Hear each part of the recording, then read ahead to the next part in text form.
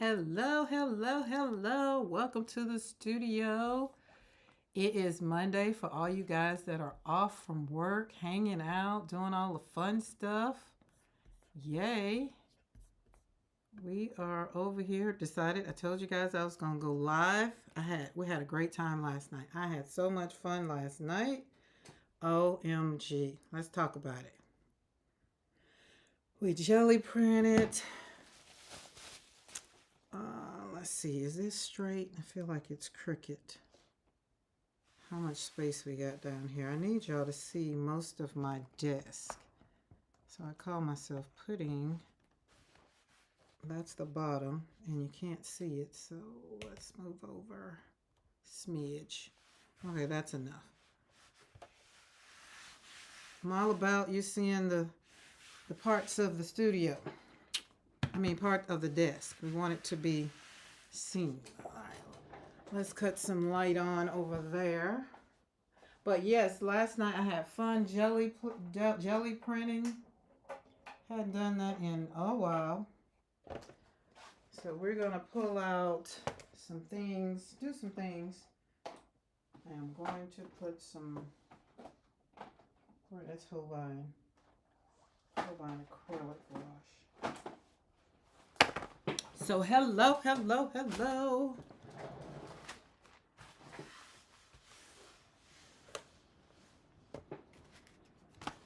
Gonna slap some paint, gonna change these cards around. I just popped on early because we're gonna do some things. We're gonna do early this week and do some extra. Nothing is planned. Let's cut our do not disturb on. There we go. Until evening. What was that? Yes. Oh.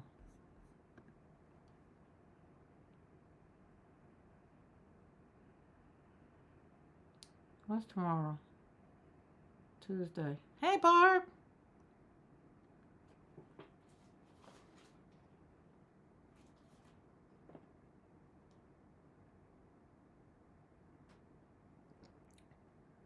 Look, there we go. See how that works out, Barb? You still get to have a Karen session today. Works out, works out. I love when things come together. My coffee is a little, I needed it to be warmer, but all right.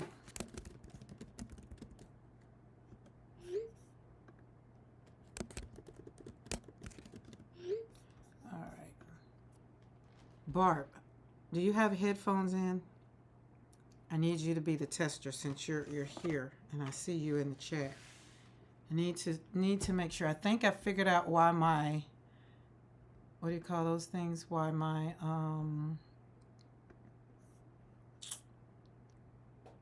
sound effects are so loud. I think I figured it out. But I need to know if you have headphones in. Because I want to test it out. I don't. Test away. Okay.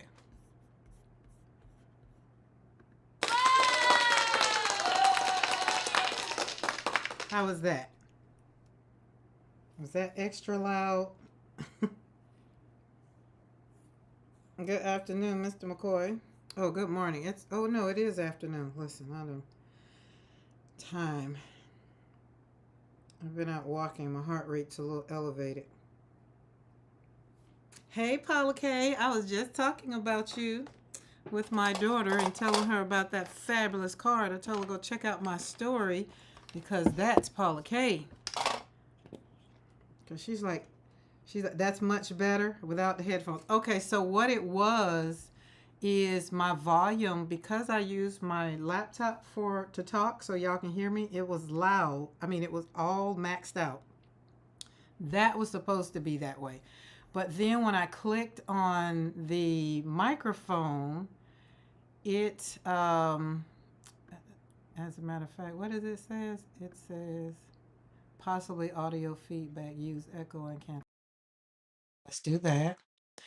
But I had to cut it down. I cut it halfway down, so that made it a whole lot better. But I didn't know. So there we go. So now I can use my sound effects and all the things. Oh, Barb, Paula K didn't send me that card. So that was I used that from her story to share because that card was just so beautiful. But I am waiting on Happy Mail and I just know, I just feel like it's going to be just that beautiful. I do.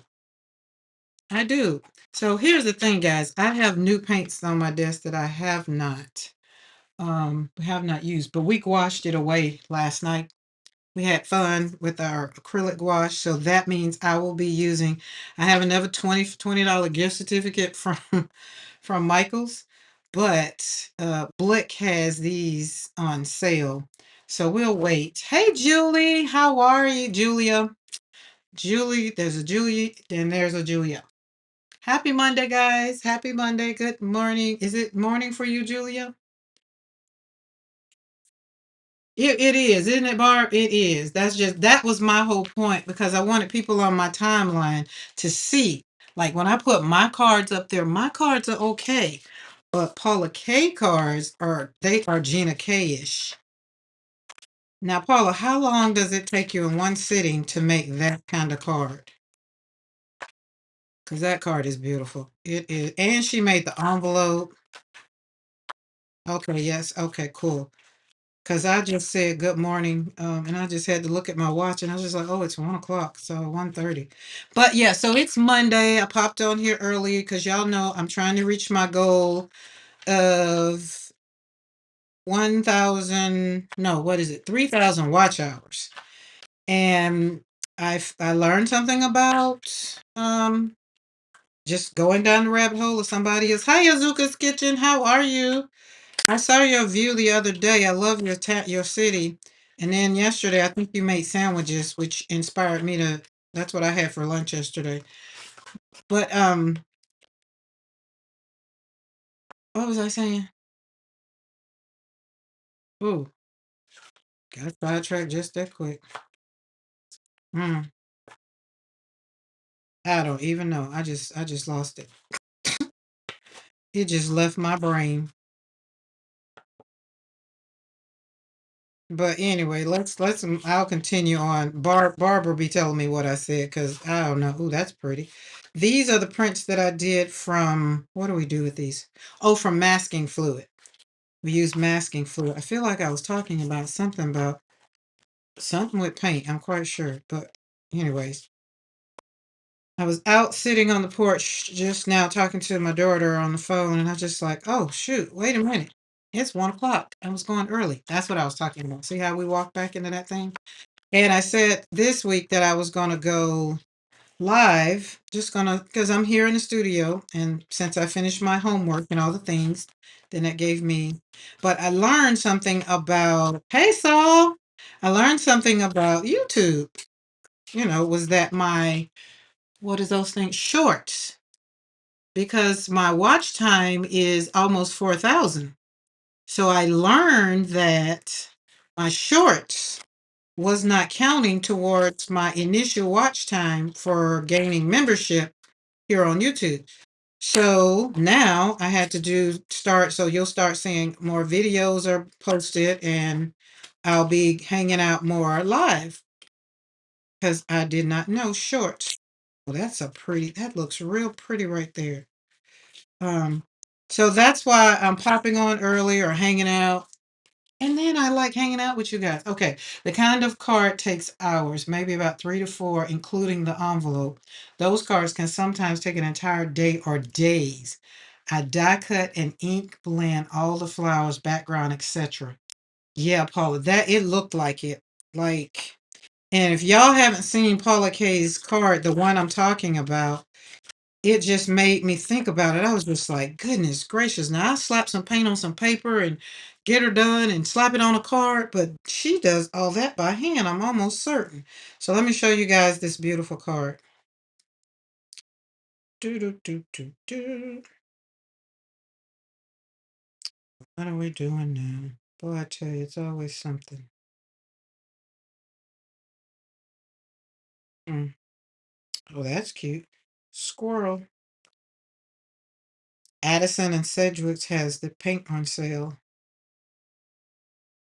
Oh, I need to look at it on her page because other than that, my story will. Um, can you just give me? Oh, there we go. So here's the for those who are not following her. This is the card right here, and so she's doing a video of this one, pulling out of that. Look at that envelope. She made that envelope. Look at this card. Like just the detail in just the wordings. It's just so pretty. And here is the thing. I paint this. She makes her cards by hand. 100%. I am so inspired. So inspired. But remember, embrace your uniqueness. I'm not Gina K and I'm not Paula K, but I do aspire to make my flowers my, cards, to take my art and turn them into something just so beautiful. Now, Paula, you cut out those, like you cut those flowers out, or do you die cut those flowers? So here's a card sitting so you can see. Oh, oh, go big. Okay, there we go. Like, look at that background. I just feel like we just need to have you as a guest just to talk about this card. Like, be still and know that I am the Lord. Look at that. Is that a stamp, a die cut that you have? I just have so many questions about this card. And I've seen all of the other ones, like you've made other ones, but that one, for whatever reason, just really, really, like, you can go through her thing. She has cards for days. It's just so pretty. So if you're not following, ooh, yeah. So if you're not following her on Instagram, she is whimsical by Paula K. There it is, right there. Follow, follow, follow. Like, look at that one right there. They're just all so beautiful. So, and that her cards are definitely a work of art, just a work of art. So she was telling me about mine, and I was telling her. So it's just like we're over here, just like, oh, your cards are so beautiful. Oh, your art is so beautiful. I was just like, okay, I'm just gonna blush and say thank you. Because when people look, people know art when they see it. Okay. They know something beautiful when they see it. So that's just it. I look at something like this, I'm gonna take and make a card. And then I look at I'm gonna do something else with them, but I wanted to round them out. But they're not talking to me right now. Oh, I might need to drink some water, some coffee. Or get some more water. That weather water might be too lemony. There's such thing. I'm going to watch all the lives in real time as much as I can, then team replay if I can. Barb, I appreciate whatever y'all can do. It's I'm not stressing over it, but it's just when you learn something new, right? And I learned that and I was like, I'm quite sure I should have known that from the beginning. But because when I started out this channel, like when I started last year doing all this, I didn't start out to do all the things. But then when somebody's like, well, you can have membership on there. And then I was like, oh, yeah. Like then I can just not have my Patreon and I can just have one stop shop. That's when I start paying attention. But I am a D personality. I am not the C personality. I do not go read all of the things. I do not. Saul, that's your life Bible verse. That's a beautiful one. Okay. Whew. Sugar. I need to go get me some chocolate or something. I've definitely learned how to regulate my sugar. My coffee is not working for me right now because it's not hot enough. I don't have any candy.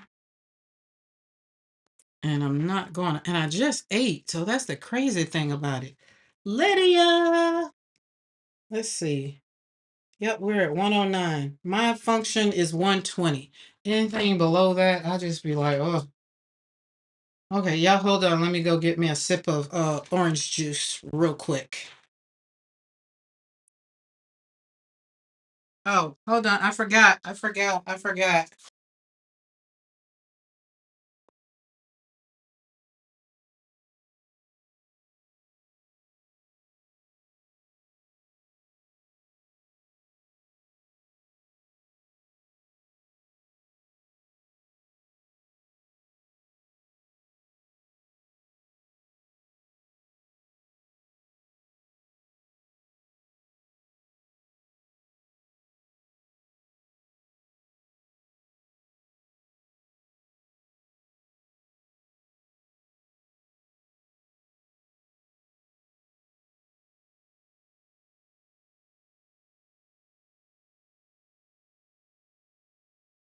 Okay, we got us a little cup. Just a little cup of juice. I forgot orange juice is not going.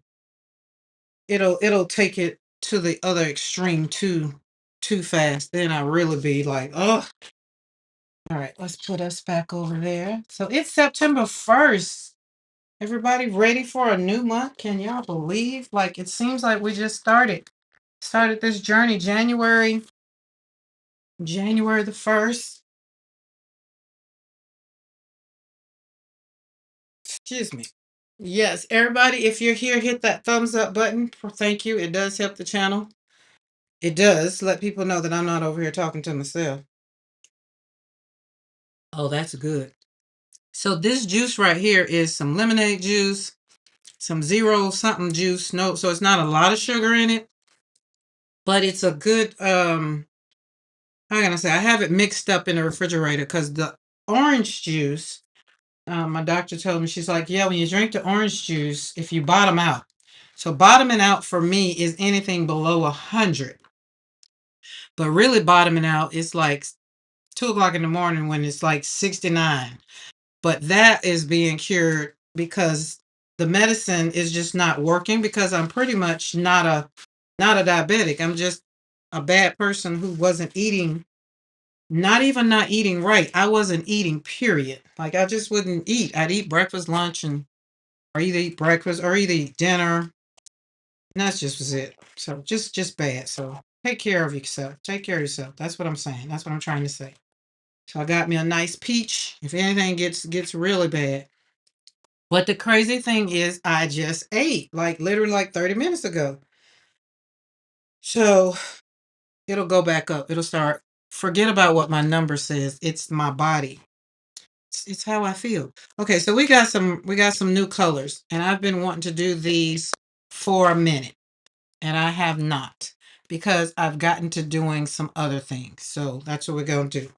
Hey Pam, hey Pam, Pam. I didn't wake up. I didn't wake up last night. I had all intentions. I had my laptop. I had all the things to click up, wake up, click up, and I did not wake up. I did the night before though. But so I'm gonna have to be on team replay over there. Like I missed Bitty Penny this morning. I forgot it was Monday. So I had to get on team replay with her, but I was hanging out with PM Art Studio this morning. Um, yep. So I'm going to finally open these up and I'm going to swatch them out to make sure that life was going to be great. And then all the stuff that I could do, drinking water, that wasn't going to help. So I just had to put some juice. But then the juice gets you, it's just you go through a little icky phase for a minute, and I just hate it. No problem. Make sure you watch the replay. I played with watercolors. Oh, yes. Oh, see, missing all the good stuff. I am definitely going. I wish I knew that earlier. I just would have went ahead and watched you earlier. Oh, but I couldn't because I was on. What did I do? Wait a minute. Oh, I got on the phone talking to my daughter, and I don't be wanting to talk to her and then be trying to look at stuff. Be wanting to. So, and the other thing is, I figured out after I got off the live last night, because doing that, I wanted that image. I wanted to put that image, and I was just like, Karen, you know how to do it. What was it you were doing wrong? I was just slapping too much paint down. It needed to be thinner paint. Thinner. I'm gonna try to keep these things, but I know I'm not going to. Like, I have no desire to keep them, which I should. All right, hold on. Let's get a piece of paper. First of all, I do need to do this because which one we're gonna put this one in? Oh, this is why I just put stuff in here because I don't want to. Bitty Penny made some beautiful foil cards. Nice. Well, that one's pretty. So let's put that one down here.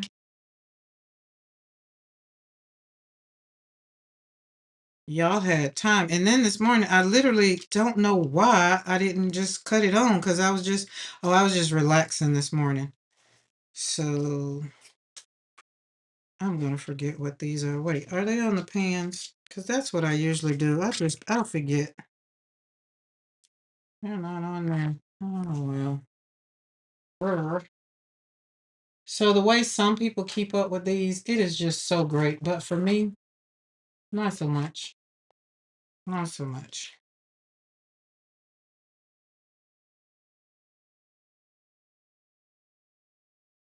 People have nice little, they draw the palette and then put them in there. Oh, that's strong. I don't know. I just, with this color, let me get my glasses, is, mm, did I cut the, oh, Pyro Red. Oh, I cut the color. Pyro something, whatever that name is. Let's put that down there. Pyrrubine.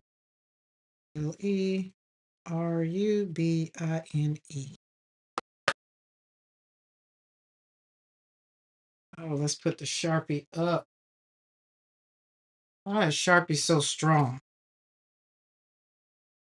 Barb sent me a whole bunch. I have a whole bunch of these. Thanks to Barb. All the Sharpie colors I need. They so strong. All right, so we're gonna do 1, 2, 3, 4. 1, 2, 3, 4. 328. 1, 2, 3, 4. That way you can kind of set your palettes up the way you want to. Or personally, I don't have a right or wrong way. But once I learn the color, quinacridone red, then I really don't worry about this sheet. It's all about learning the color. This one's 329. And these are Roman smalls. It's handmade watercolors. And these, he is from Poland.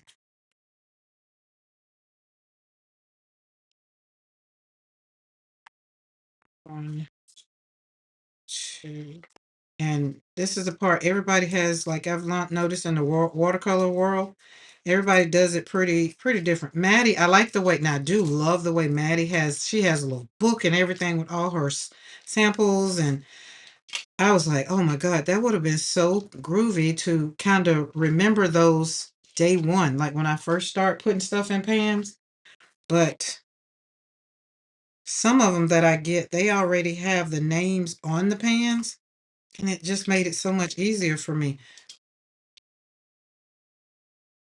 But Maddie has them in a book, and she has all her, like these right here, laid out in a book on the thing. Then she got them sampled out. She has a whole little thing. But I'm quite sure that probably takes some time. And not to say that I don't have time. For my purposes, where I am using the watercolors to smush to use on gel plate, I am better keeping them in the tubes or putting them in pans. Was that a question? Am I better keeping them in tubes or putting them in pans? So because of what you're doing, I would say not tubes. Okay. In tubes, not tubs. I got you. Because of what you're doing, I would say what you're doing is okay. Long as you remember to kind of control when you do use them, like when you smush, you can have a pan, like let's say you have something like this. Let's say this is your watercolor pan, right? You can put all the colors all over, whatever, however you do it.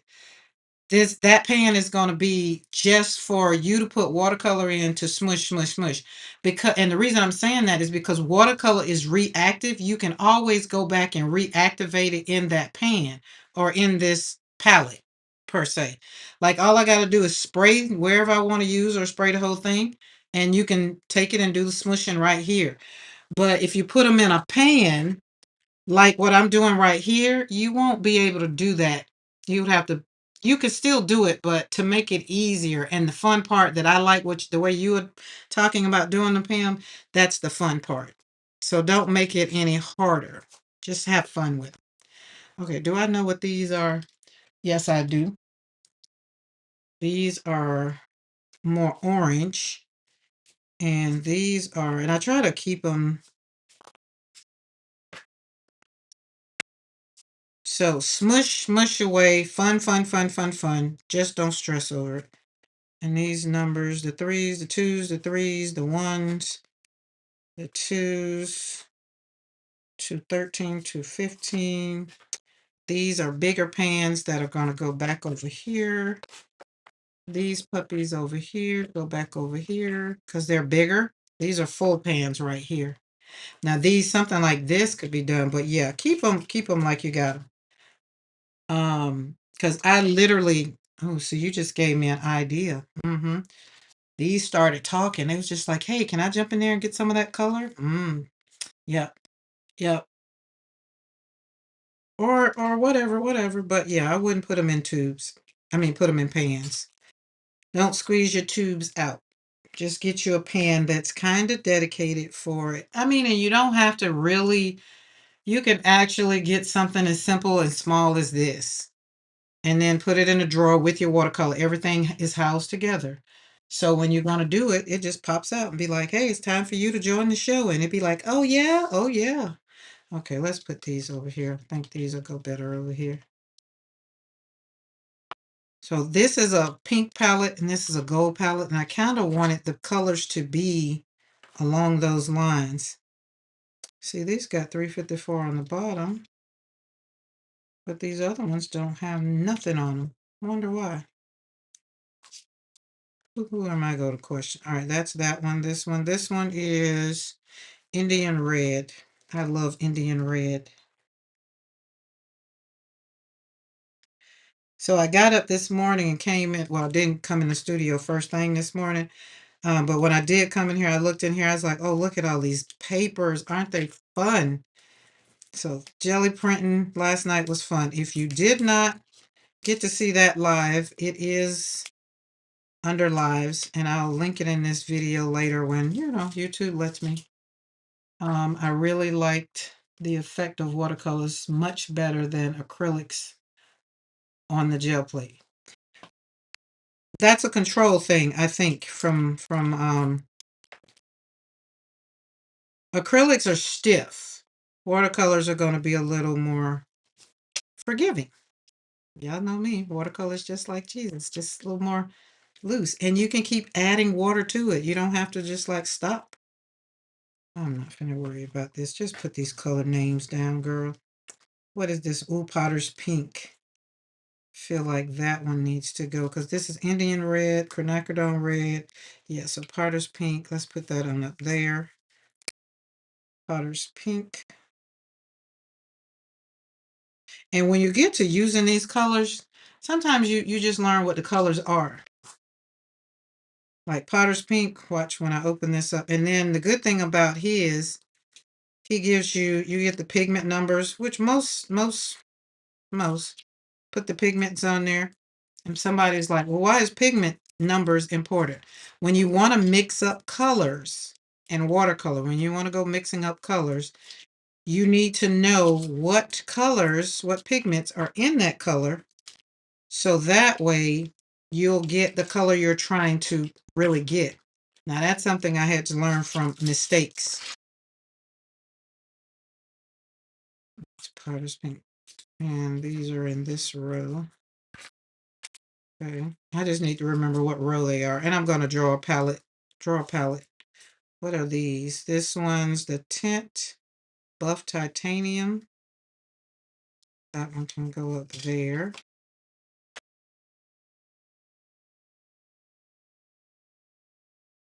So what's everybody doing today? Anybody barbecuing? Anybody like hanging out? Anybody went shopping?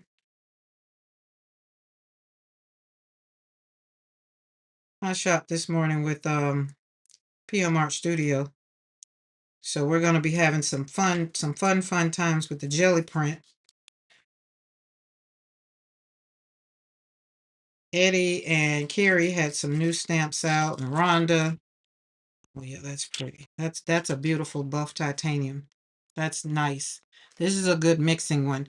But you also need to know with buff titanium, this one is a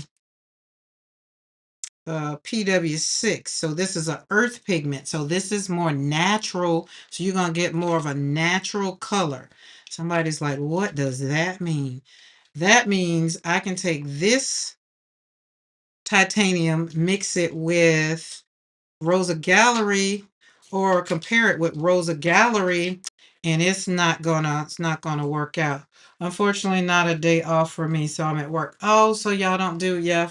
Yeah, the day is, that's, what is it? Labor Day is a is it American, one of those American things they just take off when they want them around here? Well, Paula K, I'm happy you can still join me. Sorry about that, y'all. I took a bite out of that peach. Now this one, the Indian red, is PR 101 that we put there. Okay, both titanium we put there. And we're just gonna slap some of these colors because I have not swatched them out. I got them out. I got them in the mail Saturday. Made a little video, and because I started doing all the other things, let's put the tint next to that one.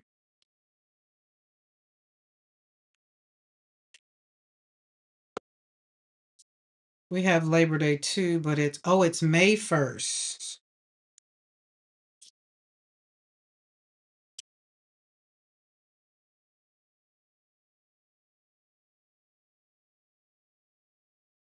I just try to figure out how all these things get, like some people don't do the time thing because we're getting ready to have time.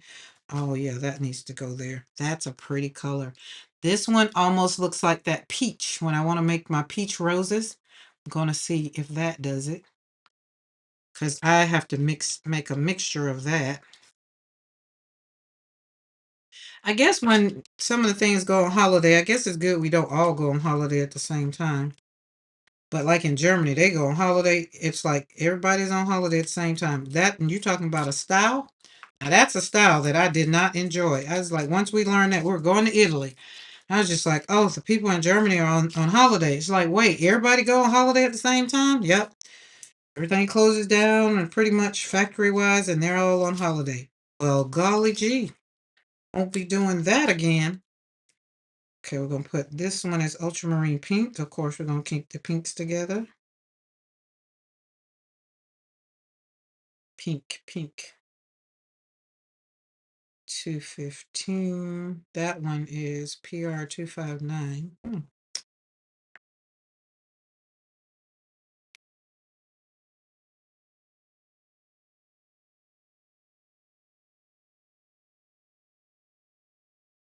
That one's gonna go. Where's the other one? I'm missing one. Oh, right there. Is it?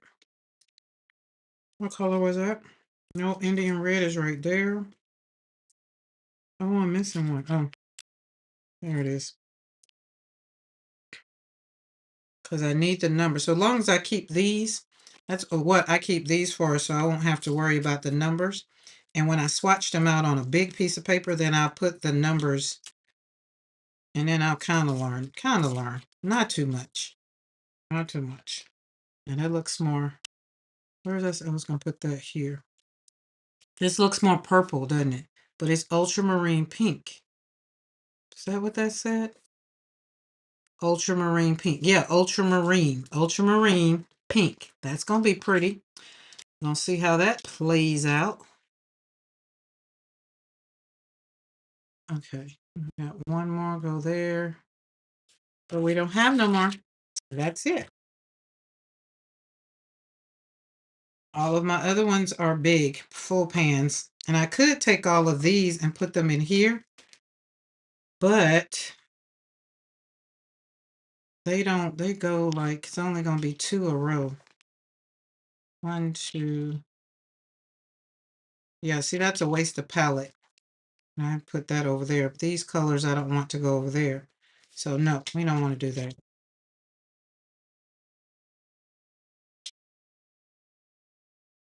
Color are you? Don't know. All right. I'll put you right here. We got all of these buff titanium. So let's turn this around.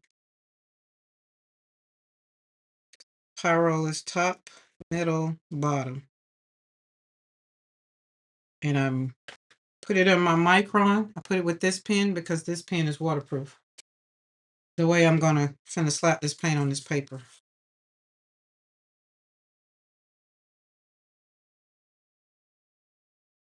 Keep these over here.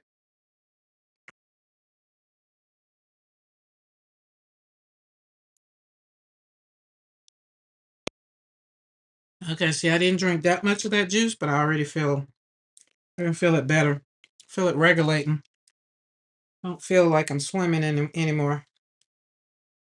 We're at 117, so just that fast. Don't take that much. Didn't take that much time. Here I moved her brushes. Oh, some of them, not all of them. I had to move them, y'all, because I was putting the gouache on them, and I didn't want that to be. So I have Emma Fave brushes at hand. All right, let's spray. Wake them up. Do I have any Roman smalls in here? No. These are all Della Magnas. My Della Magnas are getting. I'm getting quite the collection. Love these. Love them. Love them. Love them. Okay. Boop boop boop doo. All right, everybody ready? Ready? Ready? Ready? Ready? Ready? Ready? Ready, Freddy? Let's go. And y'all will notice I put some. Got this white paper up under my desk, up under me, and that's because it is. I think this is rice paper. No, it's not rice paper. You know when you go to the doctor and they have that white paper on the table, exam table? That's what it is. And I had it for when my granddaughters they came, put it on the floor. All right, let's put these puppies back up because they are cute scissors. They're not to be out all the time. All right, what color did I pick? Parole. Oh, that's going to cover the name up.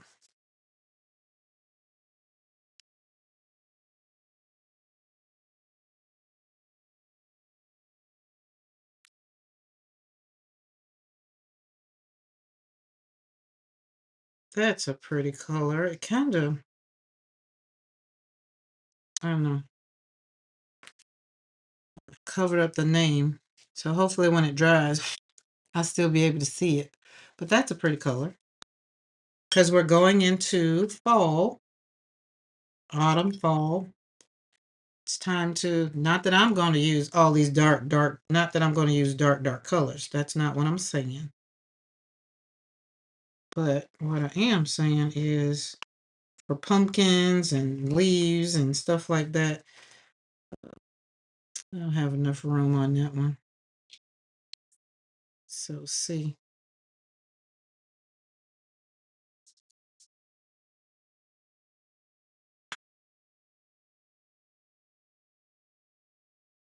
What color was that? Cherry, quinacridone red.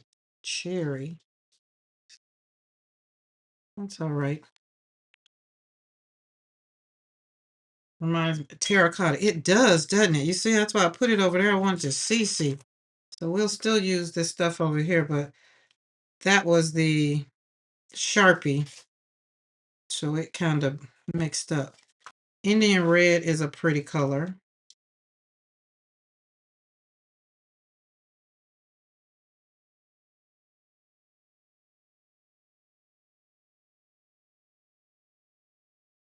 Oh, that's pretty.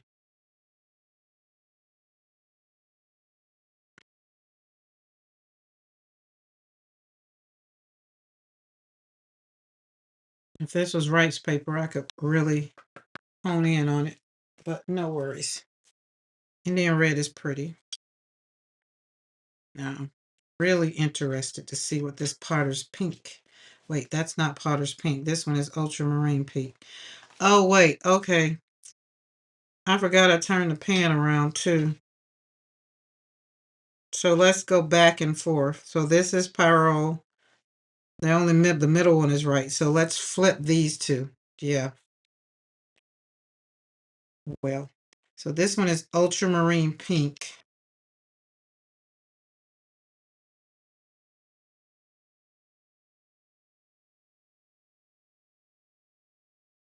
Interesting. Looks purple to me, but I'm quite sure when it dries, we're going to see the fun.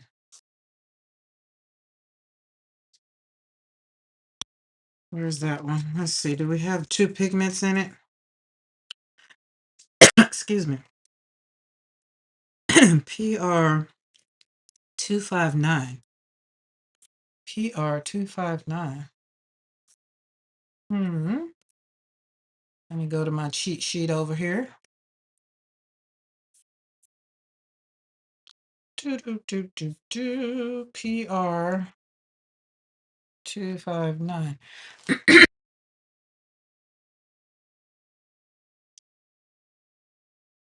Yeah, but it doesn't look like, what is it made of? Because PR would be, R would be red, which is, yeah, red color pigment, two paints and other artist mediums. So PR, so it's just interesting. But we're going to let it dry. We're going to see what happens. So this one up here, that's Indian red.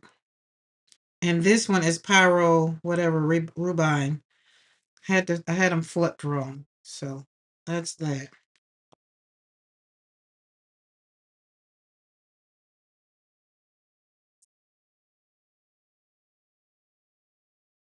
Tint. Excuse me.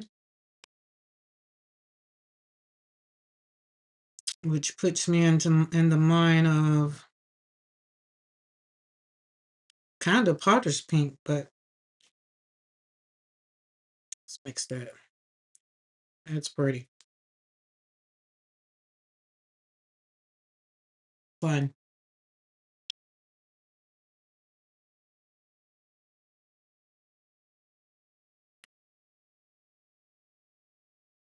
Potter's pink.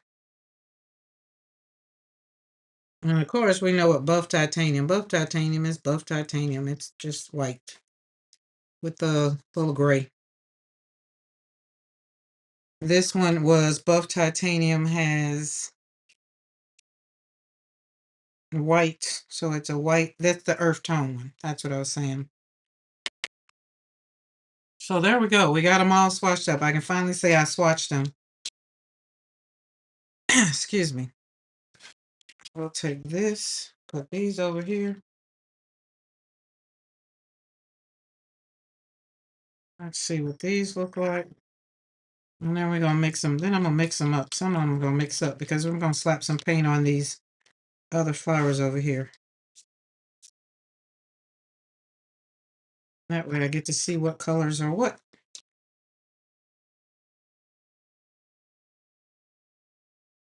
Oh, interesting. This color looks like this color.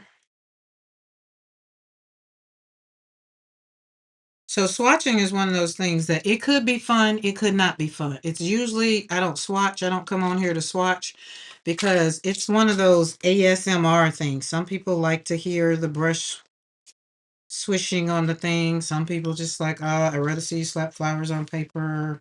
So it's one of the things. Just, but it's a empty thought. Maybe I can say it like that, empty thought. It doesn't take a lot of thought, if that makes sense. Like, all you're going to be doing is putting some colors in there, putting them on, and seeing which ones you like, seeing which ones you don't. Now, I do love both of these. And the colors, that is, one is Pyro Scarlet, and the other one is Aquarius Orange. So, this one looks like Aquarius Orange. Yeah, I had to keep that. Just let me write those names down so I won't be lost. All right, so this one, Pyro Scarlet. Oh, that's the wrong pen.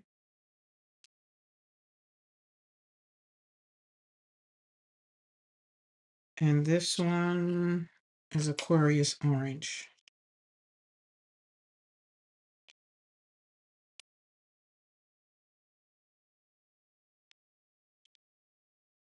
I want y'all to know, I miss Joann's. I'm gonna put it out there. I'm gonna say it, just say it, get it out. Because I do. I am so used to going to Joann's and getting my fabric, my little, the little squares or whatever they have. And I'm trying to get used to going to Michael's or Hobby Lobby. But Hobby Lobby don't have most of the time so far. So far. Carrie told me to give them some time. And I'm gonna give them some time. I'm gonna give them some time. Okay. Let's move on.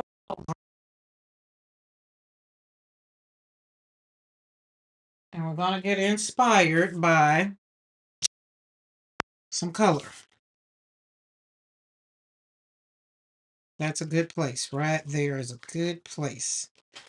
I think, we all think, look at this. Let's move this out of the way. Y'all go up here. Boom.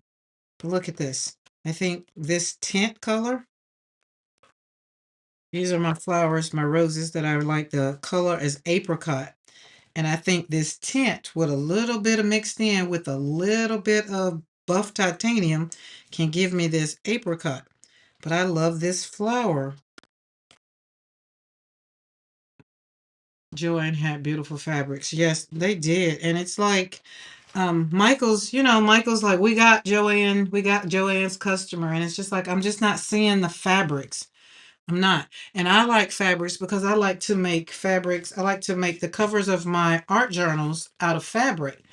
And like I'm going to have to go all the way to Whimsical Studio to get some of the play fabric, like the beautiful, really mixed up grungy kind of, I don't know if it's grungy, but this was Tim Holtz and I got it from Whimsical Fabric Store in Tampa when I was there for Dina Wakely's art retreat one time.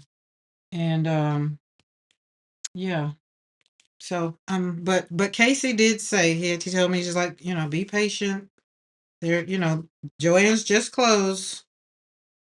So we're gonna give them a minute. But this is the book that I get a lot of inspiration. My colors.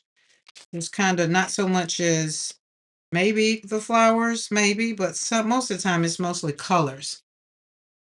And this was Dawn's idea. Here's the other. Is this the one? No, that's the one for something else I did. I think this one's, I forgot who that was, that will be on my channel, and she wanted to know how to make a soft peach. And so this was the apricot. This was the closest, but I got that color. And Dawn was the one that told me, like, I get roses. This is where I get some of my roses that I have are David Austin. I have one David Austin. Let me back it up. Not all of my roses out there, but I have David Austin. Is Dawn miss starting today? No. Well, Dawn said she was going to be with her daughter today. But she said this morning they were going to be hanging out. So I don't know how far over because Dawn isn't she behind us in time? So it's still morning. So yeah. So that's where she did say that because I told her I was going to start early today.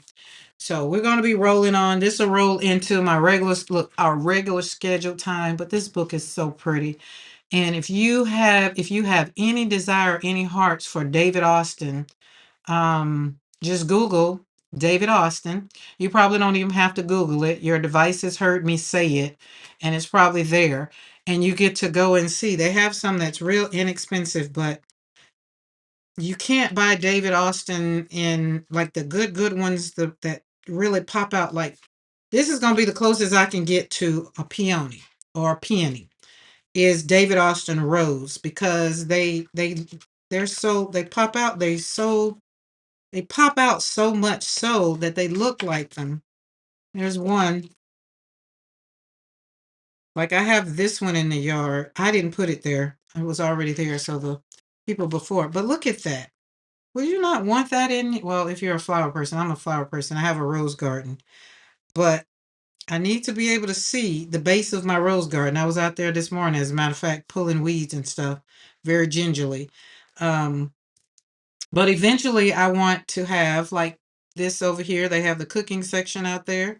I want to be able to not have a big one. I want it to be more just for me when I want to sit in my rose garden and hang out. Like, I don't want all of this because of where I live. I don't know if snakes like roses or not, but I wouldn't want them to be all up in there. But look at, oh, there it is. Isn't that just looks like a peony and a rose combined? They got together. So it's called a shrub rose, where it looks more like a shrubbery. So, and it tells you the zones 5 through 11. I'm in that zone because I think I'm 9. But and the bloom is large. And like if you cut these off, like you clip them, of course, anytime any flower you clip and you clip them right, they're gonna populate again. So it's the flower that keeps on giving. Kind of like my hydrangea, David Austin himself. So he's done all these hybrid flowers and kind of got them to where he's doing his thing. So look at that. Isn't that pretty? Love it. Love it. I have this one in the yard. It's a yellow one. They're over literally on the outside of my studio. But I don't want stuff too close to the house because, again, like I said, I want to be able to see. So I don't want to walk up on something and it's like, hey, I'm here. It's like, no, no, no. Okay, that's dry. So let's pull out some paper. Oh, hold on first before we do that. Because as I was talking about doing the things that and this is artist gouache. So this isn't watercolor right here. This is artist gouache. So we're gonna wake this up now. Let me get my brush because we had to separate our brushes because I was just using my brushes too much, my watercolor brushes. And I was trying to figure out what the problem was. They say, hey lady, we're not meant for that. Oh, that mixed up. That's kind of, let's see. Well, let's get a print that's lighter. So Pam, this is kind of, we want this one over here. Wake up. You get to kind of choose, put in there where you want it to go. Yeah, there you go. Because it's green. It needed some green. There we go. Smushing. Because when Pam said that smushing, I was just like, oh, smushing is fun. Because we do smushing with oxides. Barbara and I took an oxide thing. That's where I got on the oxide journey. Hanging out, we did a thing. But look at that. Let's put some of that right over there. So now you see how easy it can be, Pam. Just, yeah. Take whatever your piece of paper. And because I don't want to mess this up too much, I just want to add something to it. Put something up in that corner. A little bit there. And then control it a little bit more and let's see what this, roll it in there. Let's lay it down. Let's do it. Let's do it. Oh, yes, let's do it. Go for it. Boom. And then we're going to sit it down there and let it dry. So watercolors, if you don't paint, you don't do all the things, there's something else. Thank you, Pam. All right, let's see. We got blue. We don't have blue. Because I was going to put some gesso over some of these. That's blue. Let's see. Well, let's put it down there and see. Pull it up. Time to put some more on there. And it's another way to get rid of excess paint. Put that one over there. Oh, can you not see those? I want you to see them. Let's see, we got enough dash. There we go. Not ugly. Now, if this is not your thing and you're just like, oh my goodness, no, can't do that. No worries.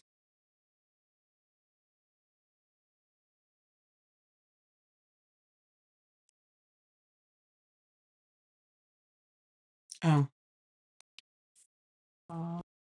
Do, do, do, do.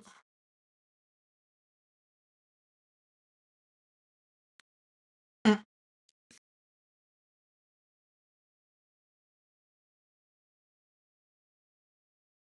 I had so much paint on my hands last night. That's all right. We had fun. And I did a little short, I think it was a short leading to the video. It's like, oh, we had a time last night. Yes, we did. I need to get rid of this. It is on its last leg. It is done. Okay. Wanted to make sure. It's like, oh, forgot.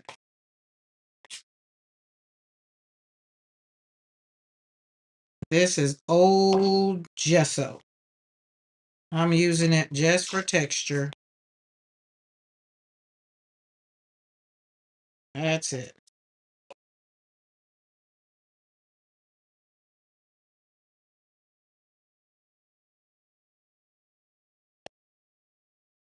All right. Let's wake up some. So wake up. Oh, let's wake this side up. And remember, guys, we were talking about artist gouache. Artist gouache performs just like watercolor. It wakes right back up. Acrylic gouache, if you don't catch it, it'll dry on you, and then it's pretty much done. Okay, let's go. Let's lay this in here. Oh, look at that. Don't mash it down too hard because you don't want to leave the gouache in the pan. This is just another smooshing. Since Pam was talking about smooshing, it's just like, why not smoosh? So, because I was going to show y'all how I'm using all of my humble beginning paintings, all of my humble beginnings. So these are humble beginning prints that I've done over the years when I first got started. And so these are what they are. And I cut them down and we did some, what did we do? Oh, we did some molten, no, what's that stuff called? Masking fluid.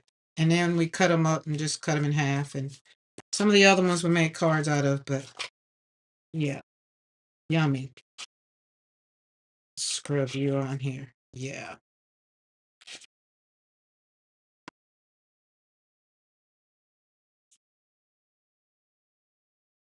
And then last night for the party last night we did what did we do? We did jelly printing. So if you missed last night, you know, you get some hours and watch time to go check out the replay on that if you're interested in jelly printing. So see how I can re-wet this? Now here's the other thing I want to do. I want this to be more, so we're going to bring this in, just mix it all up because I put too much dark in there. So just bring the color back over, mix it in. And I want it even lighter, so I'm going to, where is my white? There it is. I'm going to put some white. This is tempera, whole nother beast, whole nother medium. People that don't like gouache and don't like acrylic usually likes tempera painting. You might probably heard of tempera painting more so with the kiddos. So it's just like, I'm an adult. I don't need kids' paints. See, this is almost like a pale pink.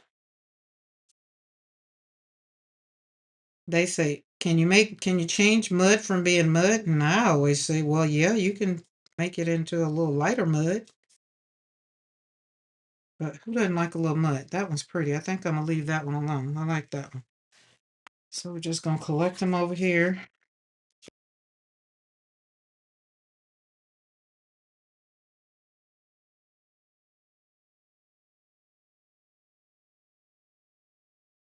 Cool.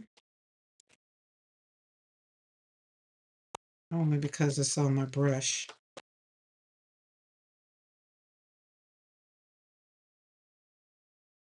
Just because we don't waste paint. Just slap it on the paper.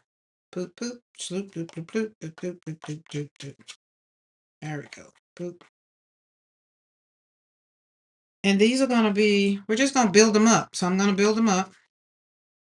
All right, now that's enough. I can change that. All right, so let's see. Well, let's put some more texture. Hold on.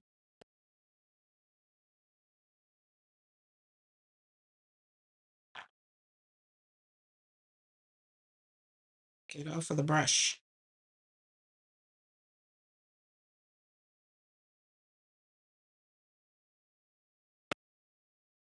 Okay, move over, share your space.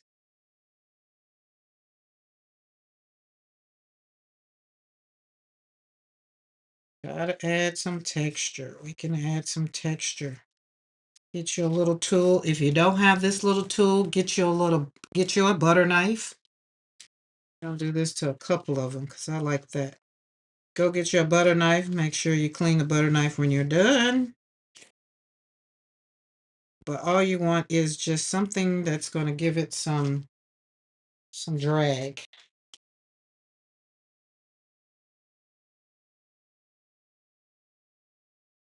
There we go.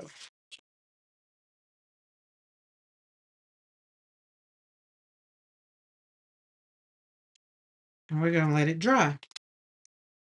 And then we'll probably spray it. Don't know. It depends on what medium pops out.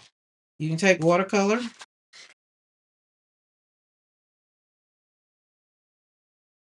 But because I'm going to turn these into cards, possibly, they might start talking and I might don't want to turn them into cards. I might just put them in some mail, put them in Happy Mail, and then let other people do. Might turn them into tags. Who knows? But my point in doing this with prints that I've used, all of these were practice papers that I used. And so instead of just letting them sit in my closet, I'm going to turn them into something else. So we're just going to use them in another medium of art. That's just it. So if you have something that's in your studio, like books or whatever, use some of the pages. It's free paper. Like, don't throw it away. You already have them. Let's put that in there to let that rinse off. Okay, take that brush out. Especially if you're on a no buy. You don't want to buy anything else. Paper comes to your house every day. Well, except for like today. Well, meaning it comes through the mail. You get junk mail. You could do this to envelopes. It's endless what you could do with it. And even the pieces that are hard, like right on here, that don't want to really work, I'm not going to worry about it. As soon as you went live, my better half needed me in the garage. Yeah, my better half is at work.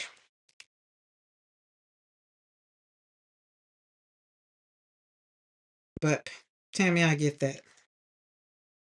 Go help him, because God said it's not good for man to be alone. And we live that out every day pretty much. Or for us married folks anyway. And Mr. McCoy, don't put really in the chat.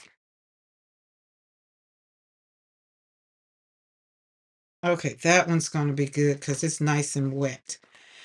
Okay, and for anybody who's been on my channel and you've seen me pretty much slap gesso over a whole painting that I've done.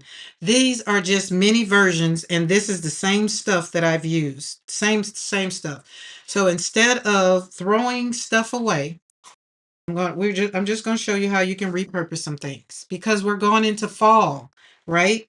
We're going to autumn and we're going into fall, so it's a new season. And we're just going to change up. Say, I want that. We're going to take that and put that on here if it'll stay. It'll stick on there. It'll add some texture to it. It's just going to be a little humper on there. A little hump. And then I'm just going to drag to give it some definition with this little thingy here. And depending on the ones, they're going to audition for whether they be a tag or whether they be a card. Like it doesn't matter. All it's going to be is something that I'll share in some happy mail with somebody to maybe put something in their book. That's all. That's all you're going to do. Oh, this one is saying, I want some of that too. You do? Let's put a little bit on there because I actually liked you the way you were. Kind of. Boop, boop. And at the end of the day, it's just paper. Either if it works, it works. If it don't, then you don't like it and it's really trashy. I say one man's trash is another man's treasure. So what you might not be, you might think it's like, oh, that's disgusting, or that's just not beautiful. I'm gonna paint over it or whatever. If you don't, maybe send it out in some happy mail and then see how your fellow crafty person would use it in something, or how they would stick it in a journal, or like everybody's mind is different. And that's what I like about this community is we share our ideas, and not so much to be a gatekeeper, because like Di says, how many ways is there to rip paper? How many ways is there to slap paint on paper? My uniqueness is my journey is healing. So I've added, when the question get asked, what brought you in this world? Life. And what saved you from all your trauma and all the things that you've gone through? Watercolor, crafting, hanging out with some good people. Oh, that's fun. Who doesn't like it? I wanted to make sure my teeth are good. There we go. So when we drag it down, you get that. You want that drag. Okay. Oh, that's a lot. That was a lot on my hand. Try to put some water here because I refuse to get them all dirty. Not like they were yesterday, but they were dirty, dirty yesterday. Oh, they were dirty, dirty yesterday. Last night, rather. Okay, so we got all of these. And here's the other thing. Pause. You want something fun? Where's my towel? You can still watercolor over these. So you kind of, once you slap gesso down, you're slapping a whole new. It's like making the paint, making the paper a new blank slate. But for me, because I've added a whole lot of texture and stuff like that, it's going to be a little different. So I really want to use this up today, and we probably dig into it again. But for the meantime, and between time, let's clean my thingy. That would have been good last night for me to swipe on my jelly plate too. Let's see. Can't put too much water on that one because then it'll wake it up. Because it's watercolor. Yeah, see? Didn't want that. Now acrylic, it wouldn't have woke up. Acrylic paint, it wouldn't have, once it dried, it would not have waken up. But with acrylic gesso, artist gesso and watercolor, it's going to wake it back up. Okay, that's clean enough. We're good. We're good on that. All right, let's cut that on. Boop. Okay, we're good. We're good. We're good. These are fun. Cut the air on a little bit so we can get some air circulating so we can get these to dry. All right, now let's leave these right here. And I feel the need. Let's see, we got these. All right, let's see. There's these. So yeah, those came out. So yeah, the flower is still you still can see what's under there. You can still see my flowers under there. I think this has made them even more beautiful. And y'all probably would have said that they were beautiful before, but they were my humble beginning flowers, and they just wasn't what I paint now. But that's okay. So hold on. I'm gonna do something. Y'all know what I say. And if you put gesso in a thing, always put it in something to cover it up and make sure it pops, seal, and let the air out. That's what the problem was. Some air got in there, and that's why it was on its way to drying out. I've had this now for about 4 or 5 years. It was full up because the thing messed up.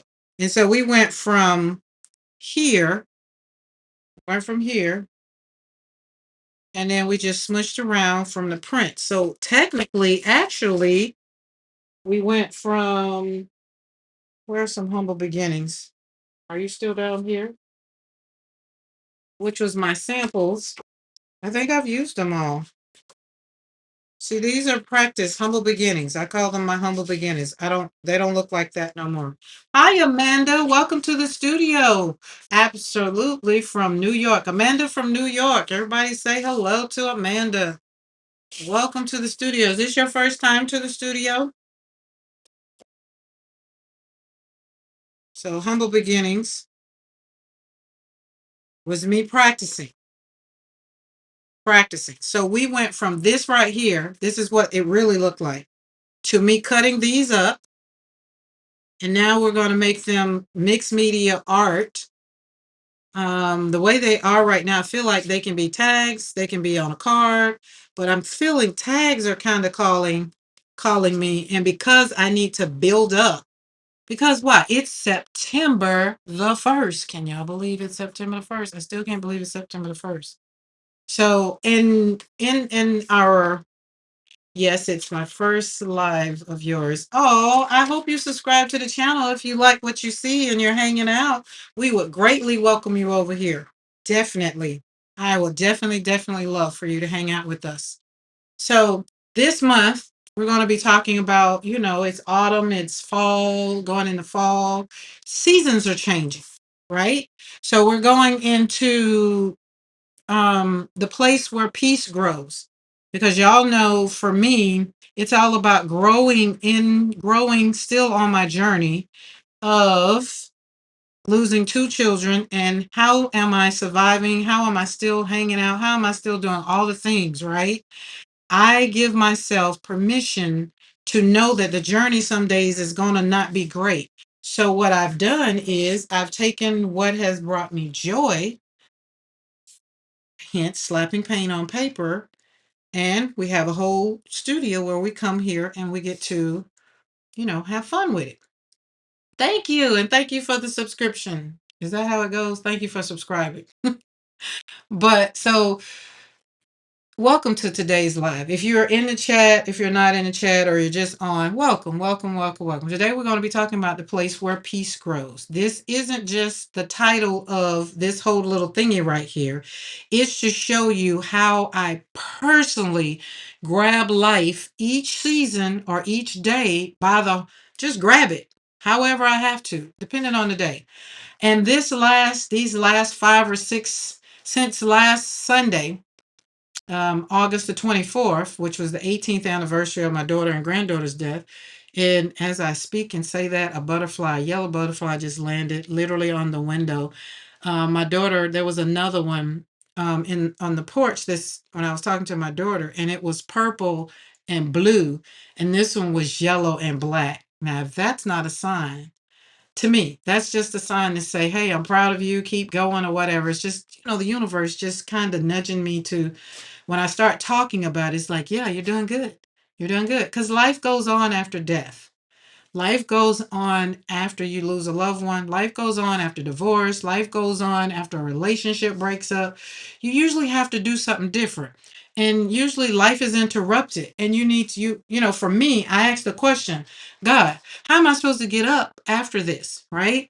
And here we are, 4 or 5, no, here we are, 6 years. 6 years? Yeah. No, 5 years. 5 years, because next month will be the 6 year anniversary of my son's death. So 5 years started in 20. Yeah, so 20. So yeah, 5 years. And so now it's developed into just what it's developed into life. I come on to have fun with you guys, and in the whole conversation of chatting, it reassures me that I'm happy. I'm finding my place in the world, right? So on the journey, hence the title for today's live is the space where peace grows. My studio is the space where I find more peace. And in my studio is where I grow. I'm continuing to grow. I was talking to my daughter and I was like, I don't be meaning to be selfish, but I don't know what it is to be selfish because being the mother of seven, I've always made choices based on what my children's needs were. And so, and I was telling her, I was just like, but sometimes now I just want to stay home. I just want to stay where my peace is. And my studio and the ranch is my space where I get to have that peace, right? So for you, I want to invite you. It's an invitation. It's an invitation just to not so much as to think about it, but just to really look at where you are in your life right now. And, I want to invite you to be in the place where your peace grows because we're going to explore what it means to cultivate peace. Y'all already know that's my thing. I talk about it just like my garden, the rose garden, right? Some of us walk into this space carrying chaos from the life, the day, the run of a day, or whatever, our spouses, our children, our grandchildren, our parents, being a caregiver, some carrying grief, others carrying a glimmer of hope because they're still hanging on. No matter what, peace, it does have its place in your life. It does have its place on the journey. So look at these right here. And when I was just sitting here putting this on, and now that I'm sitting them here and lined them up, it was just like, this is what chaos looked like. These started out to being beautiful. They were beautiful in a sense. They're not my flowers. You notice I keep saying that. But when I look at them, it's my humble beginnings. I had to practice. I had to practice. I had to practice. I had to practice. I couldn't be intimidated by what somebody else's looked like. I had to practice and I had to embrace what my uniqueness is. And that's what I've done. So when you think about the space that you're in, whether you're like right now, I know Paula K is at work and Pam is probably in her studio, wherever everybody else is. Tammy's in the garage with her husband. So wherever you are, think about the space where you are right now. Like we ain't got to go nowhere to get this peace. Wherever you are right now, your peace can grow. I always like to think about when I grew up. Growing up, my grandma, them and they had farms and they had real farms. They had hogs, and I would always, look at it's like the hogs are in the mud.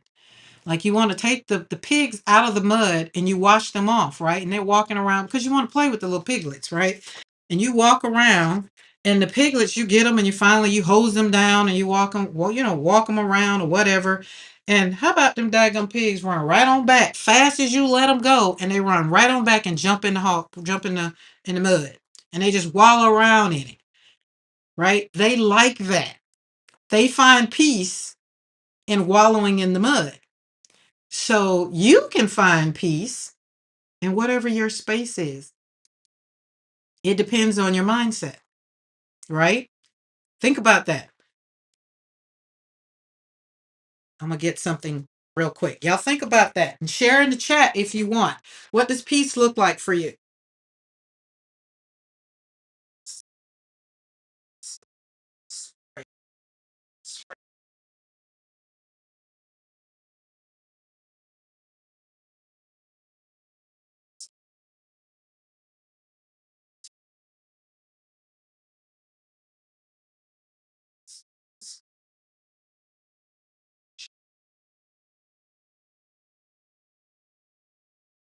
We need to wake them up anyway. Hi, Dawn. Pam had just asked about you. I told her you were hanging out with your daughter today, and you'd probably be along later. We have a new subscriber, Dawn. We have Amanda from New York. Look, see, this is what happens when you don't use your stuff. So use your stuff. Try to do this under here so that the some people like ASMR, some people don't. And those that are here, don't forget to hit that thumbs up, thumbsies, hit the thumbsies. It does help the channel. It does. How was your day with your daughter? Was it a great day? I'll be hanging out with my daughters this weekend. Peace, my crafty basement studio and library. Peace looks like creating without restrictions and shoulds. Oh, I love that. I love that. So Pam, so Tammy, your basement is your studio and library? Ooh.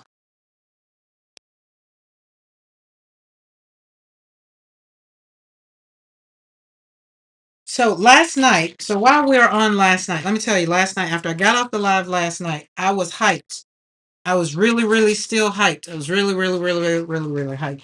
So much so I took my laptop because I was ready for last night for number one, for the hopping from Pam to Sala. I was ready for that. But I got into bed and I cut the Waltons on or whatever, and I forgot Mr. McCoy had to go to work. So he came in there looking to get into bed and he just turned around. And so I was just like, oh God. I could have, I could have went. I didn't want to be in the studio, but I wanted to be comfortable, but I'd be forgetting. And then the sunroom, I could have went in the sunroom, which has a nice little shelf, little bed, not a bed, but a couch in it. But I thought he was looking at football. I thought he was looking at TV and wasn't going to be in there. But I was just like, oh, and nor did I run him down, did I? Yes, 11 big bookshelves. Oh my God. So, Tammy, let me tell you something. We lived in Colorado and we had 3 floors. So, we had almost 5,000 square feet of living.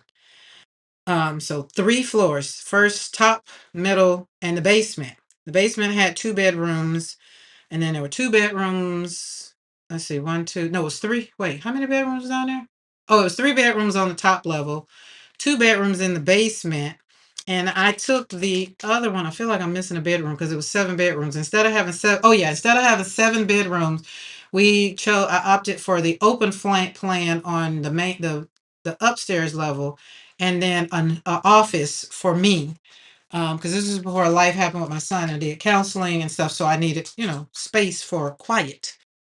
And that's where I took a room and turned it into my studio, or took it. It was my craft room then.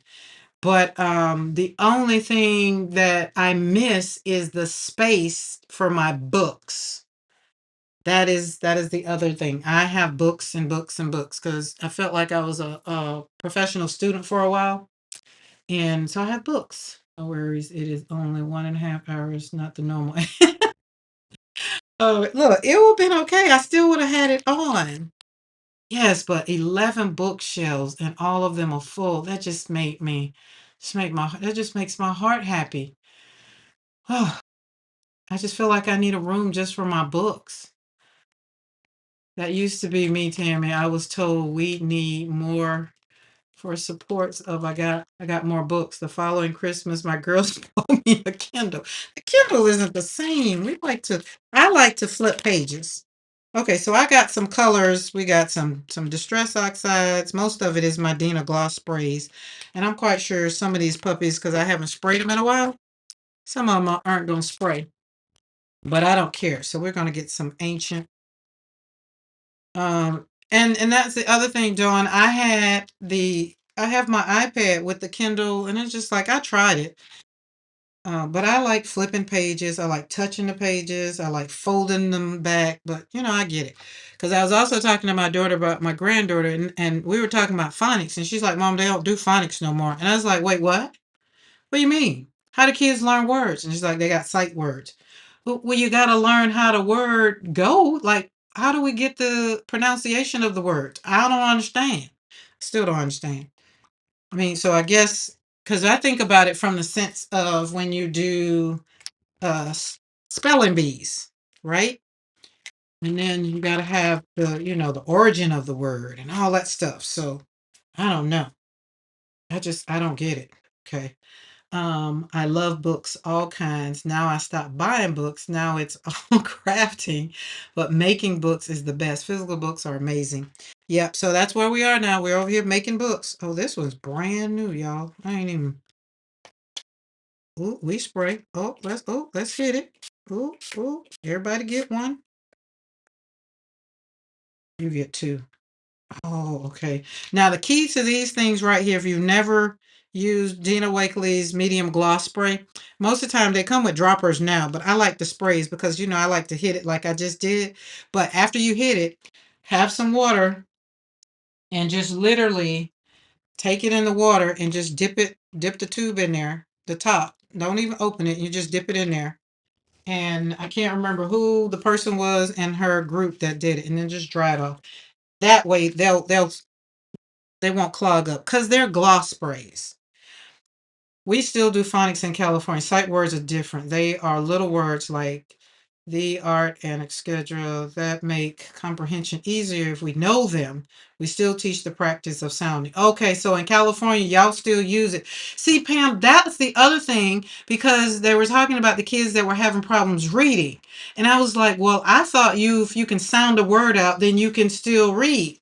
Like sight words, see, spot, run. Those are sight words for me. I get it, but I don't know. But also, my daughter is in Florida, so we'll go with that. Everybody probably right now just like, oh, I need to know how they do it here in Alabama because I don't have any kids in school. I only learn these things when we get in a conversation, start talking about it. See, this one doesn't work. Oh, and actually, okay, we're not gonna bother with you. We're gonna just put you over there because if you don't work, we're not gonna worry about it. All right, let's see. We got color. Let's see. You're gonna spray? No, no spray. Oh, okay. Oh, I like the way you spop out. Okay. Cool. Nice. All right. Let's rinse you while you're not all messed up.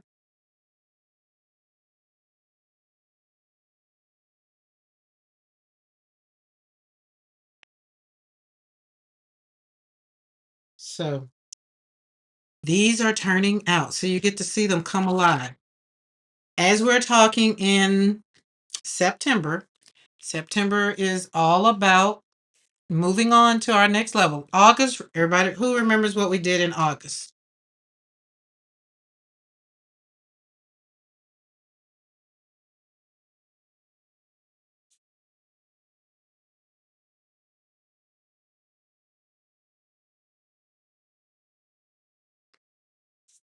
Where are we? There we go. Okay, are you gonna? I really want you to wake up because this one is Sedona.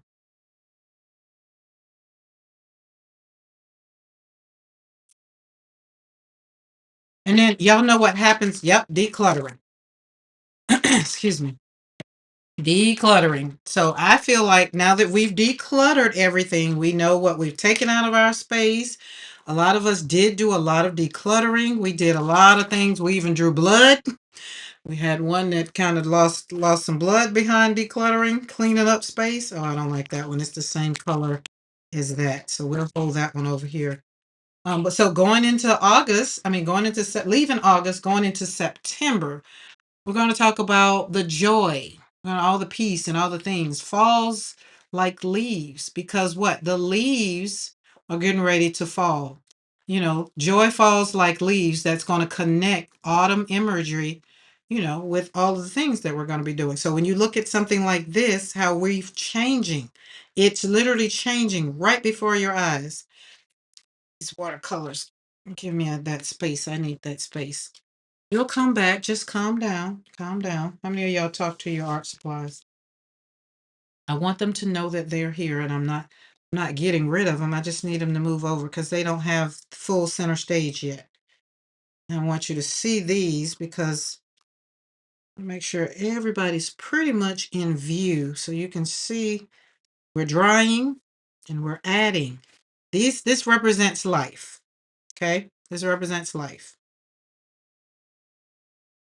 When you're in your studio and you're talking and you're hanging out, and for me, I come to my studio because I want to it's my place. It's just my place of peace. But sometimes when I'm in here, I have to do work. I try not to be in here because I'll be wanting to slap paint on paper. This is an oxide, so you know how oxides work. So we're gonna see. Okay, that's what I want. A little bit. I don't want a lot.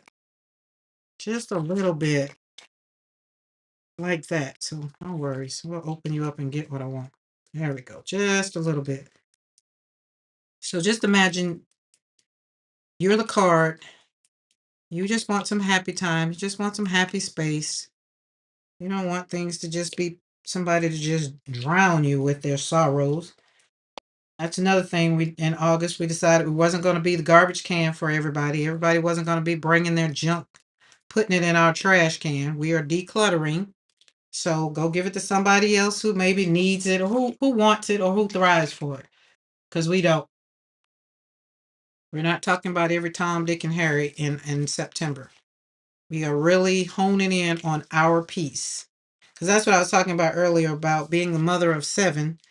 It was hard to know what when people just like, selfish. They're so selfish. And I was just like, what does that look like? I don't know what that looks like. I don't know what that looked like. Don't. Right. So for me, I was being selfish for myself now, and I don't consider it being selfish. Hey, Julie Parker. I just consider it being self care. And so my daughter's like, well, yeah, I mean, you don't have to do all the things you used to have to do. It's more, you're more doing what you want to do. And the problem came when I started doing it, I wasn't doing what everybody wanted me to do, kind of, if that makes sense. And they didn't feel some type of way. I was the one over here feeling some type of way. And it's just like, I don't want to do it. If I don't want to do it, then I don't want to do it. And so I've learned right now, if I'm not doing this, then I don't want to do anything else. Right. Like my speaking has went to almost zero because I don't want to do it. And then God came back and he's like, no, you're still speaking. I was like, say I am. But then I get on here and have a whole channel dedicated Monday and Wednesday. So I am speaking just in a different way. So I want to encourage you. I care about you guys' well-being. I do. I don't get on here to hang out because I want my membership and all the things. I genuinely get on here because I feel like if I use art as a reflection of my healing journey, I feel like maybe somebody else needs to have a little bit of joy on their journey. So hence is why I show up every day. And I want you to, like, you gather your craft supplies or all whatever it is that you need to do, and it works out the same way, right? So that's why the title for today, The Space Where Peace Grows, it doesn't necessarily mean that you have to go and pack up and move to find peace. Because here's the thing, just like I used the example about the pigs earlier, doesn't matter if you take yourself out of the slop, out of the dirt. If you're not happy with yourself, it doesn't matter. The pigs were happy with themselves. That's why it didn't matter whether they were clean or whether they were dirty. They were even more happier being dirty. They didn't care that maybe they were going to get more hugs and snuggles from me if they were clean. And then at some point, I don't think I cared because I ended up in the slop with them. My room, that was one of the biggest fussings I got was, trying to hold on to a dirty piglet. But what bring it now? Look, I get dirty. I don't care. I don't want pigs on the ranch, but I don't want to deal with pigs. Pigs is a whole nother thing. Don't want to do it. So I want these to dry, but there's still a color. I'm looking over here and I'm looking at this yellow, and all the colors I pulled out, yellow was not one of them. So let's grab us some yellow.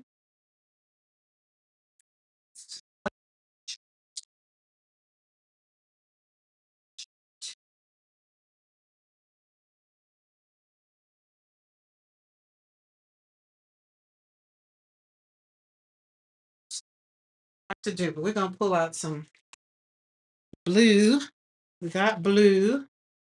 We need to set boundaries. Yes, if you don't take care of mama, mama can't take care of anyone else. This is true. And then sometimes in some people's houses, they don't understand what that means, Pam. Like some people they want that's olive. I want mustard. I know I got mustard. Hold on, that's what happens when you got so many over here.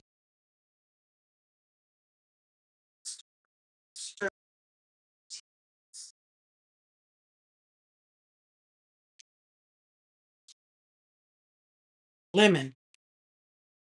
I have more lemon from Dina Wakley's gloss sprays than a little bit. But when I was raising kids, I should have. That's one of the things I wish I known more because I did more broke parenting than I did healing parenting. When I say broke parenting, that's meaning I needed to go somewhere and take care of myself. And I was trying to make sure I did all the things to make sure that my kids never, ever wanted for what they needed. Now, they might have wanted for what they wanted, but they never needed. And so that was just one of the things. And, it works out. And I think if I would have been more of a healed parent, then and been more of a selfish parent, then it probably would have been better for me. But I didn't learn that until raising the last set of kids. I call it 3 sets of kids. Oh Lord, I haven't opened this in forever. Oh, I feel like I need whatever the grip pliers or whatever Mr. McCoy got to. We won't be using no gnarly today. Some people who have tendencies to dominate don't understand. Yeah. Yep. Okay, let's see if we can open up lemon. One of them. These might not want to open up. Ooh. Okay, well, will that work? Okay, any way I can get it. Any way you bless me, Lord, I'll be satisfied. Just open, because I know you're not going to spray. Will you spray? Nope. Okay, so what that tells me is some point to this week, or I might need to go through these, but they just cute. They just decorate over there anyway. Oh, Lord.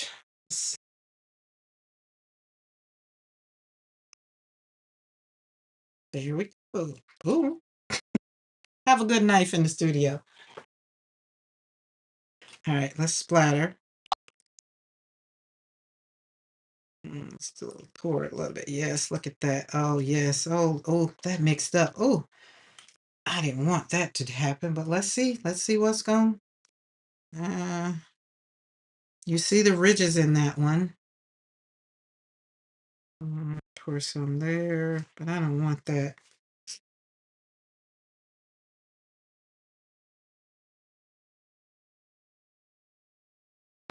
All right, you take this place. We're gonna move this. Let's turn that over. Take some of that off. Boom. Worked. Different.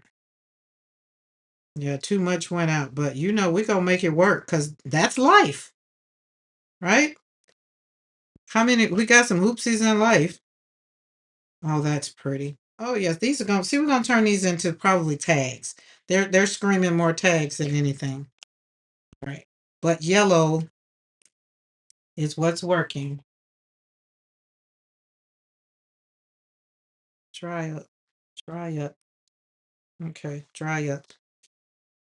Dry up just a smidge. Just a smidge. Need you to dry up just a smidge. Right there. Y'all know I told y'all I don't like alcohol ink, right?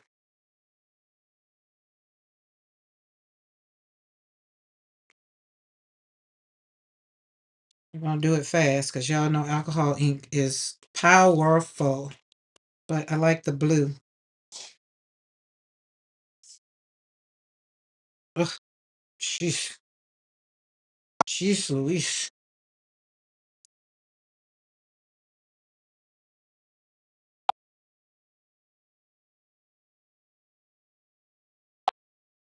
There we go. Boom. There we go.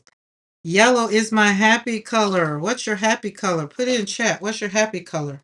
Like, did you have power suits? Did y'all have a power color when you go to work? Like, oh, I feel like $1,000,000. When I was with Mary Kay, I was director with Mary Kay. I had this one suit. It was green and had these little lines, window pane lines in it. Oh boy, you couldn't tell me nothing. Love that suit. Kept it for a mighty long time and just recently got rid of it. Was never gonna get back down to that size. Not that I want it to be that size. Okay, there we go. These are just coming together. So here's the thing. Here's it. Pink. Pink is your power color. Oh, yes.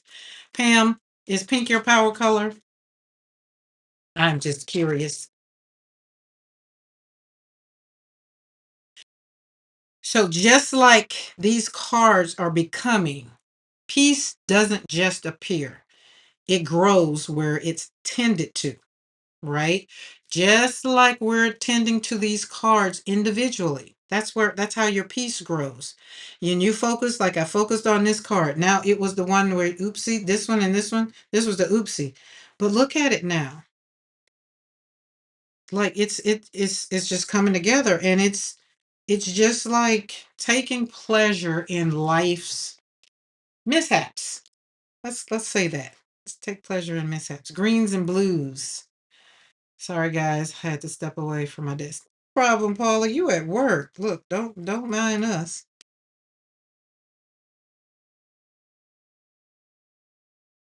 Our color, we got green blues. Yep. Green was mine. So at work, I am wearing black. Is that your power color? Or do you have to wear black at work?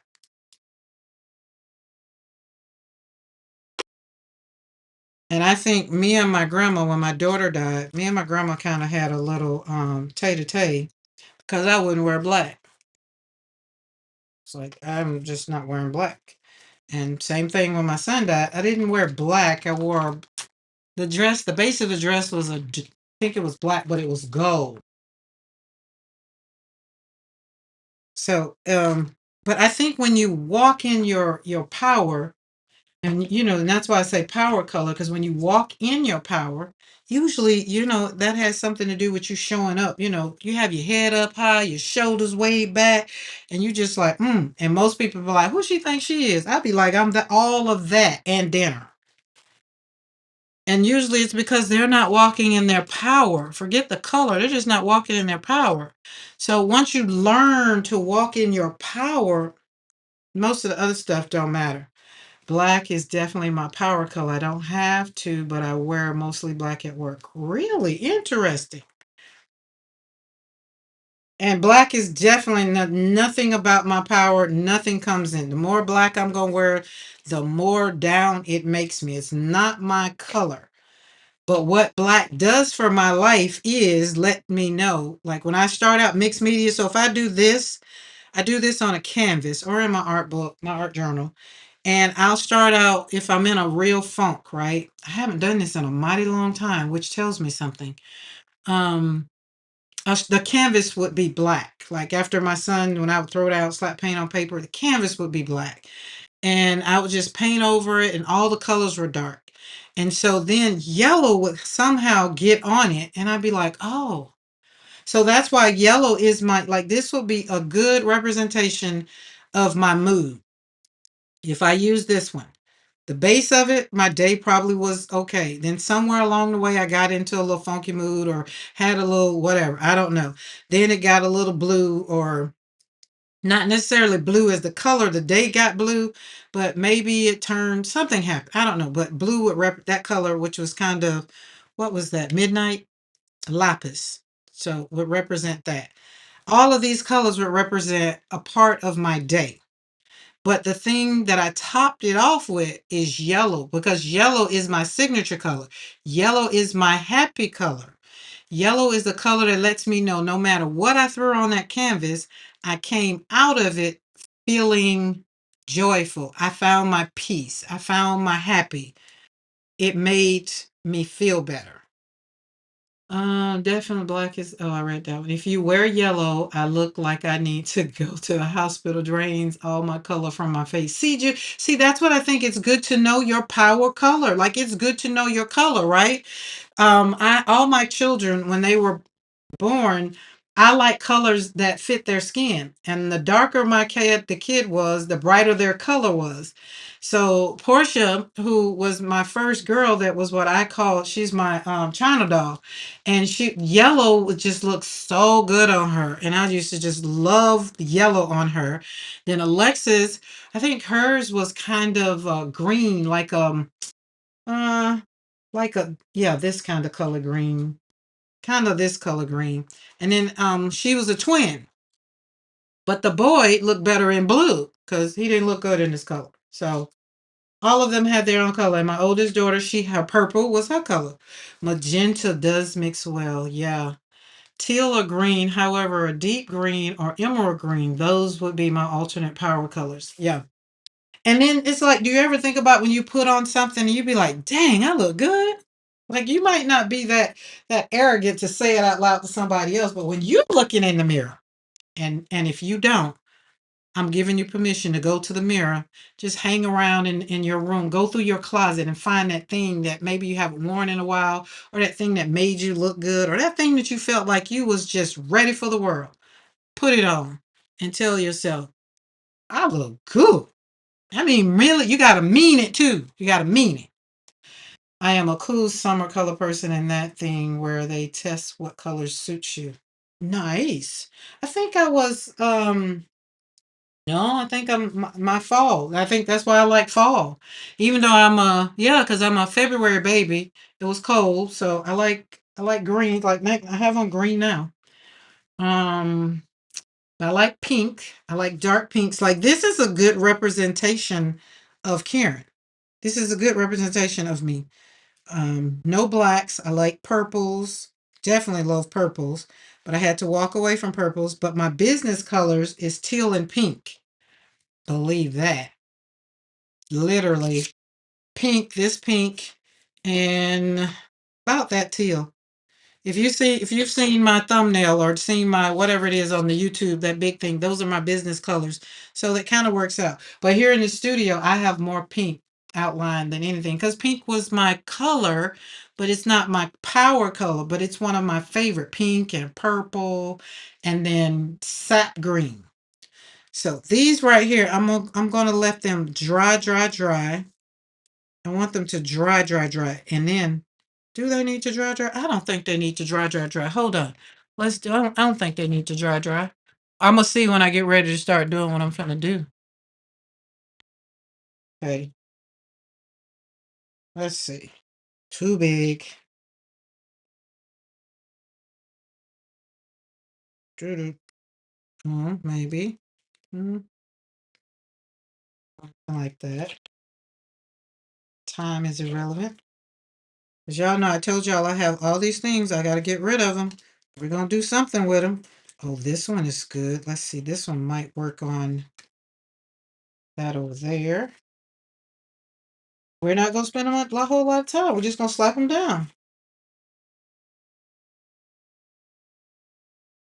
That might work there. Some more. We got some more in here. Nope, I don't like those.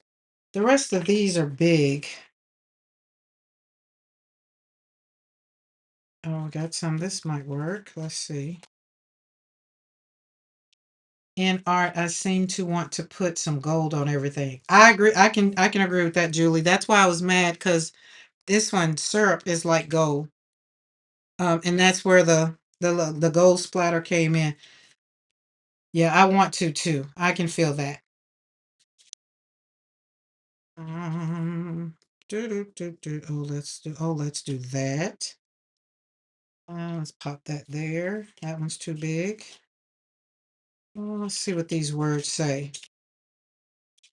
It is on the way. So that's a word for somebody.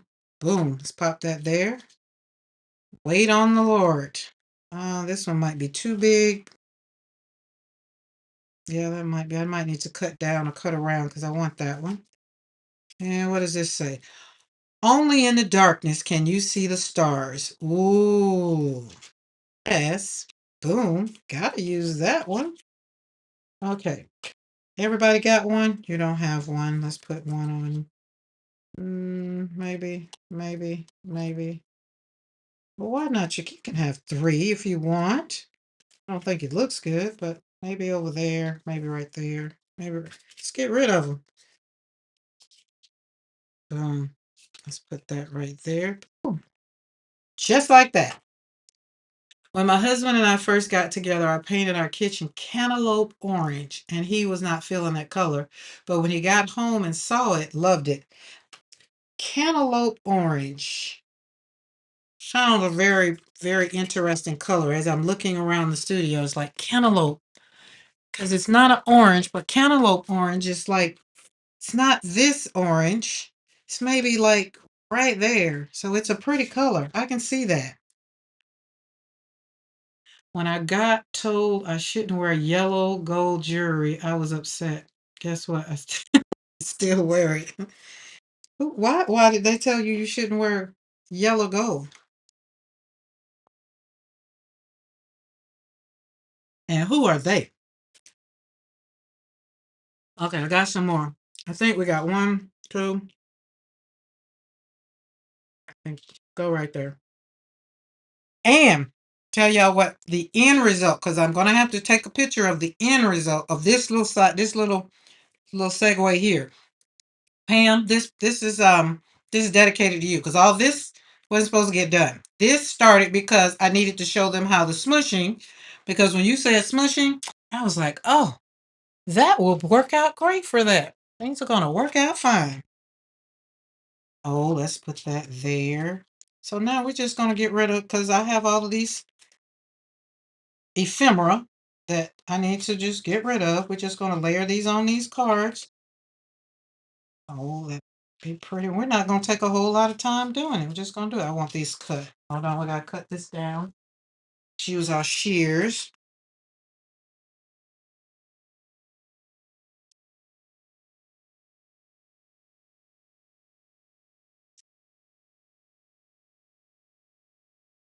So the point I really want y'all to hone in on, really want you to really concentrate on is your piece today.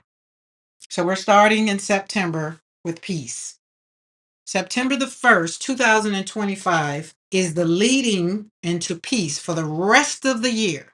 It is peace. And I want you to think about not where you're going, but where you are with your peace, right? Look at that. Oh, hold on. Look at that road.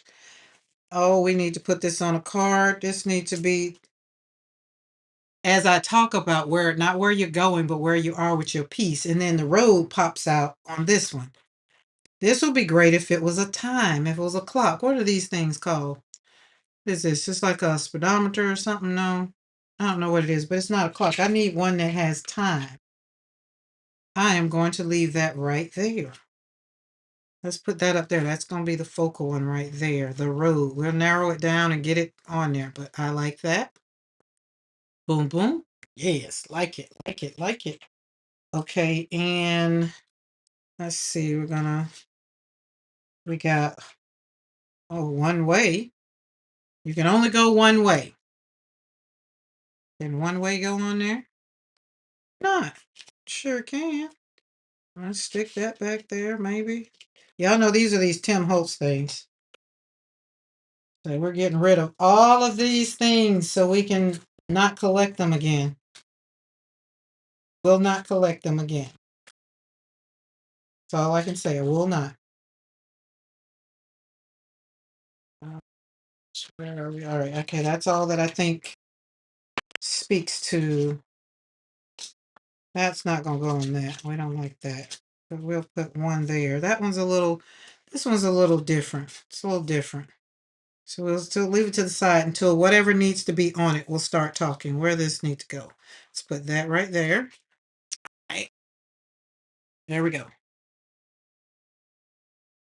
All right. So we went through two of them and we're getting them emptied on out. I don't think nothing else in the other ones would work because they're different. Oh, wait. Don't speak too fast. Got frames. Frame out your troubles. Don't let your troubles get you down. Frame them out. Something can go in there. Y'all know, y'all paying attention how this one piece of paper is just doing it up. Oh, let's frame that quote. Kind of put the frame there. Put the quote outside the frame. Pop that maybe right there. So just gonna cluster it up. Boom. Boom. See how you get excited. Get excited. Find your peace. Find your love, the joy, so that your heart can just sing out loud like that. Okay, we're not gonna frame all we ain't gonna frame them all up, but let's see what else is in here. Got little girls in here. We got some fabric, the number 6 or 9. Doesn't go. Nope, don't go with that. Welcome back, Dawn. The grands called, then the in-laws stopped by. Oh, y'all, this is my grandma right here. This is my grandma. I went, she had this picture, but that's her when she was, I don't know how old she was, but this is the grandma that's 98 now. Yep, she's still with me. I have that in here. I think I got another one too. Yeah, we got another baby picture in here. Y'all remember the Polaroids? Look, when stuff used to come like this, original Polaroid. Goes out. All right, so here we go. Here we go. All right, moving right along.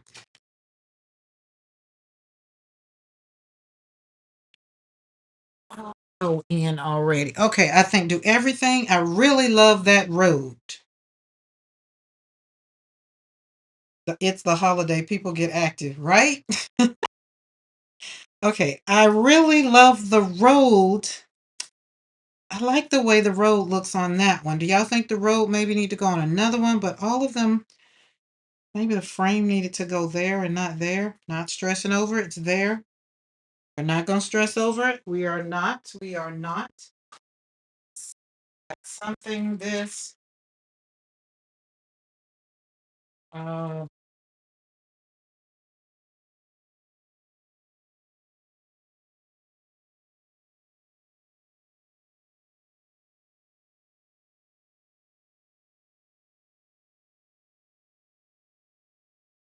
let's see. Oh, I like that. Maybe. Got some words. Memories. Mm, pop that right there. I like the road on that one. Okay. Hey Val, how are you? You popped in there, didn't see you. You were hanging out in the in the balcony. Hello for everybody that's in the balcony. Oh look, y'all, we got a what are these things called? A koala bear. Let's put the koala bear there. Yeah, let's pop it in there. Oh, the bird has to go somewhere. Not there. Is that what you're saying? You want to go there? But no, let's put the bird. No. Wait on the Lord. No. Let's sit right there. All right. We got another bird. Oh, I'm quite sure we got a lot of birds in here. I love you truly, madly, deeply, forever and ever. That would need to be a real sentimental card. We'll leave that for something that I make for the mister or give to one of the children. Oh, see? Ephemera for days. You know what I'm saying? All right, we're gonna do was it Julie that says she wants to pop gold on everything? Was that you, Julie? Scroll back. Who is that? Julie. Julie. Yep. So we're gonna pop some gold down for Julie. Because what? We can and we will, and we're gonna do it. Let's see. Koala Bear already has his gold. Oh, that will be pretty right there. Boom. Let's put that. Stars would be great. Boom. Right there. A one way. Let's see. One way. We could put some things under one way. What could we put? No, I think one way speaks for itself. And let's put here. Excuse me. Nope. Oh yeah. There we go. See how gold works. Put some gold there with one way. Boom. All right. All right. We're coming right along. We're getting rid of some of these things. All right, everybody got one? I think that needs to stay the way it is unless I got a car in here somewhere. But I'm happy with these. I am happy. All right, let's get to committing. Everybody is auditioned and everything is working out. So this is just another one of those great things that I take my artwork. It starts out being my artwork and we turn them into cards. We turn them into more than just slapping paint on paper. Oh, am I going to really put these back in here? This is why I have baskets. And every time, y'all know, every time we hear say the word baskets or hear baskets, we're supposed to say what? Thank you, Dawn. Oh, there's a mushroom. Let's see, can the mushroom go somewhere? Let's put the mushroom there with that.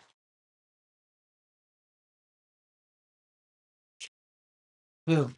There we go. Ooh. I'm not going to put all of these and try to squeeze them in that basket. Squeeze them in these bags or try to keep them in the bag. So if I ever just get tired of having all of these, I can just gift them to somebody. Just like, here's a bag of ephemera. You can have them. And each one of these will get a clothespin. We'll get one of these little clothespins.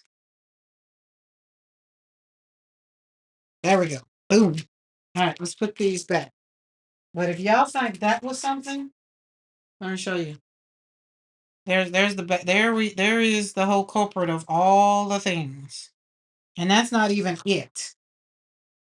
But that's just a good little bit. That's the most of it. I pulled them out because when we were decluttering for August, you dropped a leaf on one of those cards. Did I? Oh, I sure did. Oh, maybe it says it wants to stay. So let's stick it in. Boom. There we go. Boop, boop. But since when I was decluttering, I pulled out some stuff and I was just like, yep, we're going to get rid of this stuff. Boom. There we go. Let's pop every one of them. Gonna get one of these. Boom. Boom. There we go. Maybe the road might get something else. Maybe. No, not feeling it. Numbers. There we go. Somebody got, nope. Gotta put a number there. One way you're gonna get a number. 720 yards. 720 yards is gonna be one way.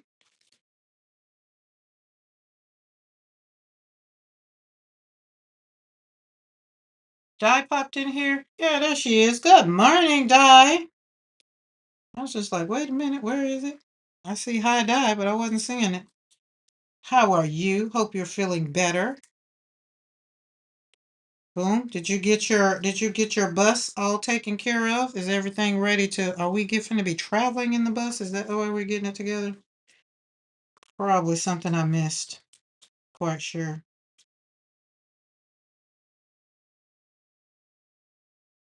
All right. Everybody has a number. Nope. Need a number there. Boop. Get rid of this stuff. Okay. Um, boom. I think we can do that. There we go. There we go. There we go. There we go. Okay. Now, this here is defining the soil. These cards, just look at them as the soil of your life, right? I told y'all, boy, when I tell you the stuff these stuff things start talking to me, they start talking to me. So as I'm putting these things up here and laying them out, pulling them out, because I've decided that they need to come out and not be hoarded in my studio anymore. They were cute. Hobby Lobby had them on sale. I was just like, oh, those would be cute. But when you don't do this kind of stuff every day, you tend to hoard it.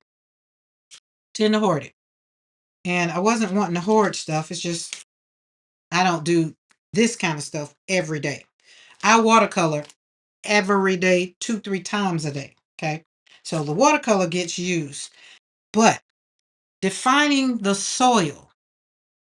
Remember what I said earlier? I said that peace doesn't just appear. These didn't just appear.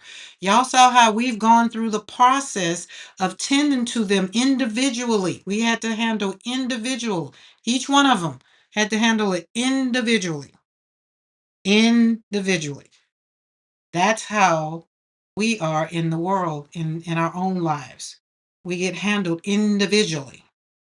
So, like, who we have, let's see, however many people is in the chat right now. Each one of these could represent your life. But the end of it all is there's peace here. So this is the place where peace grows. That's what we're talking about, the space where peace grows. Even though the road is long and hard, you're going to get there. Sometime you're going to run up against a sign that says one way. You might want it to go to the right, the left, but it says that it's one way. They take you around those different roundabouts and ways so they can get you to your route safely. So you can get to your destination safely. I was invited, well, I learned about roundabouts in Europe. Now they've introduced roundabouts here in America. They're up north. I remember they were in New Jersey and places like that already. But some places down here in Florida and Alabama, the Alabama one, they had changed that back. I was just like, oh, that roundabout is so pretty. But people don't know how to use the roundabout. They don't know the rules of the roundabout. There are rules to the roundabout. So, are there any rules to what I just did with creating? Absolutely not. So, my thing is when you're trying to get your peace, sit down where there are no rules. Nothing has to be explained. Nothing needs to be, oh, where it works for me. Like I didn't need to do, I could have did this on my own by myself or whatever, and then came out and be like, y'all, this is what I did. But Pam asked one question. Or did she ask the question? No, she said what she did with her watercolors because she did ask the question yesterday. And so then it went, these cards were sitting right here because I had rounded them out with my hole puncher because I had something else that I was going to do. So we added in the garden of life, even when weeds grow. Weeds have a purpose even in the garden. If you pull every weed up out of the garden, the soil will erode away, it'll wash away. Some weeds are beautiful. These cards, I thought at the base of what we were doing, where we go, this is where we started. Some people will say, that's beautiful. I don't understand why you don't like it. It's not that I don't like it. It's not my today's flowers. But I had to do what? Practice, practice, practice, practice, practice, practice, practice, practice, practice, so that I can embrace my uniqueness. Now I'm going to take this, cut it up. It's going to be cut into four, sixes. Let's see, 1, 2, 3, 4, 5, 6. It's the same thing. And I'm going to do the same thing. Maybe not exactly right here, like here, what I did, because I let the painting kind of like talk to me. These might get put more on cards, but these right here were just a little bit more grungy. Now, y'all like, now how are you going to put that down? Well, I'm going to glue it all down. We're going to go a little bit by little bit because what? Removing the weeds is not always necessary. Weeds, with what we want to grow in life, weeds show up as sometimes positive. Sometimes they can be a little, let me think about a weed I got in my yard right now that is negative and a positive. Mint. I have mint. I have peppermint and I have regular mint. Positive, negative, because they grow like I pull it up, freeze some. I go back out there in 2 weeks. They're all done. It's back again. Mr. McCoy is just like, you want? Can I do over here? Sure can. Lay it down. I come back already. I can look out the studio right now because it's right on the backside of the steps. The only thing is, I gotta remember the order these things are going, or not. Just pop them down. I know that goes on top. That goes there. So my point for all of this is to find what gives you joy and write it out. Find what gives you peace. And then that way, when you do need to have that time to yourself, you'll know where to go. You'll know that place of peace. All right, there we go. That one's done.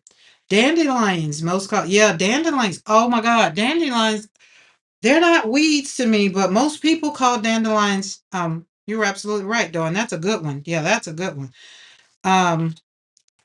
Because dandelions, you can make dandelion tea.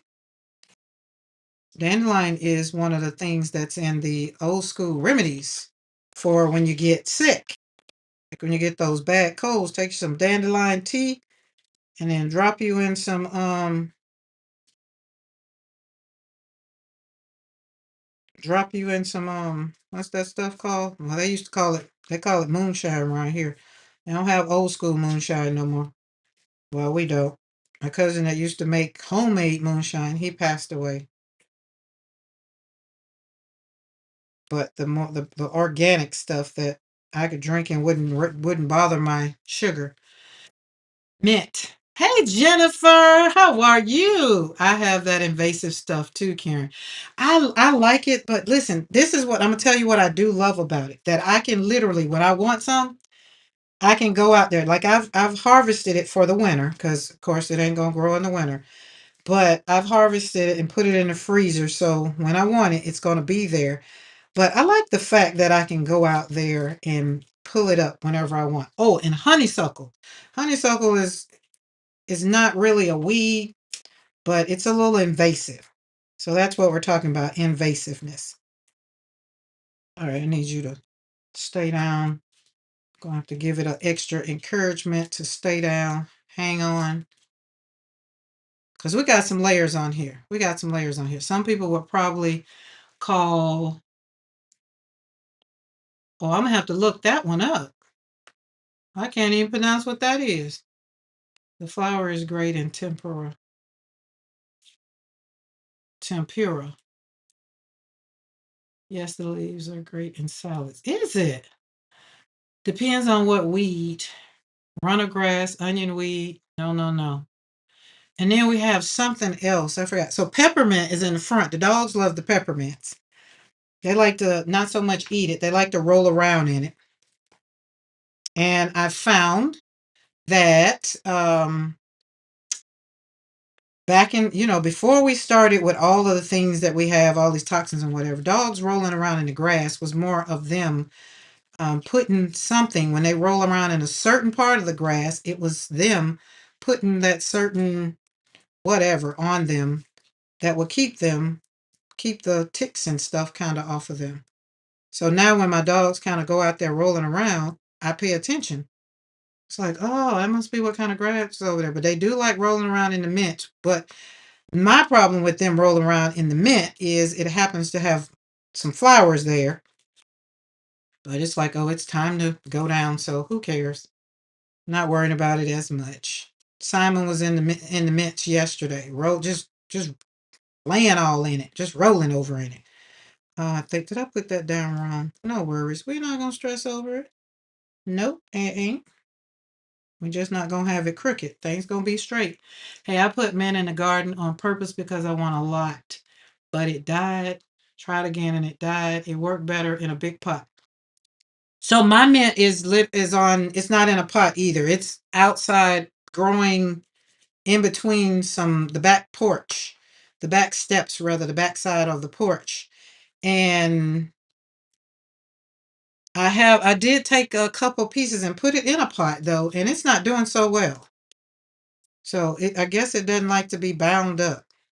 And that's fine too.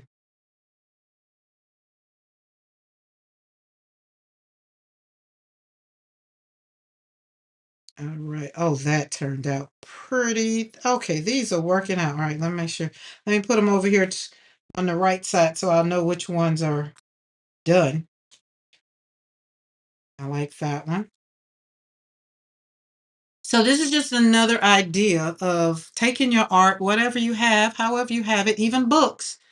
And if you got a lot of ephemeral, cut them out, make some bookmark. I'm going to take all of these and turn them into tags. And there you go. So all my mint is planted in tire rims so it doesn't take over the herb beds. So is that all that's in there, Dawn? That would be interesting. My mints was in a barrel, but it jumped the barrel. It's everywhere. Mint, yeah, mint. I mean, some stuff is just rude. And then we have, what's the other one? They have, I don't know the name of it. I took a picture of it. It's in my, what you call them. And it blooms purple berries. And we have bushes of that everywhere. I was like, oh my goodness. My mint was in a wine barrel. Yeah. I should have tried in a different part of the garden, different part of the garden. Maybe it needs acid soil, not alkaline.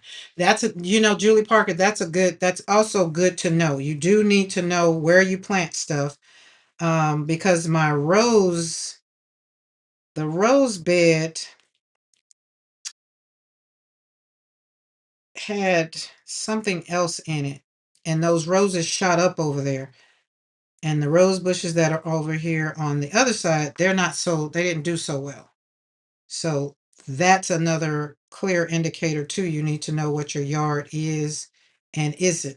So if it's, you have to pay attention.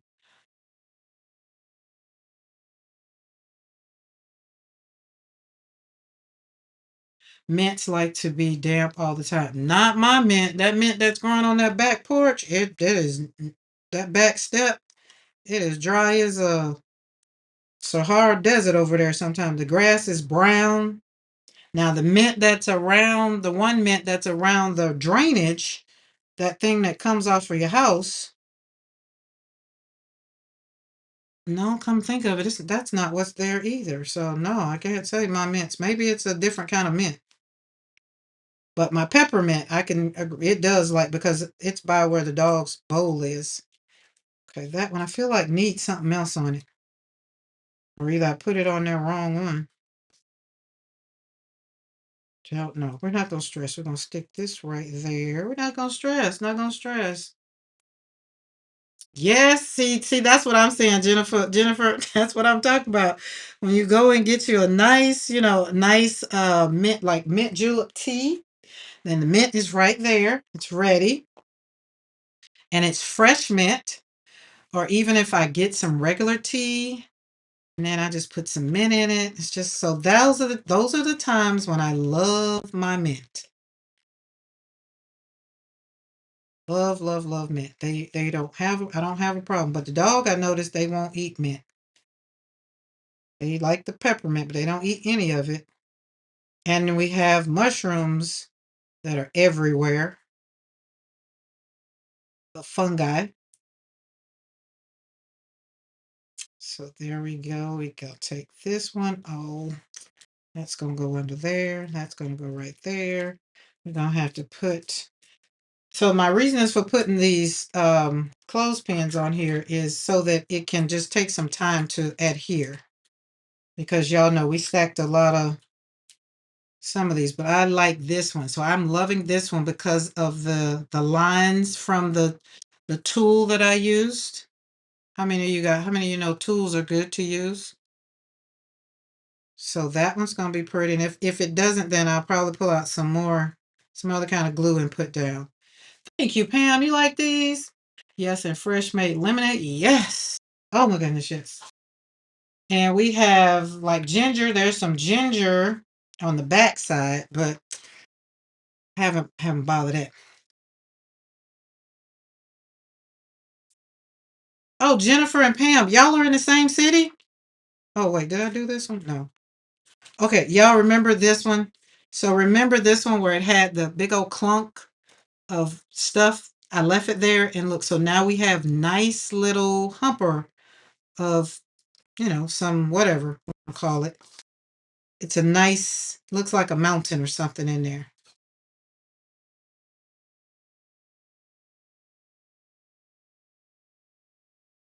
But you got ephemera?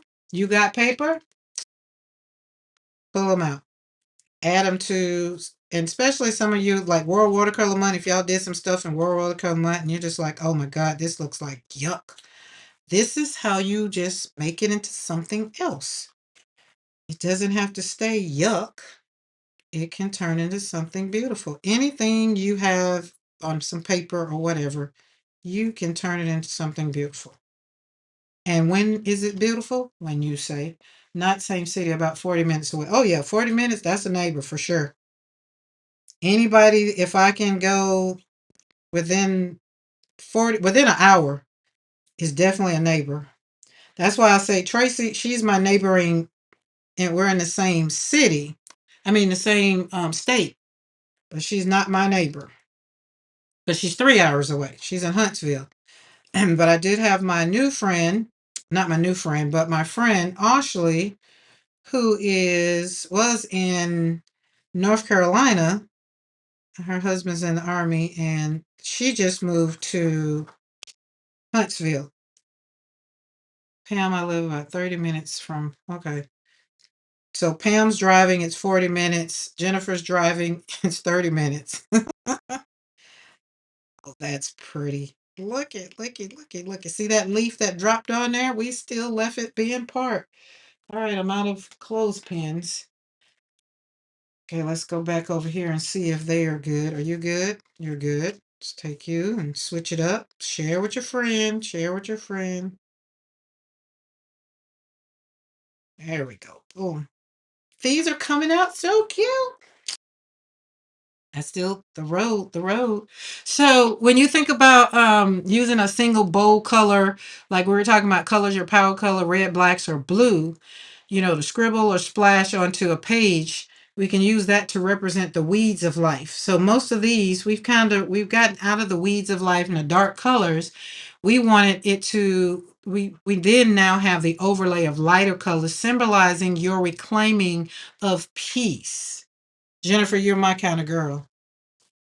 I drive. I don't drive fast. I just drive the speed limit. Hey, Casey, how are you? I was talking about you earlier. I was telling them you told me to be patient with Hobby Lobby and y'all fabric because I told them I missed Joann's. And I said, well, Casey did tell me to be patient because Joann's just closed. So Hobby Lobby might get all of the fabric and start selling more of the fabrics that I liked from Hobby Lobby. I mean, from Joann's. I was just having a Joanne attack. I miss Joanne kind of thing. Joanne's been around like a long time. You loving my life cards, Casey? It's Pam. We started this thing. I took some prints. So it started from this, and this is where we are now. Started from this. I don't like traffic, Pam. When I have to go to Atlanta, like we go to, where did we go? Oh, when we went on a cruise and we drove to Baltimore. And we had to go through Atlanta. Oh my God, I hated it. I hate having to go through Atlanta. I hate traffic. Hence is why I live where I live. I don't have traffic. I've been on here. How long since I've been on here? A car hadn't passed by. All right, one way. So one in 720 yards, the road is going to be one way. No passing. So no passing. Michael's is supposed to be getting Joanne's licensed material. Really? See, that's why I guess why Michael said that we got Joanne customers, we got you.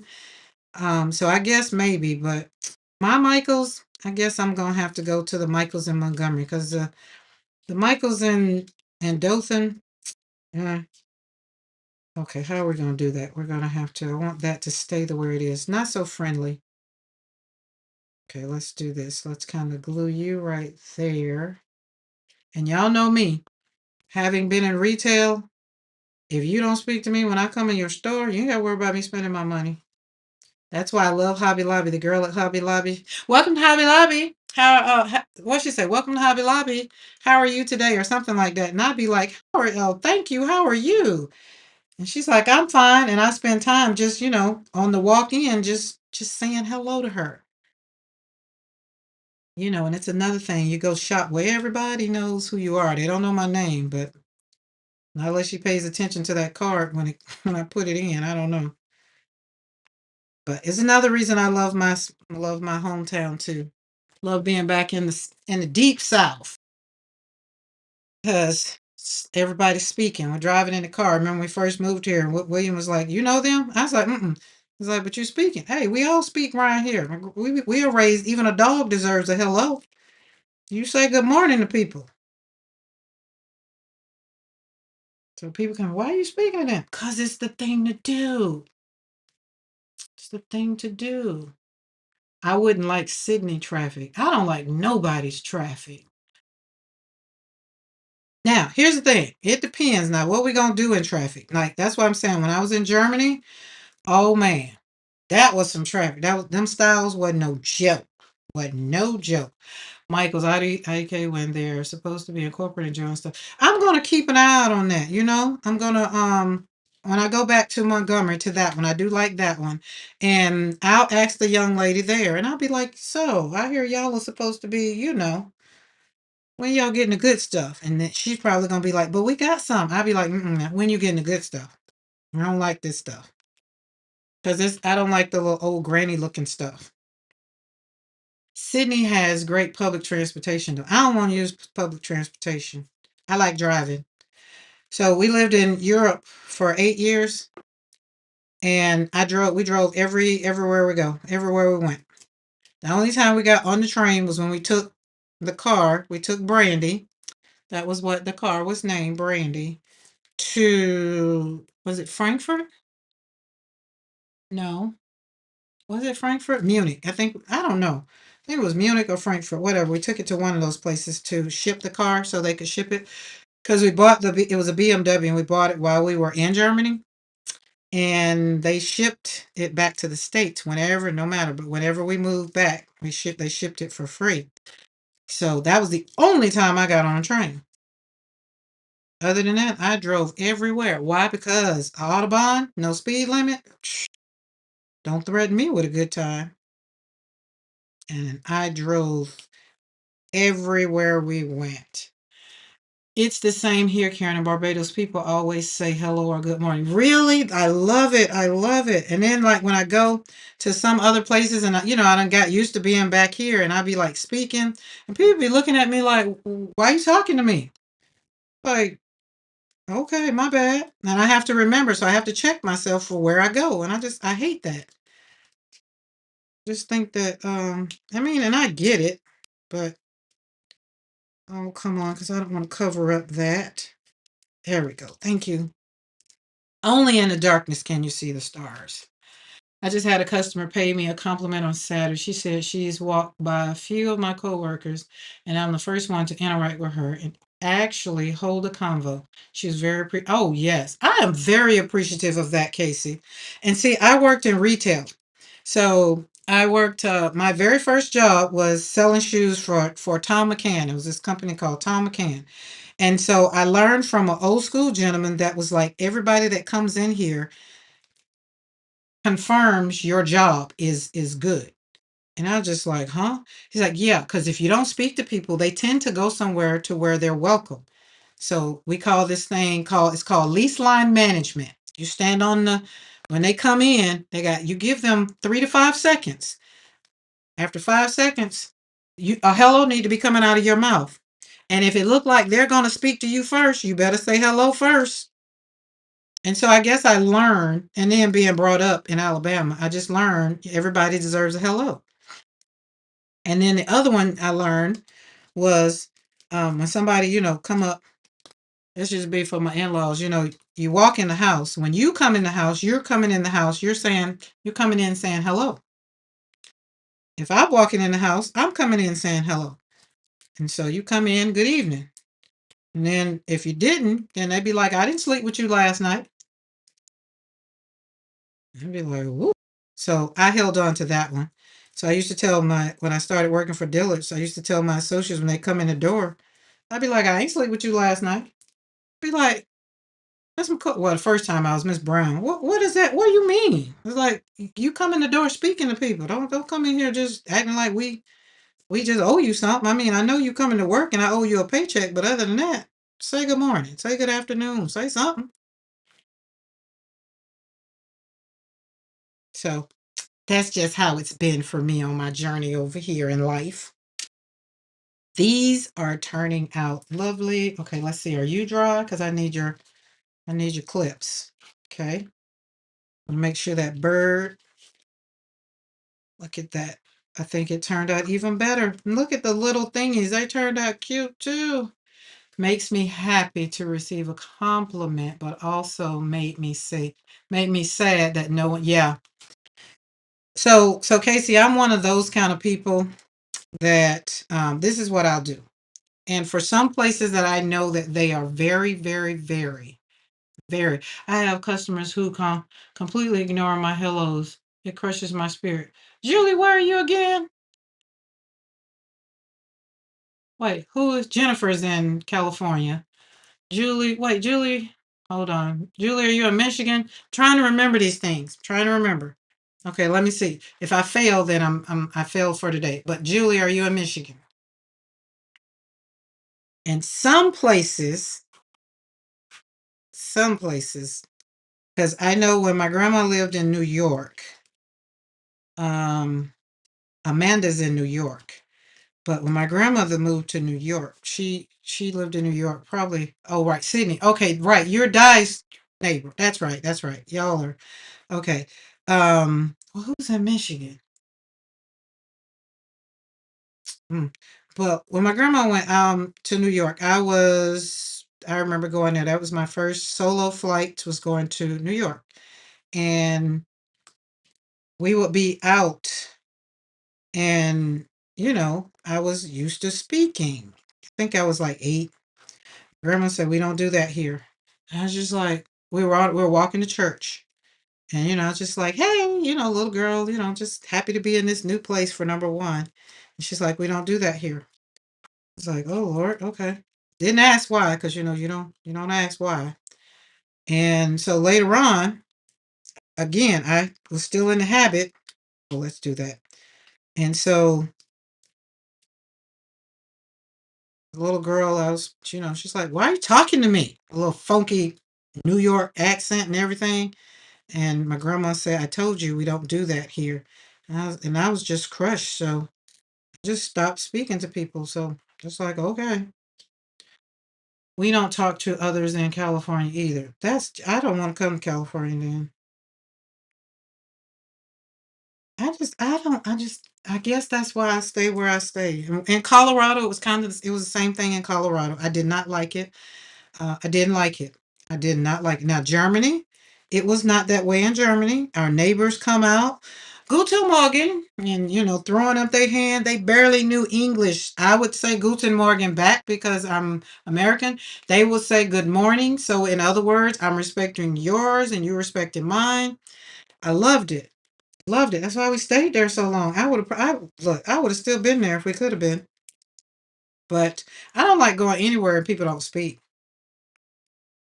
I do not. I do not. And hence, it's like I was saying earlier, it's like I had some family members like that, in-laws, and they just, come in your house and they don't speak. And I just be like, hmm? Or, you come in, or I come in and be like, good morning, good afternoon, and they looking like somebody slapped them. I'm just like, the world? Okay, Julie. Thank you for hanging out. Listen, see what I'm saying? We hop, hop, hop, hop, hop. These turned out great.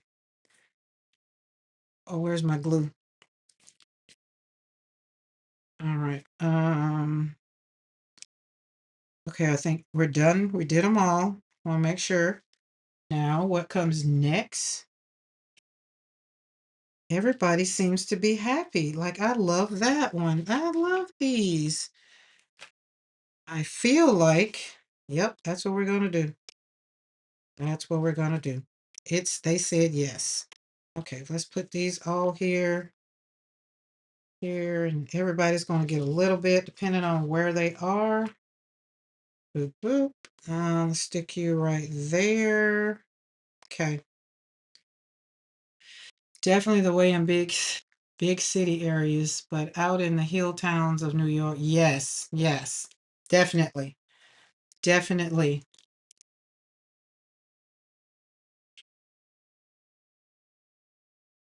So I think I was a little revived when we went upstate New York, like was it Westchester? I was revived. Um, but then I also realized I understand that sometimes you just don't need to be going around speaking and being ultra friendly because you could just probably get you killed or get you robbed or something like that. So I understand. But for me, myself, I started out being all the things. And then somewhere in life, I realized that I went to where the world was. And so now that I'm back south, I want to be what I like. Like I go to the mailbox, cars pass by, I throw my hand up. Do I know them?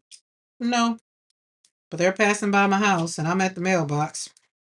And they sometimes they toot their horn, sometimes they throw their hand out the window if they see, depending on if they're older, because around here we got people 80, 90 still driving. So you don't want them to be paying attention to me at the mailbox. All of us spread. Oh,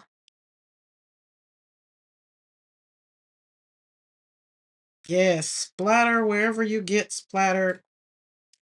Even on my laptop, I mean my iPad is full of splatter from the other day. There we go. I was like, where's my phone? I need to take a picture of that. Why? Since I have this gathered up before I take it up. This is what peace looks like, y'all.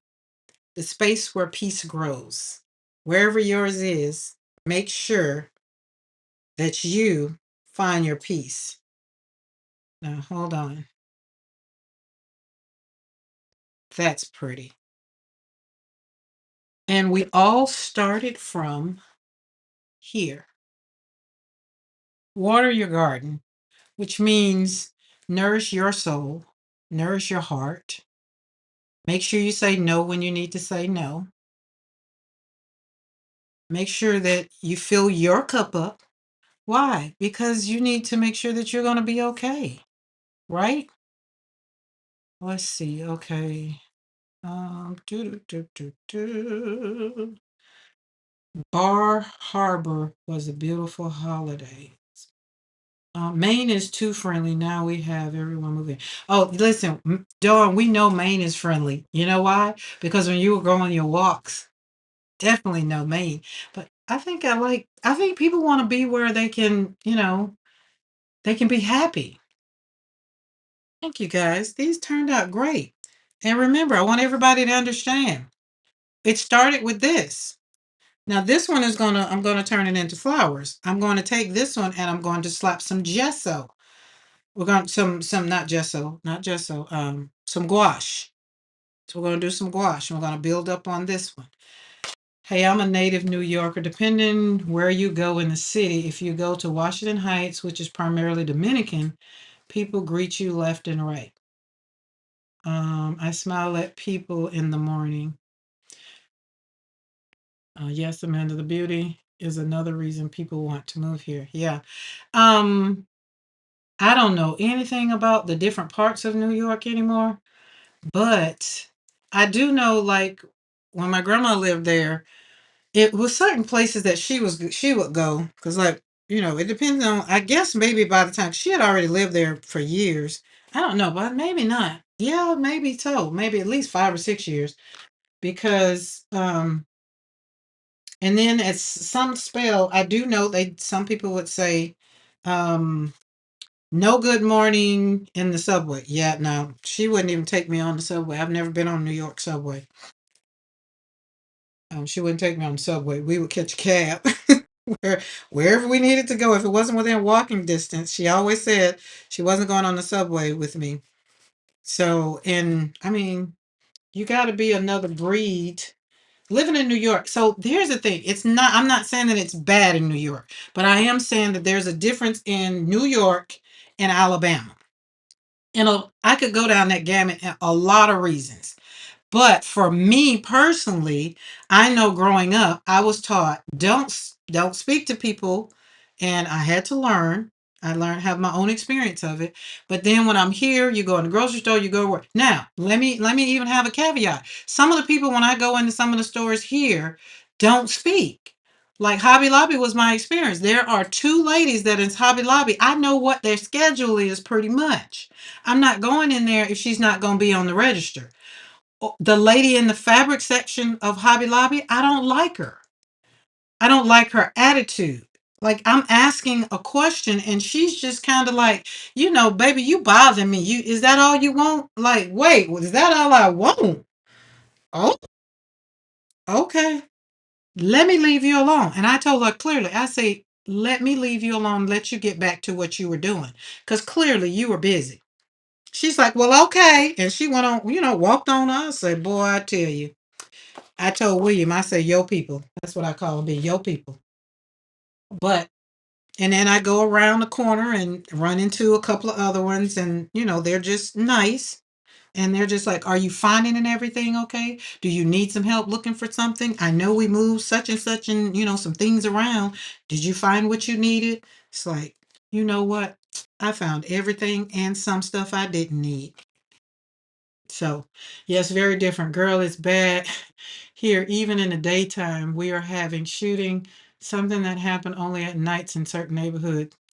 Listen, they robbed the store in Eufaula, broad daylight. Beat the person who was the register cashier. I said, Lord, right across the street from the McDonald's. I said, is times that hard? Like that we got to go and I don't know. Hey, peace. Let's back it up. Let's back up into our peace. Let's home back into our peace. Because some things we cannot control. We can't. We cannot control. Cannot. Yes, man. That's why my roommate just said no eye contact, no talking in the street in New York. He's a native Long Islander. Yes. Oh my goodness. Look at this. This is a pile of peas. So maybe we need to go and give away some paint. Let everybody know, hey, come on, join us in the studio. Or they'll probably tell us to go to hell. Like, what are you talking about? Yes, we are blessed to be able to go in between the Capital District and Lake Champlain Valley. So we get a break from the city grind up there. Yes. But God is my peace. Yes. Yes. And we're going to put the road to peace. I'm going to put that one on top. So these right here, once they get done and dry, you see how I stacked them on top of each other? Because it really doesn't matter. Smush ink, whatever, doesn't matter. Then I'm going to probably am going to poke a hole in them. Like I said, we're going to turn them into tags. If they don't talk to me anymore, I'll leave them as is. So we're going to put them over here. They need to, my box need to be ready. This is where they were going to, it needs to be done, but I'm not finished with it. I need to color it, but I had to wait for it to dry. But in the meantime, in between time, we just gonna put them in there. This is Beth. Beth inspired. Beth inspired me for this. She has her tags and a theme. So I watched Carrie's little tutorial on how to take a regular old box. I still have to put some more stuff in this one. So I made two of them. And the other one is gonna house my watercolor paper. So that's what that's gonna be. Are those All those cards are lovely. Thank you, thank you, thank you. Yes, our peace. We are all responsible for making our own peace. Absolutely. So, and here's the other thing.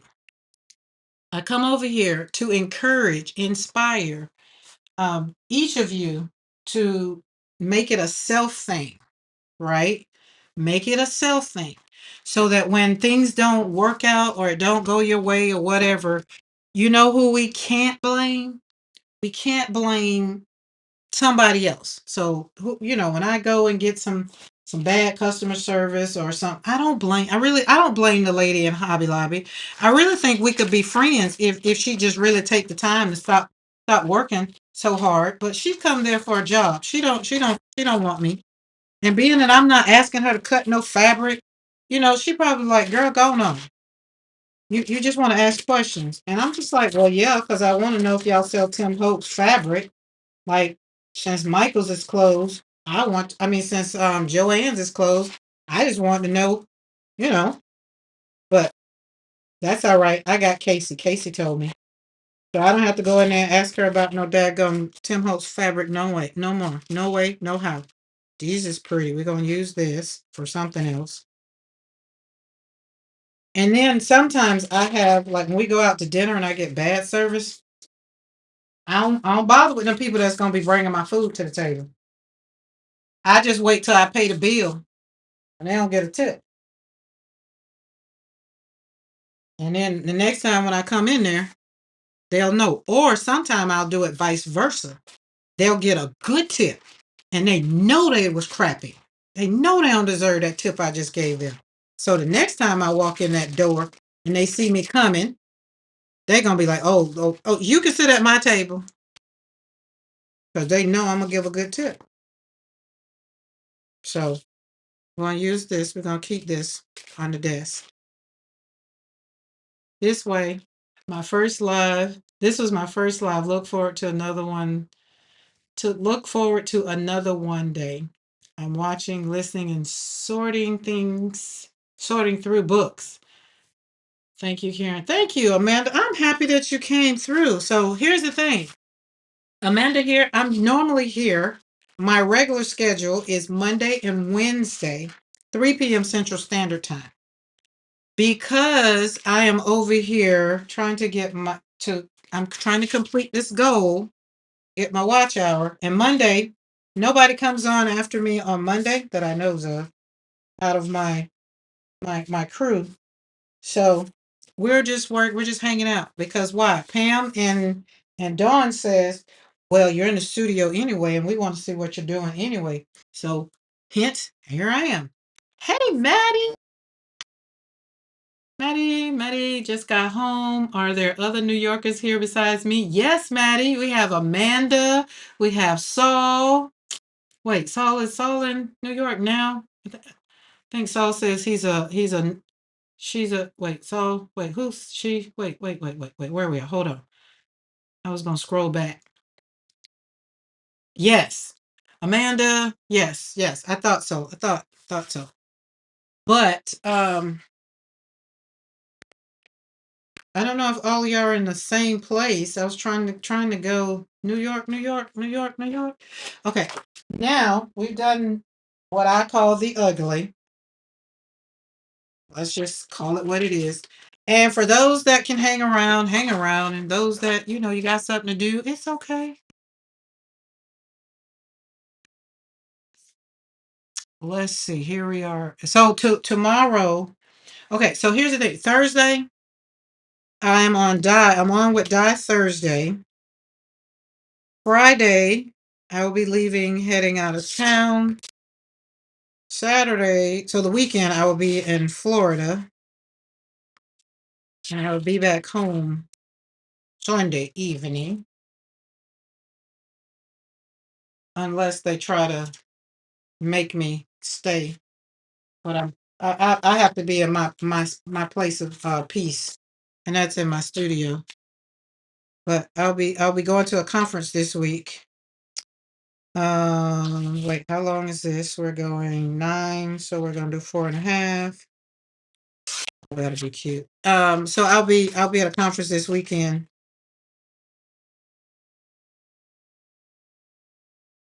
Seeing my granddaughter that y'all met during the summer. So she might be like, Grandma, can we go live? And we might pop on live, but we might be more of a conversational because I'm not gonna have my stuff. Which is another thing. I like to, yes, I could pack up my stuff and go, but I like my studio. I like my stuff. That's just it. Okay, so I feel like this is too big. What size is this? It's 4.5. You just cut it. Well, I just wanted to make sure it was 4.5 all the way around. Oh, you live in Manhattan. Oh, well, they say Manhattan is so what's Manhattan now? And my frame of reference, I grew up on the Hudson line as well. Nice. So here's the thing. My frame of reference for New York after my grandma moved from up there, because she moved from up there 2000. As a matter of fact, my grandma and my mom were moving my grandmother from New York back to Alabama when 9/11 happened. And talk about a nerve, because my mom had said, we're going into the city. And so after I'm trying to get all of my kids, because, situated and whatever, damn world couldn't, phones were lying, y'all know. So that was that. But my frame of reference um for New York is Sex in the City. I don't know, that might be good or bad, I'm not sure. Girl, you need to pack up a to-go bag so you can have something to play something small to play with. It is your piece. You may need it. Oh no! So here's the thing, Pam.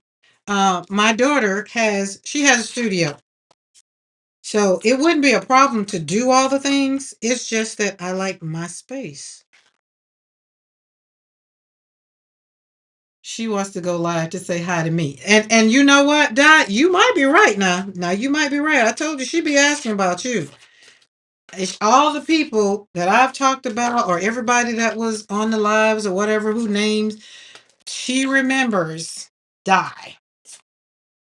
I have a friend that's in New York. Well, I have several friends that are in New York, but I have one that's she just graduated from Columbia. And she lives, I don't listen, I don't have her there, but Upper West Side, a few blocks from Columbia University. We could smell the smoke for days all the way out in Queens. Oh, Maddie, you're in Queens? That's where my grandma lived, in Queens. And then we went to this big old church. That's all I remember. That church was huge. Okay, I'm going to start out by doing, because I feel like, so my kids were, I worked on the seventh floor of a 15-story building. When I walked into the building that morning, I thought it was a movie. I was like, what is this? So, and then when I realized what it was, my ex-husband was in the military and they were out to sea. And so all I thought about was my children seeing this on TV. So it was for me to go and round up all of my children so that we can be together, and so that they wouldn't have to see it on the news. Here's the thing: the high school kids did not know what was going on. The teacher had my elementary kids and the junior high, they knew what was going on. They had seen it. But the high school kids didn't know what the heck. They didn't know. It's like the kids were talking about it in the car and they was like, well, what's going on? I was just like, wait a minute. Y'all don't know, but they know. It was just a crazy time. It was a crazy time. Crazy, crazy, crazy, crazy time. Okay, where's my palette? We're going to go back in with, this is how you can continue to use, when you put these paints in these palettes, you can continue to use them. So I want this to be focal point. Let's get our spray and spray it down. We had friends that lost friends. It was just, it's a time that, oh, that's the wrong brush. It's a time that we shall never forget. Here it is, we're in September. So, okay, where's the round brush? I want the round brush. Well, you ain't got it, so use the brush you got. All right. Let's go Mets in the house. Oh, Lord. Oh, that's the wrong color. Well, so what? Who cares? Let's slap it down on here and see what we get. There we go. Let's kind of layer it and make it look like it's flowers that's going right on top of it. It's kind of a bouquet coming over, and that's what it's going to be. Who knows? Maddie, do you go to baseball games? My granddad taught me about baseball. My dad taught me about football. So I always thought I was a well-rounded girl. See, we got some blue, blue, blue, blue, blue. Mix a little bit of black in there. No, we learned we don't like that color. I know, but I thought I'd change it. Well, don't then. And the other thing, I was supposed to be putting my gouache in the palette, and I still have not done that yet.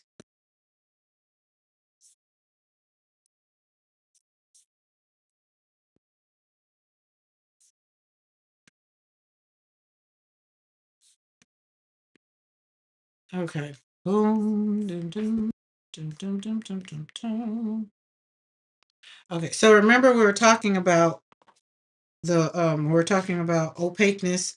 See, this is watercolors. Hey Norma, how are you? How's Preston doing, Norma? I thought about Preston yesterday.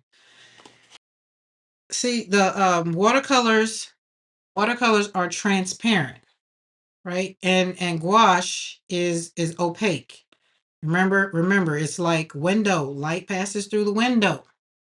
But so right here, we're going to put gouache on top of watercolor because why? What do I want? Blue. Because we want to layer the flowers. LOL, Karen, that's a big no for me. And baseball, but I have a husband and two sons super into sports. Oh, but not going to them live. Yeah, we used to go to Atlanta Braves. Here in Alabama, we didn't have our teams like that. The closest we had was the Braves. So in New York, when I would go up there and hang out with my grandma, like I said, my granddad taught me about baseball. And I love to go, like, that's why I was telling Bernadette, we're gonna go and hang out. We're gonna have girls' days and hang out at these at football games. All my girls know football. I was in college when 9/11 happened. No class that morning. I was asleep. That second, low, uh-huh. Yeah. Preston is still sick. He's coming home Wednesday for a while. Oh, it's got to get some mama love. Got to get some mama love.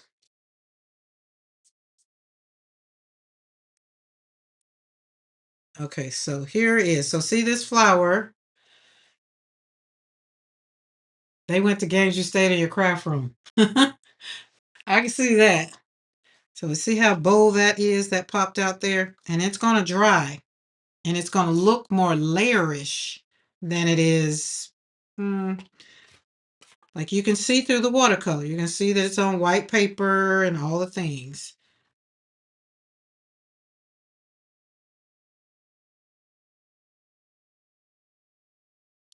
Yeah.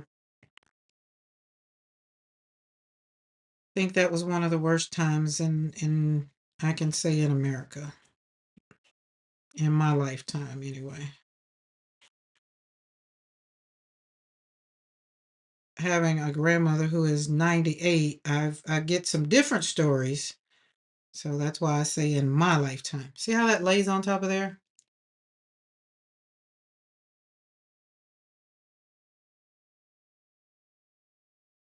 But I couldn't get past the fact that guys call rugby football.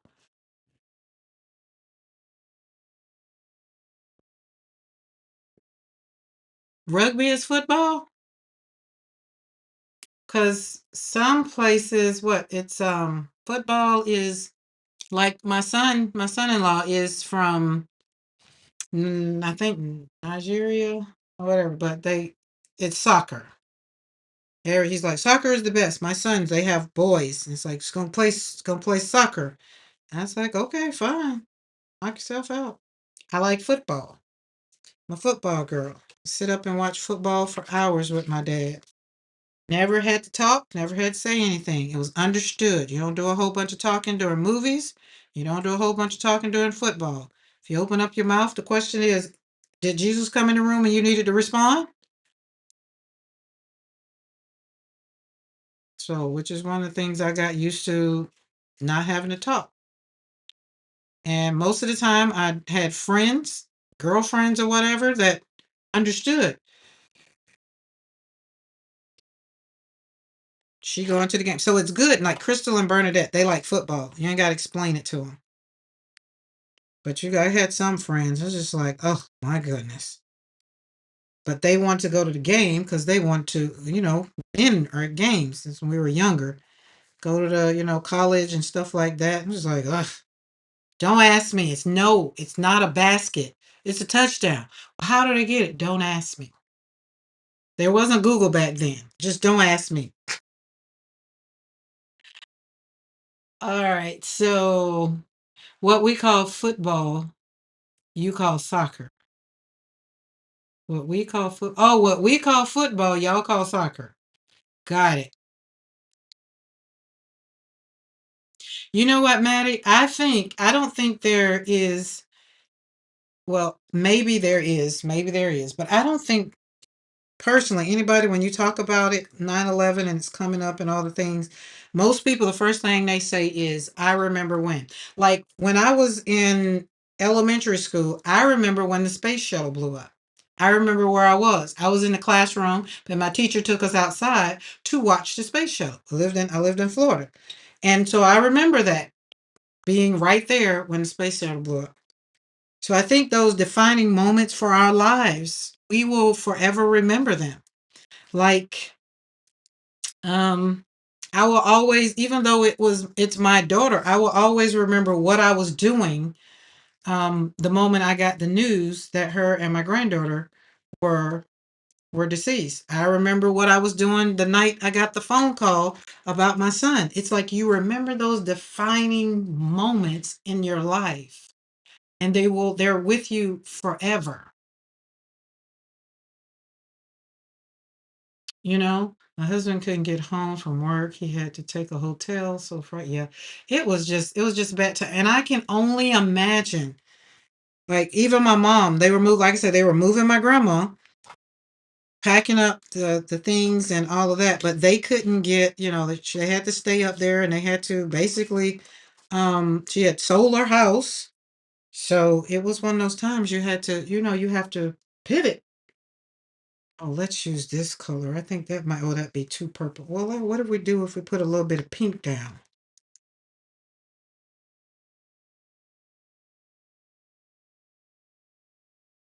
I was at school listening on the radio, and yeah, I remember. Yeah.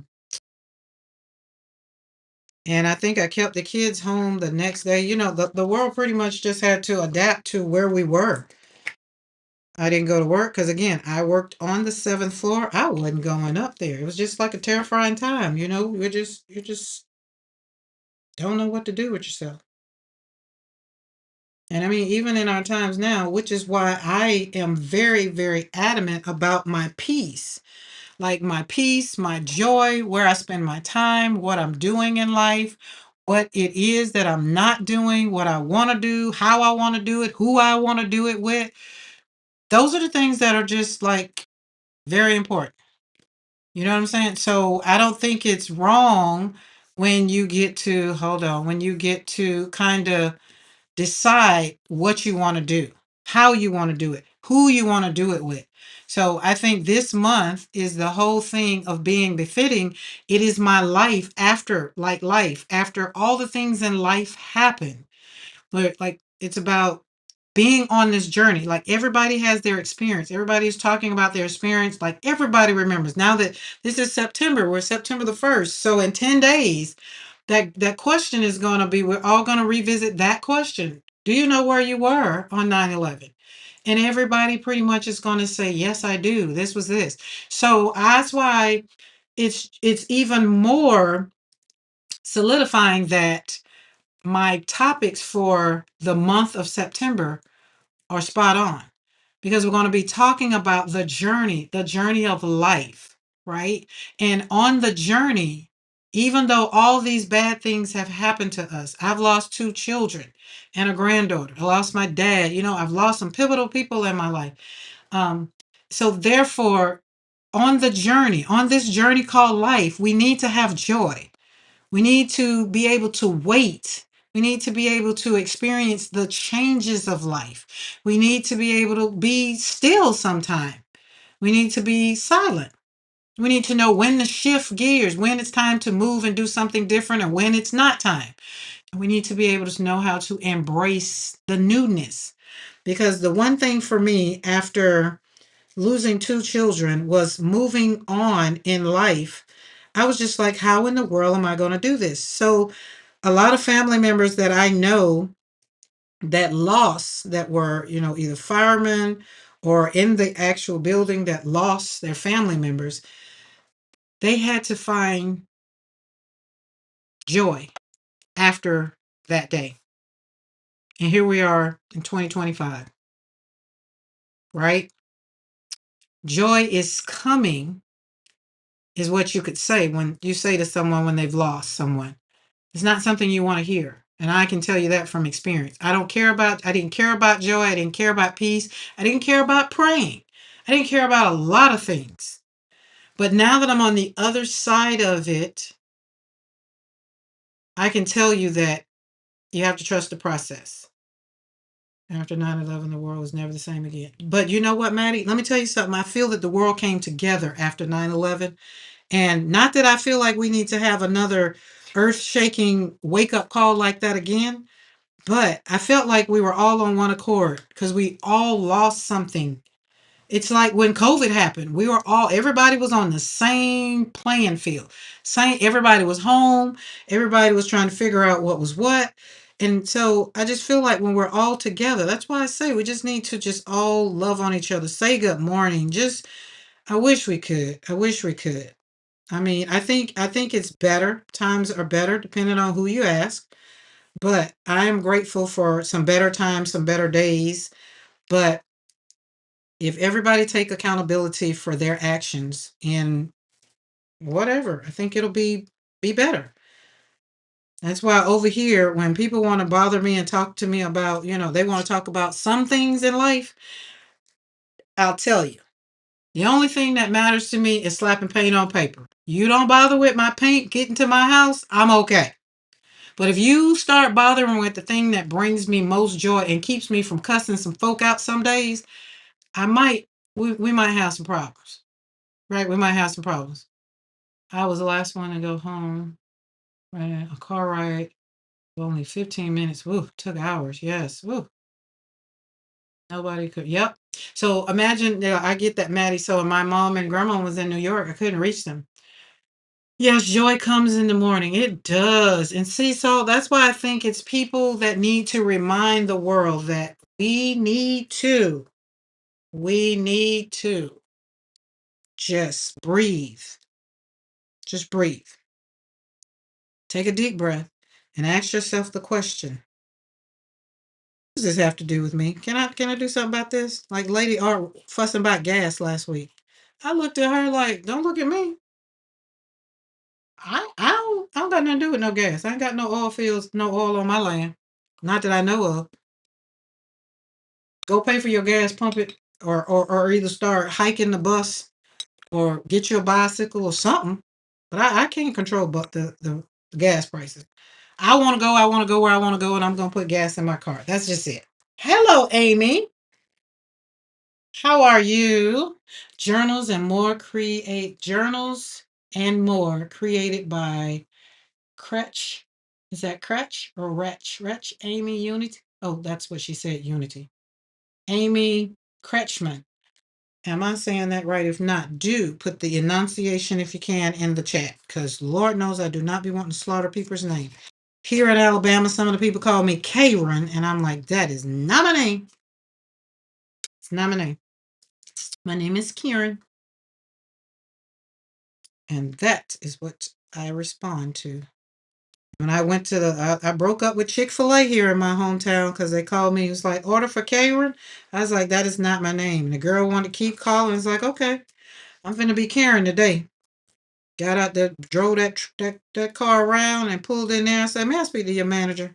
Because y'all know if I'm going to spend my money, okay, Cratch. Okay. Money there, you're gonna treat me right. Or else I'm gonna be less $1. You won't have to send. You won't have to see me no more. And right here in my hometown, does one monkey's word mean something? One monkey will stop a show around here. I was like, I don't like the Chick-fil-A. They can get their money from the people that travel through town. But if you keep bothering me, I'm gonna give y'all a bad review. And the lady was like, oh no, don't do that, don't do that. And I said, but it's okay. I said, because I know this not Chick-fil-A service. I know this not y'all service. I know how Chick-fil-A. I wait in the line for good service. It's my pleasure. You know what I'm saying? How many of y'all like Chick-fil-A and you wait in the line for Chick-fil-A because it's my pleasure? And when I moved back here to Alabama, I was just like, I couldn't wait for that Southern twang to come out. It's my pleasure. And I was like, oh, then I get here and they be like, thank you. I was like, thank you.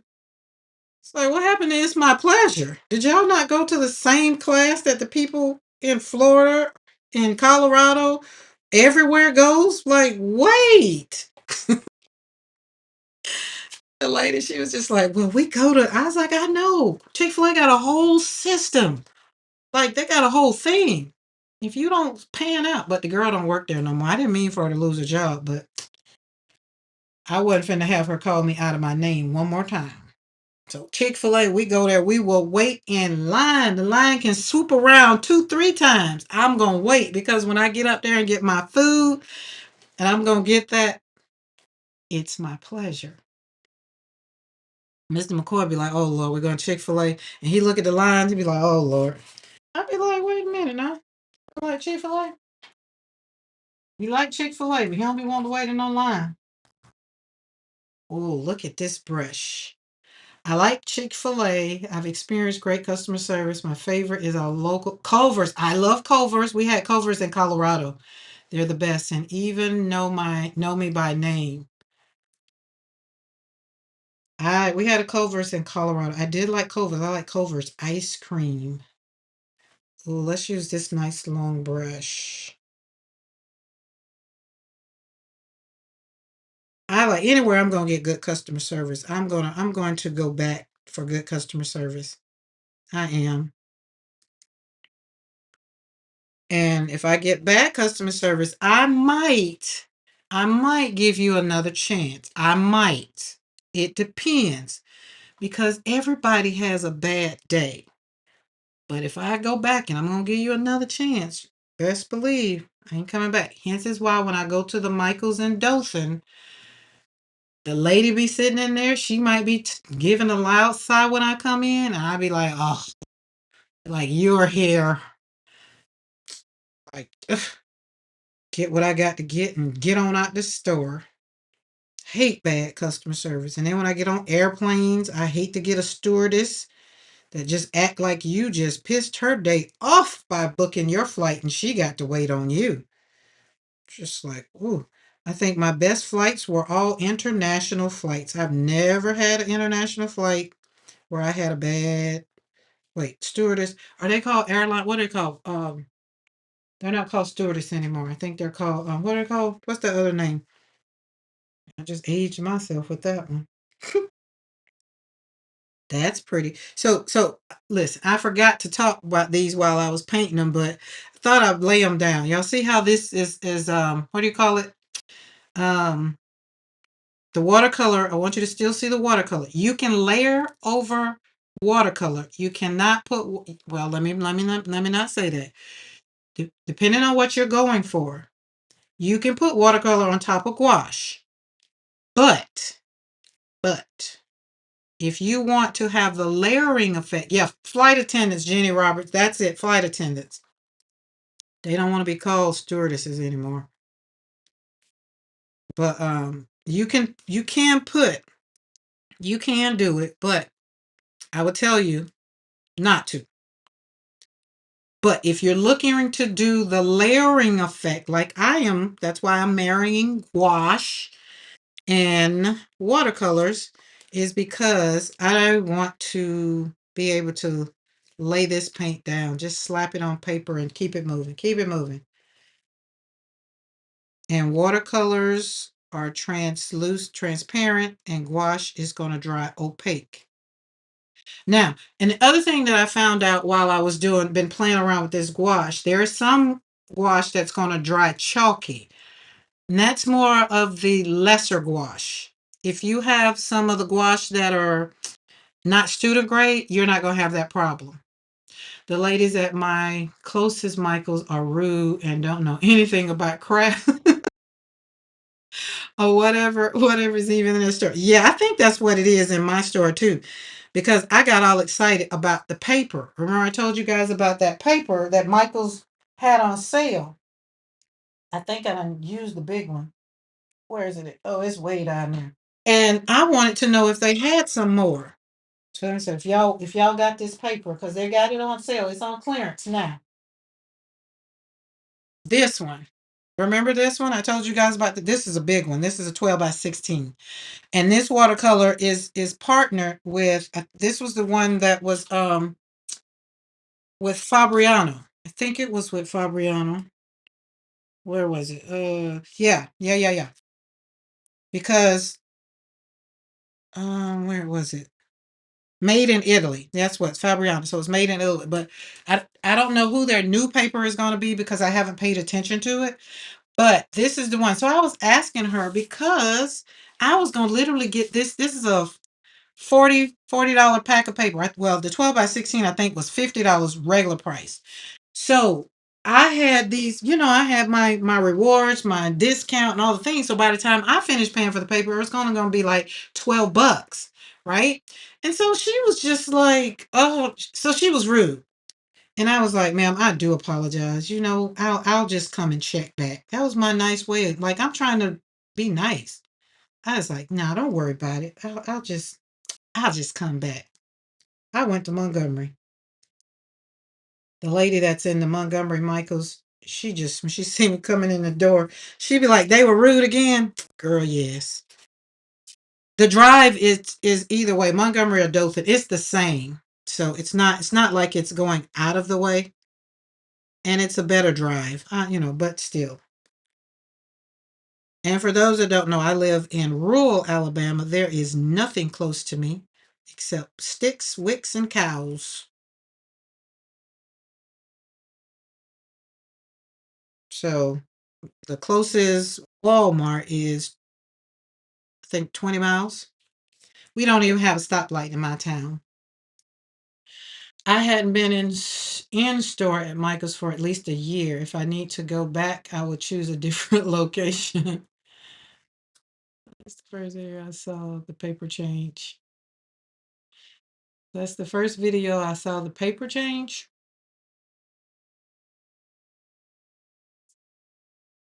Oh, Norma, your Michael's closed? Oh, wow, they're closing Michael's? I haven't seen. If anything, I've seen Michael's open up. They're Oh, look at, okay, so this is a good example right here. Okay. So I'm gonna take, this is acrylic gouache that I'm layering over artist gouache. So we have watercolor as our base, artist gouache is the next one, and now I have on my brush acrylic gouache. So we're just gonna kind of just drag it through to just add. You're doing more build up, and you don't have to wait on it. So that's the fun part of combining these mediums. And this is going to just sit on top. I understand that I live with one traffic light and everything is far to drive to. Okay. Yep. We have a yellow light. I mean, a yellow caution light. When my granddaughter came last year, she's just like, Granny, where are the street lights? I was like, don't have any. So when I got here, she's like, well, you got street lights in your yard. I was like, yeah, in my yard, but there's no city street lights because she's from Dallas. So she's used to all of the things, but she did good here. And she says she wants to come back. And when you can get a kiddo back to your house you tell them, when they say, what's the Wi-Fi code? And I'd be like, we ain't got no Wi-Fi code.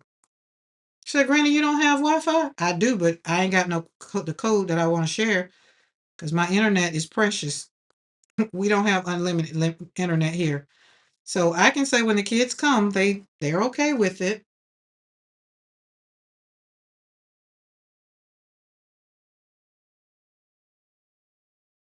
Did they move anywhere else? The other thing I liked so I worked for Dillard's for off and on. Um, and what I loved about Dillard's is wherever their stores are, they own the store. So pretty much they didn't have to worry about leasing and stuff like that. They were always, so when the mall was going to close, there was no Dillard's, whoever was going to buy the mall or whatever, Dillard's is there because they can't sell that portion because it's the end blocks belong to Dillard's. Excuse me.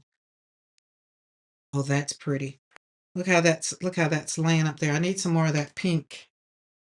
Nope, no Wi-Fi. And this year when she was here, she was fine. My grandson, he was fine. He just went, I was like, just go out back and raise your leg. You'll get better reception. So when we would go into town, he would just be like, I'd be like, what are you doing? He's like, I'm downloading movies. So he learned to download the movies for when he would come to the house, which was what I would do when I would go to their house. Get my iPad and download about 12, 15 movies and watch them over and over and over again until I go back and get some more Wi-Fi or some more internet. But y'all know I got new fiber optics now. So We're trying it out for 90 days, and so far, being that y'all get to see me nice, crisp, and clear, and everybody said that it is definitely working out, then now we'll start scrolling back on getting rid of some of these other ones that I definitely used to make sure that I was able to, work from home and to have a good stream. That's pretty. Same thing happened to Michael's in my neighborhood. The rent was too high. Wow. And I think our Michael's is, I don't know. Do you have Starlink? No, I have, wait, was that for me? I have our local, our light company provides us with fiber optics now, and it's P River. We've been here for 3 years, and we moved here. They said they said we're gonna get it, and we do. How do you paint, Karen? How do you print, Karen? Do you need to use a hard wire? No, it's Wi-Fi. So all of my stuff, Maddie, so all my stuff is Wi-Fi. I got all the codes for the Wi-Fi. So in my studio, when we moved here, I got Verizon. So that's what I was using for my internet in the studio to do the lives. And all of my printers. I just hooked up my Epson to this internet, to one I'm on now. But I don't have everything else in the house on, nothing else is on this one, the one that I'm streaming from now. Nothing else is on this one. So, and that way because I only get so many. I think I get 200 is the biggest package. So, you get the good stuff. And then after that's done, then, it slows down. So for August, I know for July, August, September, October, the rest of this year, I'm going to want all of mine because I need it, because I know I'm going to be live a lot, because July was World Watercolor Month. We were live every day. And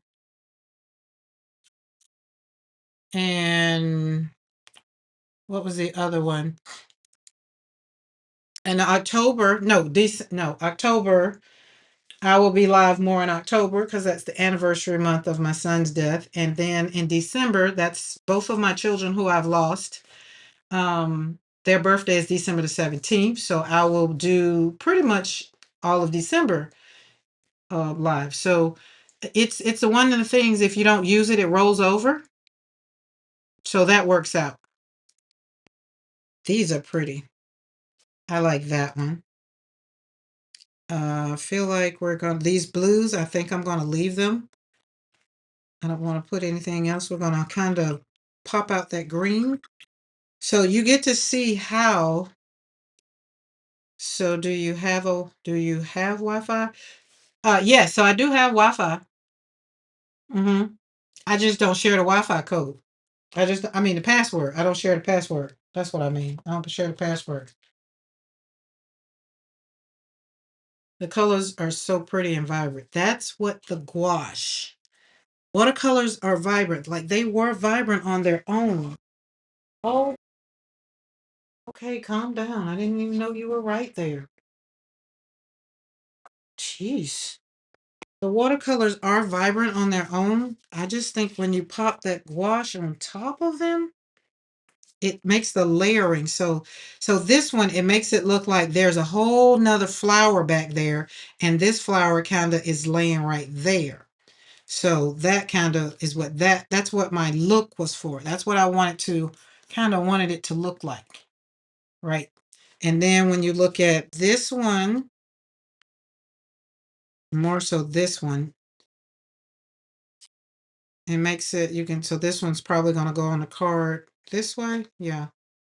See, these look like they're laying down. That's a flower going that way. And then this stuff is kind of going over here. What is the wash? What is the wash? Oh, gouache. Gouache. So gouache um is artist. So this is artist gouache, and it's just like watercolor. So see this palette here? So I put the gouache over. So what I'm doing in September, we are marrying our watercolor and our gouache. So let's use this palette. This palette is just lovely. Just lovely. Just lovely. But right here, I took this color and squoze it out in there. And that's what I use to put over this flower right here. So let's see, is there another one? I've done them all. Let's use this one. So when you go into right here, see how it's kind of drying right there? So all I have to do, like all of this here is artist gouache, not watercolor. This whole pan right here is artist gouache.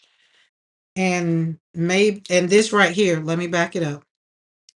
Right there is acrylic gouache. But this one is a little different. This one did real good. So it woke back up in this palette. As you can see, that's what it was when we did our jelly printing last night. That did good. So I put it in there. But you can wake it back up. And let's see. Let's put something over here. Let's kind of pop. Boop, boop, boop, boop. Right there. And kind of put one right there. And maybe right there. Boom. There we go. I'll pick some of them up. Pick them up. My watercolor is so soft and muted. Oh, well, you love gouache. So if you do, so here's the other thing. Here's the other thing. I have my own affiliate link in for this one. I like this one only because if you've never used gouache before, never used gouache, um, I would say, like, because I've done it already, I would say don't start with Hemi. But if you have Hemi, you can use Hemi. It works out just fine. But then when you go in, you get artist gouache. And artist gouache does not speak to the level of gouache. It just speaks to the fact that it's artist gouache and it's wettable. It performs like watercolor. That's the only difference. But this introductory set right here, I have the introductory set, which is the colors. And then I have the mixing set, but it has most of the colors that you can use for mixing. And it comes in tubes. And I like bigger tubes. So yeah, so I've not used this before. So yeah, I would just say use get you one. Maybe, I don't know. I just think you need to just get the box. And this box right here, I think it's 40 something. If you click on, I think the link is in my description box and you click on it, and I think they're on sale. I want to say they're on sale. I'm almost certain that they're on sale. But they're not that expensive. They're very inexpensive, and I love them. I like them. They're creamy. As I said, you take them, let's take this one and put it up. So this is like a big palette.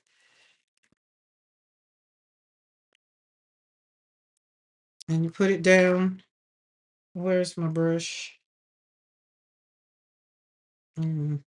Mix it all up. And now it's a part of the palette. And you can drag it through here. Put some of that in there to make that color a little bit, but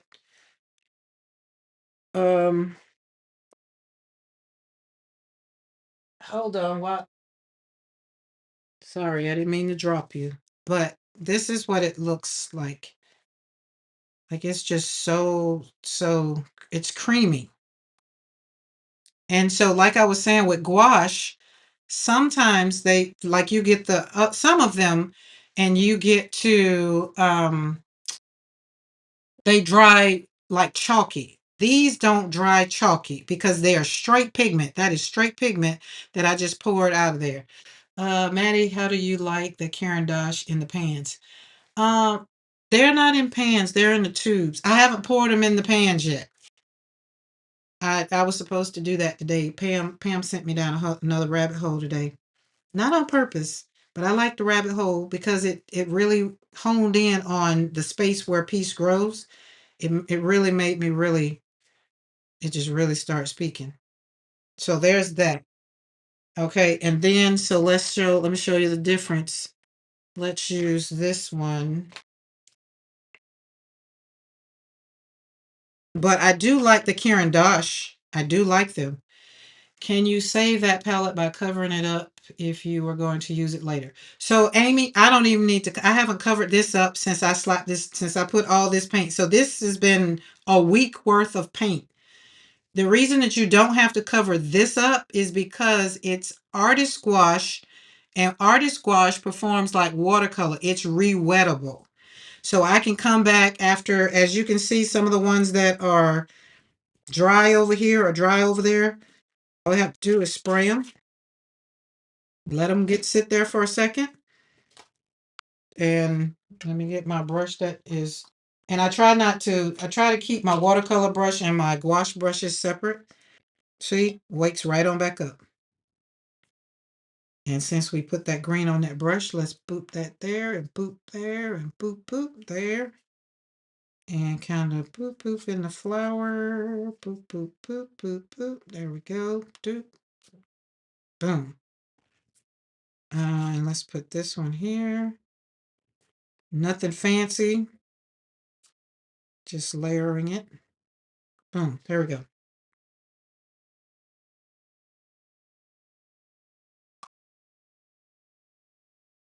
Do you prefer artist gouache to acrylic gouache? Pam, I haven't decided. Okay. Yes, I can answer that question. Oh, look what I did. No worries. Let's get that. Let's get that. Roll over, turn over, put that on there. Wipe that off. Okay, that'd be cool. We don't waste no paint. And don't. Okay. Okay, so for the reasoning, Pam, of this right here being artist gouache, and I don't have to cover it, I don't have to do anything to it. I can just come back and spray it and wake it back up. I like artist gouache. But acrylic gouache, I can't leave it like this. Acrylic gouache, I have to, which is why I got my new palette. I have to seal it up, or else it's going to dry. You see what I'm saying? So for that purpose, I like artist gouache. But when I get to layering my flowers, I like both of them. This has acrylic. This has watercolor, acrylic gouache, and artist gouache, all on them. And I did them in layers on purpose. This one is watercolor around here. Then up under there, the darker color is the acrylic gouache. No, is the artist gouache. And then the top one is the acrylic gouache. Because acrylic gouache is going to lay on whatever you put it on. Artist gouache will lay there, but if you make a mistake, artist gouache is just like watercolors. You can re-wet it and wake it up, right? And so if you don't like, if you find out you don't like the color and you just want to, artist gouache allows you to, spray it and wake it back up. Now, that's why I needed to, that was a good question too. That's why I needed to make sure that gouache could be combined with my watercolors, because I know that I love my watercolors. I know I love my watercolors. But I wanted to be able to layer without having to do the wet on dry or the wet on wet. I don't like that. So hat right here. Look at this. So this is a good example. So this is watercolor. You got to have a lot of pigment for it not to be transparent. Down here, it is definitely transparent. But over here, you can see where I put that gouache down. We need another round brush. Where's the round brush? So we can be round brush to round brush.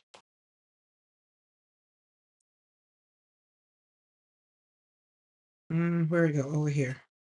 Gotta wet it. And with gouache, you're not using a lot of water, right? You're not using a lot of water. You're using pigment. This is straight pigment. So when you wet your brush, you damp it on a sponge to make sure, like you have a sponge, to make sure that it doesn't have a lot of water on it, right? So when you lay it down, you're going to get nothing but pigment. Now this one I put on purpose because I want you to see how you can make it, the artist gouache, look like the watercolor. You got to make it very, very thin. You got to put a lot of water. All right. The question was acrylic paint versus gouache. Maddie, I like the way you be getting me. Like, that's what it was? Oh, she went back and corrected, not acrylic gouache, acrylic paint. No, I like acrylic gouache better than acrylic paint. Yeah. And even last night, remember last night when I was doing the jelly printing? I like gel printing with acrylic gouache better than I did acrylic paint. So yes, thank you, Maddie, for getting me. Look, getting me straight. Maddie be keeping me on my toes. Between Maddie and Dawn, they gonna make sure. Wait, wait, wait, wait. That's not the question.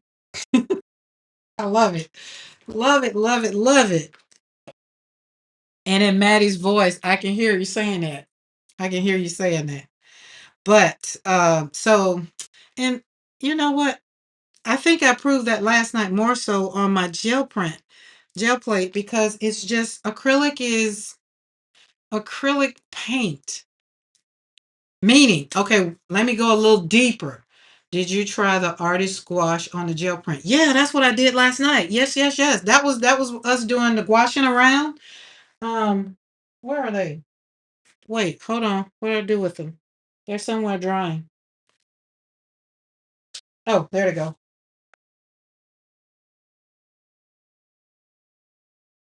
So when we started out, that's what we started out with last night. Can you use artist gouache on a gel plate? Yes, you can. Yes, you can. Yes, you can. So this is artist. So let's move this so we don't get it wet again. This is artist gouache. Was it the acrylic gouache or the artist gouache? I use both. So this color and this color, and I think the blues that I'm going to show you that's what I used last night. So these are acrylic gouache. I love them. Love them. Love them. So acrylic gouache. Okay, hold on to that. These are acrylic gouache. So anytime you see these two colors, that's acrylic gouache. Okay, and in this one, it's acrylic gouache in there, but also mixed with another one. Then remember, Pam, we did last night, we did watercolor. That's watercolor and acrylic gouache, that green, but it was also mixed with some fluid acrylic. But this one was the yummy one. This one is acrylic gouache. This one was acrylic gouache. This one has artist gouache in it. Okay. Acrylic gouache, artist gouache. I can only tell by the colors. And then where's some yellow? We had some yellow. Yes. Artist gouache. Mixed in with acrylic gouache. So that was me mixing them in. So it did work out. But the other colors, oh, that one turned out yummy too.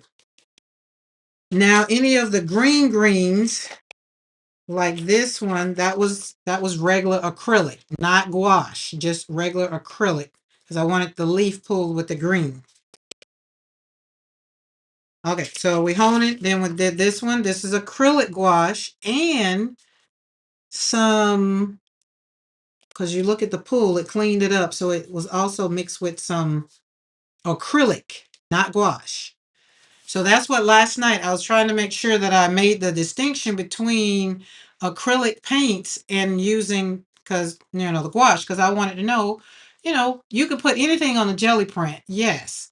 But I wanted to know, how does it look with the gouache and the artist gouache and the acrylic gouache? So basically the question, was it the acrylic gouache or the artist gouache? It was both. So it was both acrylic gouache and artist gouache last night. It was both. Did you notice a difference? Yes, I did. Yes, I did. I noticed a difference. The acrylic gouache was heavier, of course, than the artist gouache, because remember, artist gouache performs like watercolor, but it still did a good job. That was the one, where is it? Oh God, it just put y'all back together. This one is a good example. Artist Acrylic gouache is pink. Artist gouache, artist gouache. So when you look at this right here, you can notice the difference just by looking at this, I think. The acrylic gouache seemed to be a little creamier than the artist gouache. And the artist gouache, because why? I had to really, it's artist gouache, and we had to make sure that we didn't water it down. So that the artist gouache is going to pay kind of more attention to how much water you put in it. Remember, because it's kind of like watercolor. That was the fun about gouaching around last night. That was the whole fun in it, was putting acrylic gouache and artist gouache down on a jelly plate and then lifting them up. And so I found that the the acrylic gouache was creamier. It has the pool was a little creamier. That's this one. It's a little creamier. Okay. Did you notice a difference between the artist and acrylic on? Yeah. So on the gel plate, So on the gel plate, I will have to say yes on the gel plate too, because I tend to put more down for, that was when I backed up, because I don't know if you were on when I tried to pull from the magazine, and it was a little too much, so I put too much on, but and it wouldn't do it with the artist gouache. Knowing that I like the effects I got last night using the watercolor on my gel plate, do you think I would like the artist or acrylic better? I think you would like the acrylic gouache better. But I don't know. Okay, let me say this. Let me say this, the artist, and then you make your decision based on what I say. Okay? The artist gouache, the artist gouache, okay? And then you can decide which one you want. This is artist gouache. This is it. See how we can do that? Okay. And let's use you. That might be acrylic too. I can't tell which is which. So the artist gouache, you can wake back up. You can move it around just like we do with the watercolor. Okay. But the acrylic gouache, you can't do that. The creaminess of acrylic gouache or artist gouache, the only difference, Pam, the only difference is whether you want to do something else with it. Now, putting them down on the gel thing, and I feel like y'all know me. I can show you better than I can tell you. And that's just me. I feel like I don't explain it to the fullest extent. And thank God I have a small one. And we're only going to use artists, not acrylic, because of what you're talking about doing. I think it's going to make a difference. It will make a difference. We're going to use that as that base. We'll have a pull card. We're only going to do this one time, because I promise you, I will go down the rabbit hole, and I don't want to go down the rabbit hole. I do, but I don't. All right, where are you? Okay, we're going to pull. Let's see. Let's do black. Let's do black. All right, let me show you. This is artists.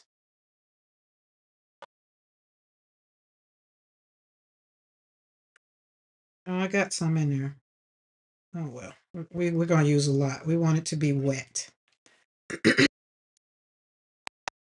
And give me my big brush so we can slap it on.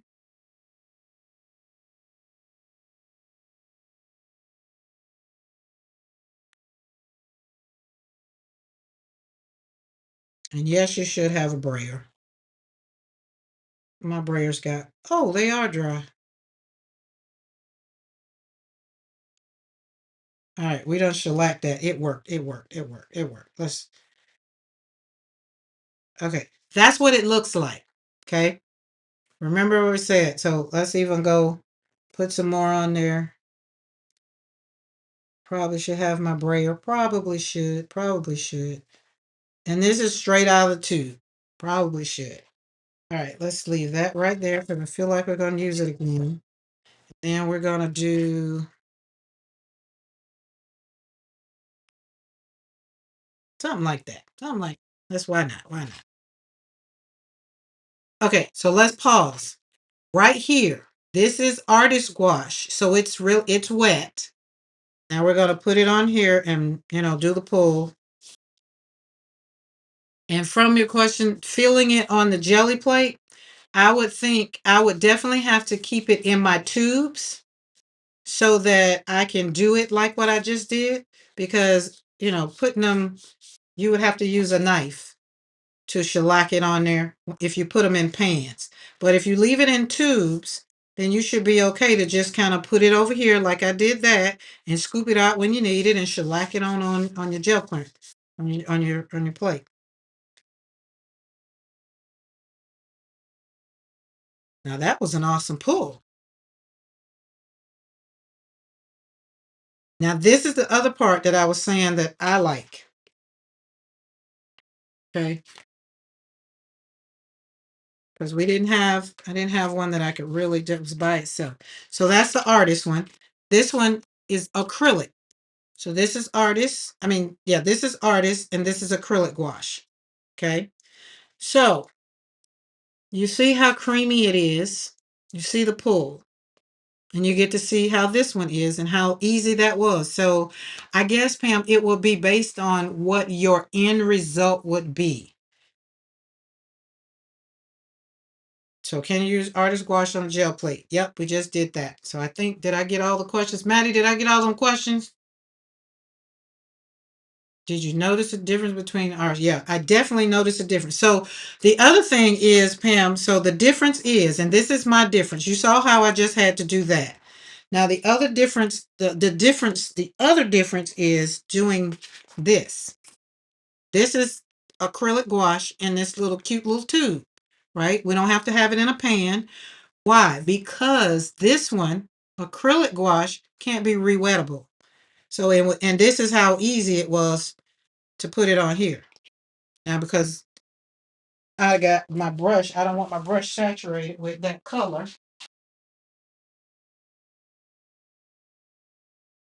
Now, is this making sense? Did I get everybody question? Because I want to make sure that definitely while I'm showing you, that might have been a little too much. So, ooh, that might be cute. Let's do that. No, not yet. We're not going to do that. Where's a pull piece of paper? Can use that.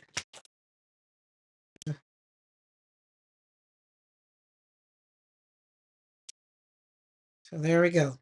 So that is the only difference. Is this? It's in a cute little thing. It's cute. It's in there, right? As opposed to pouring it out of the tube. That's the only difference for me. That's the only difference to me. This compared to this. I think personally, if I'm understanding what you're going to be doing with it, I personally think the acrylic gouache would be a better bang for your buck. But now to make sure you like whatever you're trying to do on the gel print, that's when I think you need to maybe decide for yourself which one feels better to you. You know what I'm saying?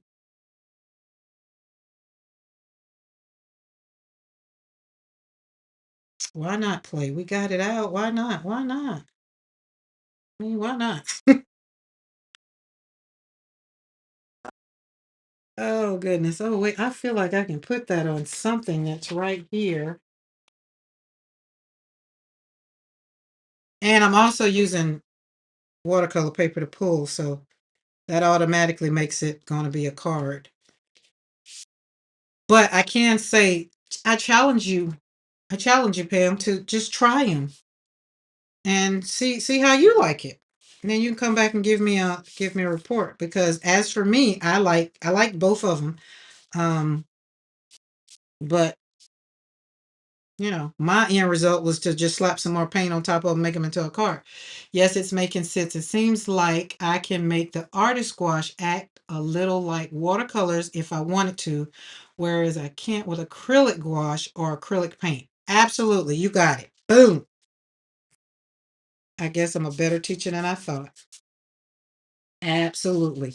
And also with the acrylic gouache, you also can add, you can, be a little bit manipulative too. Just a little bit. Just a little bit.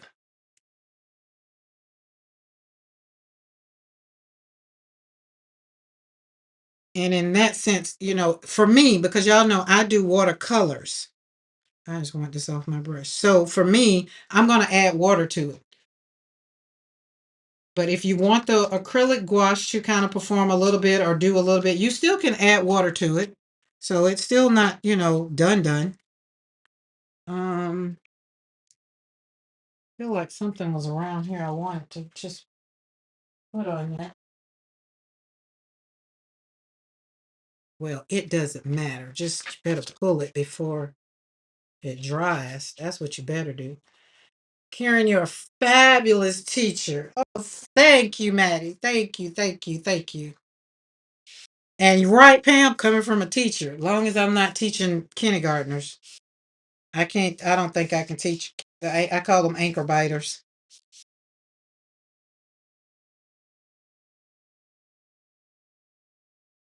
So Pam, what would you do with the gouache? Like, are you adding it just on your paper to kind of add it as embellishments in your journals? Is that what we're doing?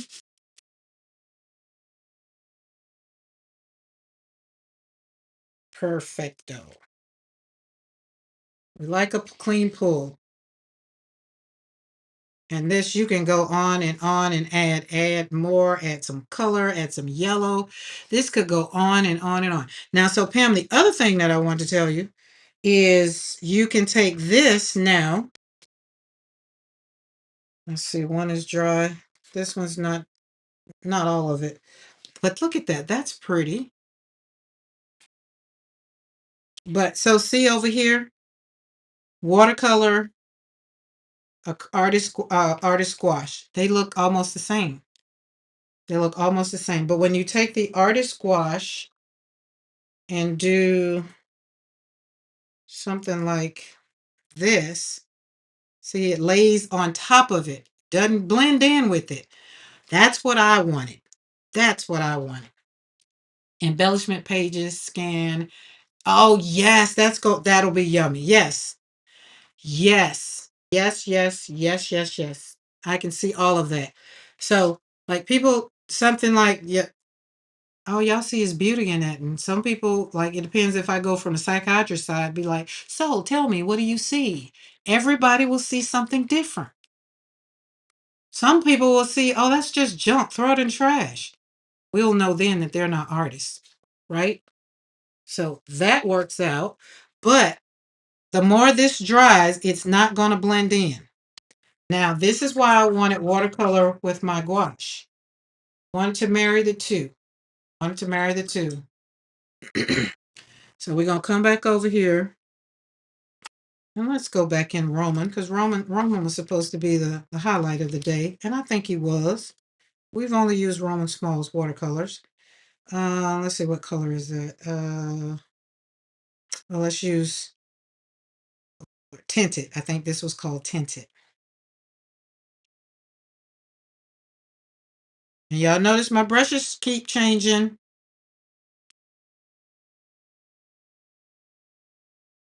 You see an old time movie camera? Now, and then look, you're gonna have me trying to look at that and see if how old time movie camera. Oh wait, this part right here. I never see trash. That's how I got buried in paper, right? So Dawn, let me tell you, my daughter told me today. She's like, let me tell you about your granddaughter. Your granddaughter is over here. She showed me a box. My granddaughter's like, no, Ma, don't throw that away. I can use that. Grandma said. I was like, oh Lord, I'm creating a monster already. But we're gonna have to let her know there's a limit. When the box is full, you gotta use it. Can't put nothing else in the box. Okay, so look at this. Just a little bit more.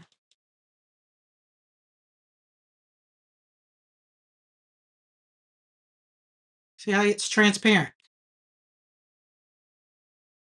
This is watercolor. On top of watercolor, that's gouache. No transparent, transparent. So for me, layering my flowers, that was very important. Can I layer my flowers with gouache? And then after I went down the rabbit hole, and they was just like, well, there's artist gouache, and there's regular gouache, and there's acrylic gouache, there's tempera gouache. I was like, hold on, hold on, hold on, hold on, hold on. Then I went back because y'all know I'm bougie about my watercolors. And I decided we were going to try it. So I did the class. That's what I did. I did that conference.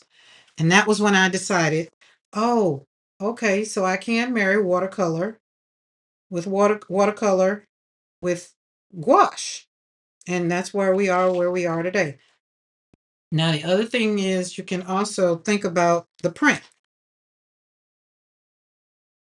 That's a practice. When the box is full, use it. Yep.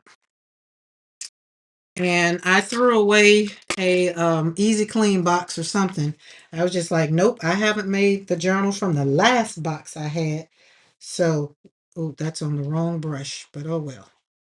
We'll just gonna slap it down. Facts and clean the brush. Don't put no more in it. Well, okay, then don't be so fussy. My bad. Just meant what I said. And here we go. We got this is acrylic gouache that we're putting on top of artist gouache.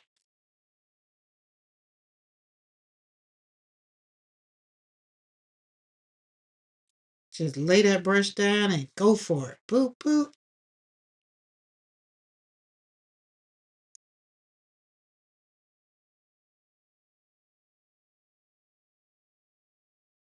Pretty. Oh, that's going to be nice. Love it, love it. Boom. So, for the people that ask, can you mix all the mediums together? Yes, you can. Dawn, I have a question. I kind of don't have a question. You said something yesterday when I was looking back over, um, I had to see something. I think it was yesterday. Or was it yesterday? Oh, I don't know. The days are starting to run together on. But you were saying I want a frame. And I was saying I didn't have the die to do it.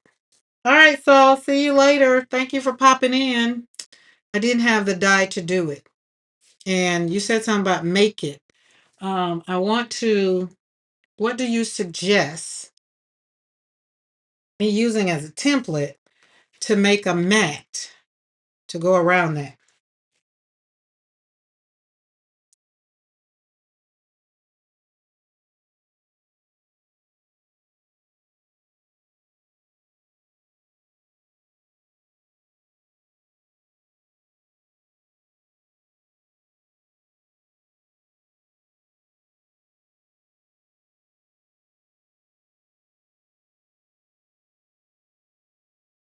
Cut it out on your trimmer. Cut it out on your trimmer. But isn't it? It's not like um. I'm having I'm not sure moment. I think. Okay. This the piece of paper. And you're saying cut it out on my trimmer. How? I cut chipboard on my trimmer. It's not heavy duty chipboard. Right. I got you. So to cut it out on my trimmer. Is that what you're saying? So this is a 4 and the 4.25. And this is, figure out how much bigger your sliding trimmer. Oh, my sliding trimmer. This one? This one. Okay, hold on. All right, it's time to teach the teacher.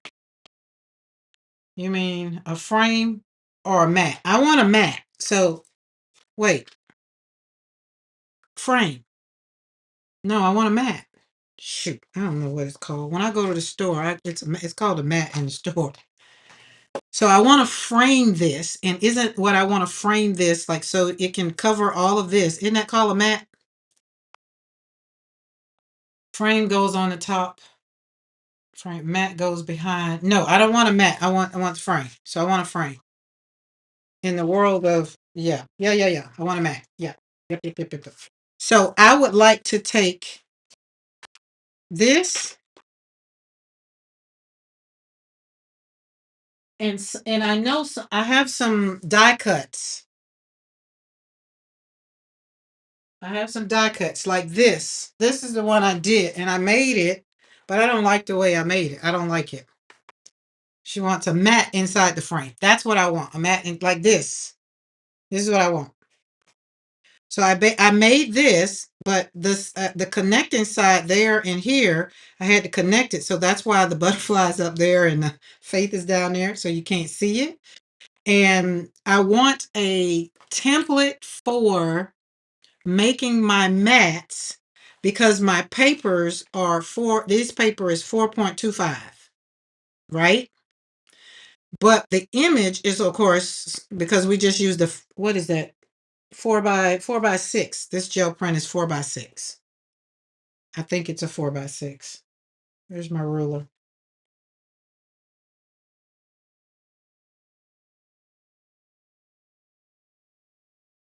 No, it's 3 inches. So it's 3 inches by 4. No, 3 by 5. So it's 3 by 5. Okay, so figure what you want the inside measurements and cut it out at least an inch all around. Chipboard or acetate. So eventually, Jennifer, yes, I want it to be on chipboard or acetate, but I think I got more chipboard. So I just said it's 3 by 5. So, and we're not going to do this right away with the chipboard. We're going to make what you call that thing? A template. I feel like this will be a good template. Let me make sure I'm doing what I'm saying. So I got to decide how much room I want to cover up because that was my problem. So that is a more than a half an inch, less than an inch of space on the outside. Is that what I'm measuring? 4 by 6 piece. So this is 4 by 6. So this is a 4 by 6. So when I'm cutting in here, I'm cutting an inch over all the way around. Because that's what I want this. Because right here it's telling me it's a little more than a half an inch. Just a smidge more than a half an inch.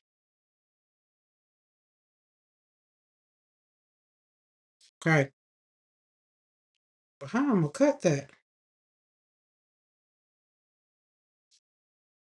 You said cut it. Oh, wait. What did I do with my thing? Oh. See, this is why I say I love our community because we can teach each other. Okay. If I get quiet, y'all, it's because I'm waiting on y'all response in the chat. All right. Oh, and that gives our flowers time to really, because this I need for these because I want these matted up too. Matted up. All right. So you're saying, I said I need, let's use this. Let's do this. All right. It's on where are my glasses at? Where are my glasses at? Because I can't see that. I can see it. I think it's 3, 4. pull back all this jelly printing stuff back. Oh, there they go. Okay, slide it. Start your blade. Yeah, that's okay. That's what I thought. Yeah. So right here, it's 3/4. So I'm gonna move this. I'm gonna cut on the 3/4. Oh Lord, hold on. Over this way. 3/4. Right there. And then the bottom was, what was the bottom? We didn't do the bottom. The bottom was, oh, that wasn't good. That's not what good, Karen. That wasn't good. I know, but I just thought I'd try it. 1/2 inch. Okay, 3/4 one way. Oh Lord, that's just oh Jesus. I just like, wait, I can't do both. Oh, let's put a mark there. Let's just do one. I think that's what they want me to do. You gotta do one at a time. Duh. Duh. Yeah, but I want the bottom to be done first. So probably about right there. Go probably about right there.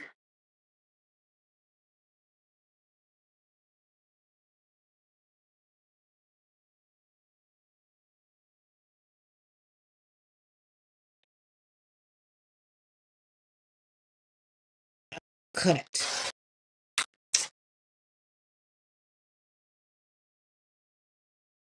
Yeah, I went all the way to the end, but I got it. I got what you're saying. I got what y'all are saying now. I got it. So minus that mishap right there. So basically, this is what y'all are saying. I want y'all to know I understand what y'all are saying. So we're gonna go over here. I feel like I just need a new piece of paper. It's just paper. I use that for something else.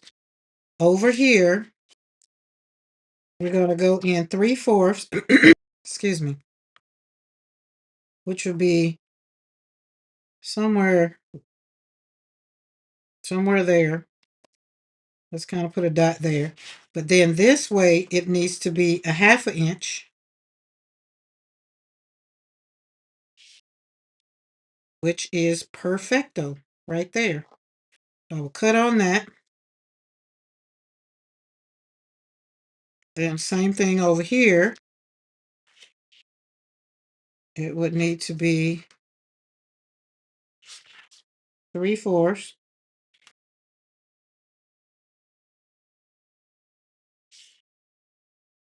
Right? And a 1/2 inch. Perfect. Right. That's right. What if she wants a 1 inch? Dawn, isn't it a 1/2 inch each side? I think it has something to do with my paper, right? Just emailed you a video showing how to cut a mat using your paper cutter. Oh, yeah. So here's the thing. Yeah, the half. So I think it has everything to do with my paper because my paper is, and that's where the difference comes in, is with the paper. Right? Right. So I get what you're saying, Pam. Like the video, I've seen videos, but my issue was coming, it was coming more so because my paper, I cut my paper at a real thing. And if you're just not getting it, you're just not getting it. And you know, I figured out, me and Di figured out it just works better when somebody's telling me yay or nay. And I'm looking at the video, it'll do me no good because they can't tell me yay or nay. So y'all see me sitting up here doing it. And you can be like, yeah, no. And that worked out. So that worked out for me. So I think I got it.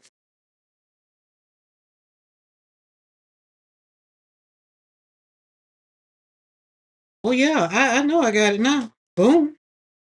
And do. That's why I hated teachers who didn't want to show me. Because I told y'all I ain't get algebra until I was in college. Because the teacher would do that multiplication in her head. And I used to be like, how you get that answer? She's just like, you just got to do it. What do you mean? You're not telling me something. So that was just it. I didn't go down too hard, and I also need a blade. Y'all know my theme needs a blade. But thank you. That is it. That is exactly what I wanted. I love you guys. Appreciate you. Appreciate you. Don't tell me you can't teach the teacher. Just a simple yes or no. And then the people. So then I'm going to be. So then see even here, because a lady showed me on one of the videos I was looking at, and she was using this kind of mat, and I was like, oh. And then I put it down. I don't know what it was. For whatever reason, my thing just kept going more because I was following her directions. That's what it was. So now that I've told you based on the alignment of my paper, now if we had a 5x7 paper and then we wanted a ½ inch on either side, that's simple math. I got that. But I have already cut these papers out and I already have a box full of them. So I needed to know per this paper, how do we do it?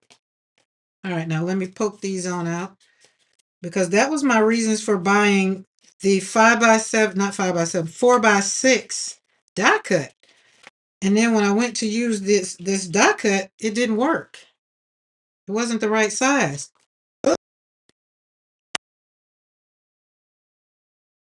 Teamwork makes the dream work. That's what I'm trying to tell y'all. Teamwork makes the dream work. Yes. So now when I want to show y'all what that looks like, what you can do with that. Look at that. Look at that. You can mark the corners too and connect with your X-Acto. Yes. So now that I have a template, this is a template for this size paper, I'm good. Now we can take that, move that over here, and I can show you this is what it looks like. And then we can do a little bit further. I can come over here and show you what this looks like and be like, look at that, frame it out, just move it around, and you get to see what it looks like in a frame. That's what I wanted. That's what I wanted. Thank you guys. I'm so appreciative for it. Look at that. So, because I have an 8x10 frame. I have 5x7. So I have those frames that are exact. I have those. That is what the video had. So ignore the email. Pamela, Pamela, thank you. I do appreciate you. But here's the thing I was saying, Pam, when I would be watching that video, if I'd have just been like, okay, I'll go watch that video and y'all wouldn't be here, and then I'd be like, okay, is this right? Is that right? Is that what y'all saying? The video wasn't gonna talk back to me. I've just learned, you just learn your learning style, and that I've learned it. And my problem was the paper size. That was just it. But look how you can move this around on the paper, even this, and look and decide where you want to cut the paper. And all of my other frames were 5x7. They were 8x10, 5x7, 4x6. Now I have a frame that is none of those. And it was all in the paper cutting before I got my big trimmer. That's what I did. I cut these papers up. And then I came back and I didn't want to cut the little slither off. So I just left it as is. But now you get to see what do you want when you frame it out. And remember, when you're doing these gel pulls, you can go back on top of what these are ghosting. This was basically ghosting with me putting the runner. You can go back and keep building on top of this over and over and over, especially if it's on heavy paper. So now see these right here, this doesn't need to go in here because these are going on a mat. So this one is going to be on a mat. We're going to corner them off, and this one's going to be on a card. So all different things. We've done several different things that it all works out. I'm just super duper excited. Like, oh, listen, let me tell y'all how much I love that. That was just so much fun.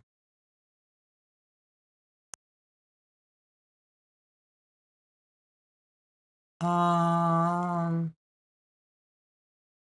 that's not gonna work. You're not gonna do that. Boom. Okay. Boom. Fun. Now I have so much like joy because now I call it an oblong a crazy one. So I'll make them. But Pam, I'm still gonna go back in your video. I'm surely is, because we need to have all the things. Need to have all the things. But I like the fact that we got to see now on this one. I feel like I need to put some green right there to signify that those are flowers.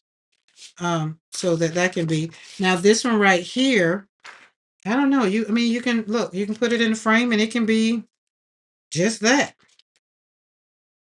Turn it to the side. It could be whatever you want it to be. But I do need to put a sticky note on here to show what these were. Because my other ones have sticky notes on the other ones. So this one was acrylic. Oop,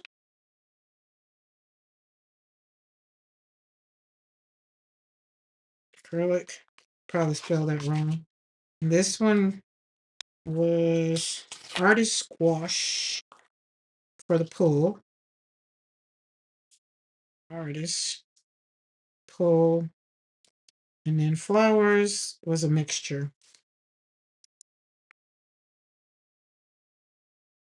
There we go. Boom. There we go. I enjoyed that. That was fun. That was fun. That was fun. When I use chipboard, I paint a white one and paint a black one. Oh, now that's a good idea. But I think I will use chipboard because other than that, normally I would just go to the store and buy, I would buy the chipboard because it's more for stuff like this, and I would buy the chipboard for it. So I think this worked out perfect. Like even my side, I feel like maybe I needed a little bit more. I could have went over a little bit more, but it definitely works. It gives me a different perspective. Yeah, and that's the whole thing. So that's what I want as we are over here talking today about the space where peace grows. Some things, if it doesn't bring me peace and it's hard to do, if it's not going to bring me peace, I don't want to do it. Right? If it's going to frustrate me, measuring frustrates me to a certain extent. Y'all see, I have a mat on my desk.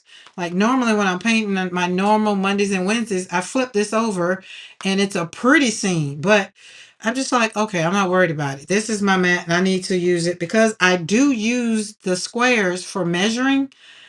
And we had a conversation last week where Paula K was saying that she knows all of I forgot what it's called, but that 4.25 and all of that. I'm just like, oh no, I'm okay. But sometimes when you want to get it right, like even to the fact that I was looking at Carrie's video to make my boxes when he was making the things for all of the things and to put in the boxes to make the squares for the boxes. And I was just sitting up here. If y'all could have saw my face. And then I was like, well, Karen, you get the concept of what he's doing. You get the concept of what he's talking about. And I might have went down the rabbit hole the harder way. It might have. I don't know. I don't know. But here's the box. This is the box. So when he went to talking about making them corners with some paper, and I was just like, okay. Then when he was talking about putting these in, like up under here so that they won't move. So when I go to put my paper in, they won't move. Or if I put some wet medium in, all of that. But the corners, these corners, and I tried to get these corners the way he was talking about it, and I watched him. I must have rewind that video probably like 10 times, and it just wasn't clicking. And then I said, well, Karen, you have the concept of what he's doing. Now see if you can do it. See if you can do it. And then I did it my way. And then it clicked in what he was talking about. And basically what I'm talking about, the corners was basically, we paper mache this whole box basically. But he was trying to make it easier to do the corners.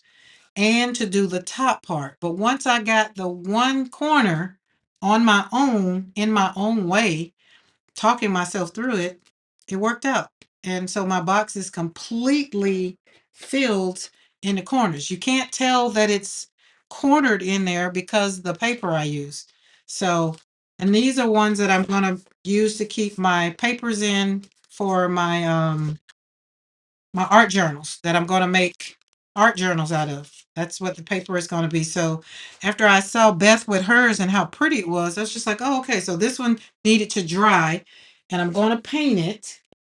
And it's nice and sturdy. Everything that he told of how to do it. And I'll try to remember to link that video just in case you guys are wanting to, how to do it. Or if you know Carrie, to go over to Carrie's, his site and learn how to, do those things. That'll work out because it was fun. Okay.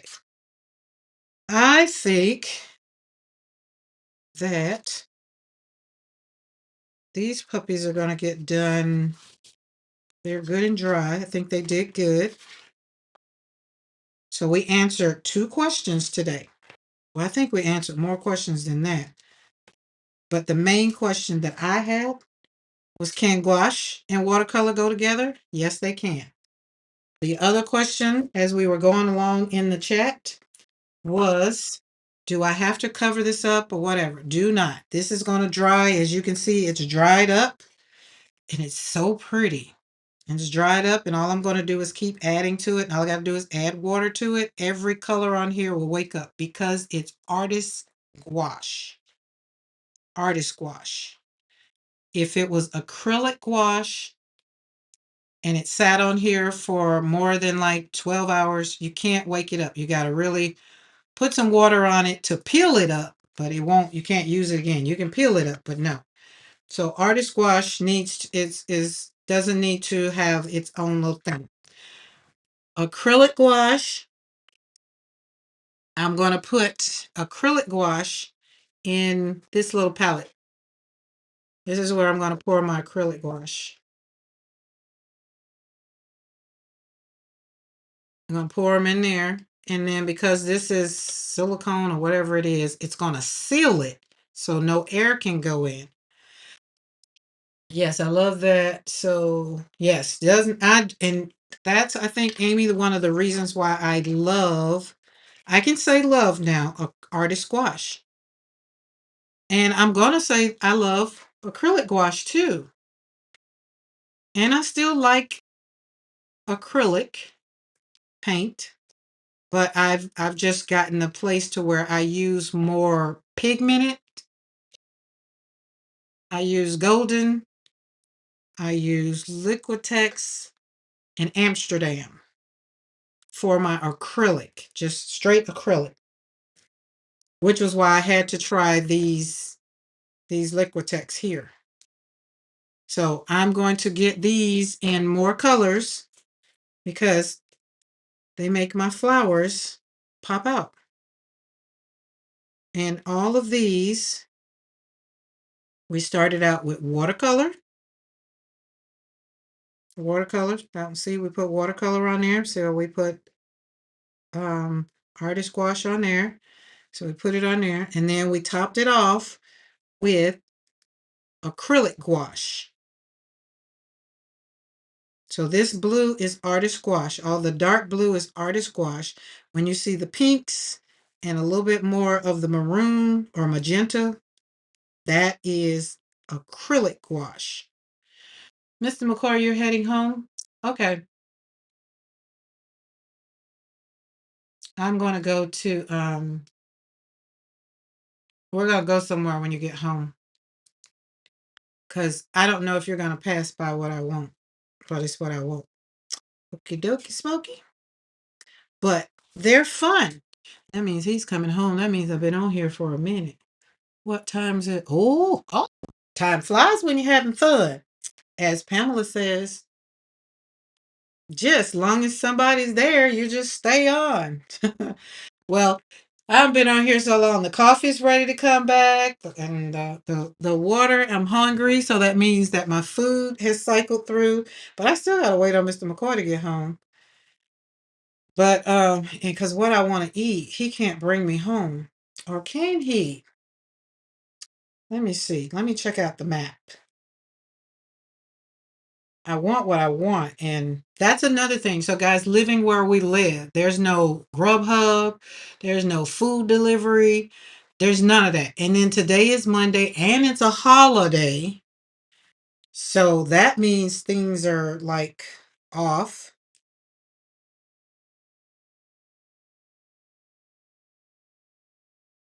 And I've been, what do you call it? I've been, I looked at a commercial on the TV. Normally I don't look at TV, but I looked at a commercial and it had some food on it. And I was like, oh, I like that. I think I like that. So, oh, wait, I have my things. Let me go and put this. So I still can use this one. We'll use it for something. I don't worry about paper around these parts. They'll get used. They will definitely get used. Definitely, definitely, definitely. Nope, me either, right? So when I have a crave, luckily in my little town, over in the other town, they have some little mom and pop restaurants that I do love, and they know me by my order. um and but I mean, to drive, like, there's a Waffle House in my hometown and you follow, but you'd have to drive what, 15 minutes to it. Mr. McCoy it's gonna take him 30, maybe, I don't know, depends on if he stopped, taking 40 minutes to get home. That's if he's not sleepy. If he's sleepy, then it's gonna take longer because he's gonna be having to, I guess, drive slow. I still haven't understood the concept of how that works for him. Okay. And where did I do it? I just had it in my hand. I was getting ready to literally just use it. Do y'all see it? Y'all see the paper cutter?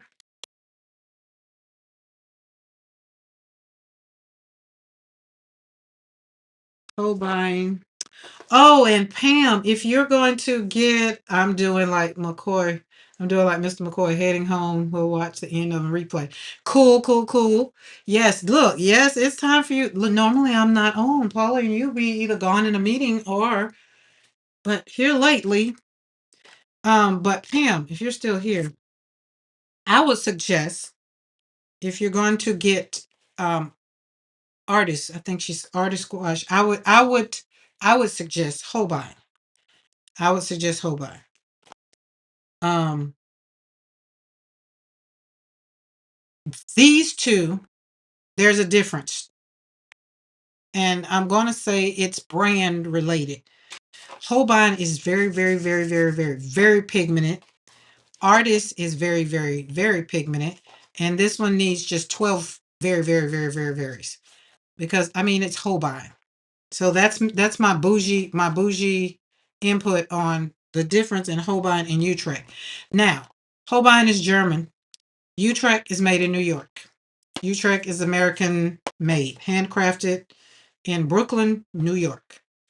So if that makes a difference, because sometimes people want what they want, and I get it. But I like both of them. So they're both here. And remember, guys, I had to, if you've been watching, I don't like these baby palettes. I mean, these baby tubes. I don't. But I'm going to put these in, I'm going to squeeze it into wherever that palette thing. Wait, no, I'm not. I take that back. I lied. I lied. I did. It's not the ones going in the palette, because y'all know why. I can put artist gouache on here and it be okay. Anything acrylic gouache, and I got acrylic gouache, like 12 acrylic gouache that's coming. The only one I had on acrylic gouache was these, and these are big ones. I don't need to put these because these are mixings, so I don't need to put these in. That doesn't matter to me, just cost and how many different colors I can get. Okay, well then that's the case, then get Utrecht. because you get 6 beautiful colors and you can mix these colors. Like if you want to, if you just want to do some mixing, you can either do the introductory set or you can do the mixing. So this one comes with 8. So this is the mixing set, comes with 8. And you can see, so you can choose for yourself which one. This one, size doesn't matter. Size does matter in this case because you get more here and you get more colors. So you see this one is just introductory, 6 as opposed to 8. So it's just your preference. I like both of them, of course, but I'm not going to put my artist gouache in the pans because why? I can re-wet them when I use them over here. Now I am probably going to get me a travel size. I feel like I've already done that. I just feel like I have. Because I feel like I took it on the cruise. I did. Thank y'all for, yes, thank you for reminding me. Where is it at? I need to check it.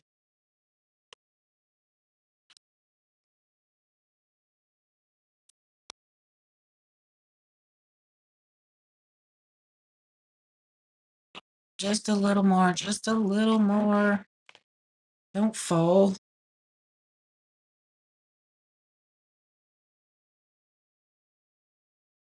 Is that big?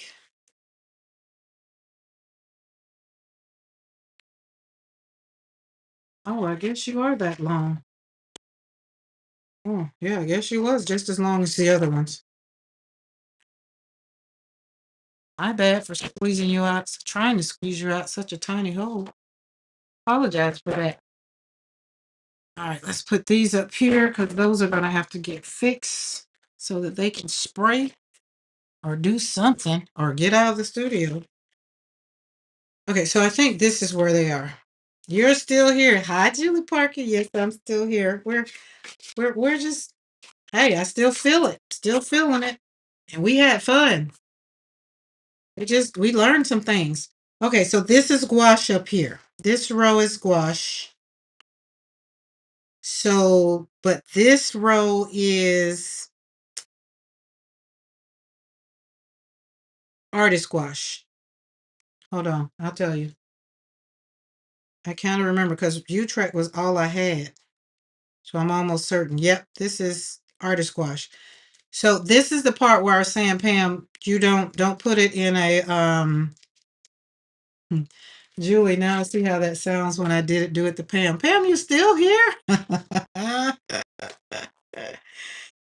So when you put it in a pan, this is the part where I'm saying it depends on what you want to do, right? If you put them in pans, this is what they'll look like. But then if you do artist gouache and you have your palette, then every time you want to use it or do something, you get to just wake it up, spray it and wake it up. And then if you have them in the pans, then I think it'll be probably a little bit, I don't know. So you know what you want, how you want them and how you want your setup to be. And because I do flowers, it's okay for mine to be, like this. Yeah, these are they. So these are, I feel like they are not. I gotta find my cheat sheet. Hey, Cordelia. How are you? In the words of Bill, Cordelia. Can't get that one better than I do Linda Gorman. But yeah. Oh, that's a pretty color. Let's wake that one up again.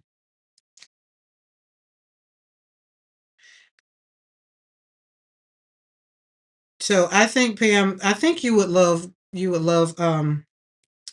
I think the artist squash would be good. I think it'll be cool for what you said you wanted to do with it. And then when you want to do smushing, you just take it and layer it down and put it on some plastic. Well, I smush with plastic. I'm gonna have to go back and see what you smushed with. I put watercolor on top of something and smush, smush, smush. There we go. It's nice to see you in my chat, Cordelia.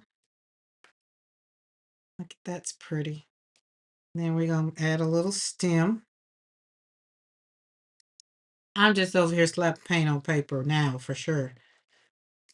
But we slap paint on everything. Excuse me. Can't do that. Pull it down. Everything needs a stem. Everything has a stem. Pull it down. Come back up. Boop, boop. Oh, that's pretty. Wash is amazing. Smush. Oh, that's right. You were saying smushing on the gel print. Yep. Yep. Yep. Yep. Yep. Yep. Gel printing is. The last time I smushed on gel print, I used oxides. Come up through here. As a matter of fact, Barb and I were in a class together. That was during COVID when people were trying to figure out still how to do stuff because in-person art classes wasn't going on anymore. Pretty. Excuse me. Okay, so now you see this one, and so see, this is dry. Now I can come back over here with this color. I should have sprayed these down, but it doesn't matter. And that's Rosa Gallery up there. And these are Winsor and Newton right there. And those are Dots and Dust. I already know what those were. Anyway, now I'm subscribed. Oh, Cordelia, thank you. Thank you, thank you, thank you. Listen, see how it pops up on there? It doesn't blend in. So it's not like if it was watercolor, it would be blending in. It'll be wet on wet. That's the part where sometimes I just didn't have time to wait for. So I asked the question, can my watercolors and my gouache go together? And I went down the rabbit hole, and now my answer is yes. And they go together quite well. If you like landscaping, this is going to be a cute little card. If you like landscaping, oh my goodness, it's great.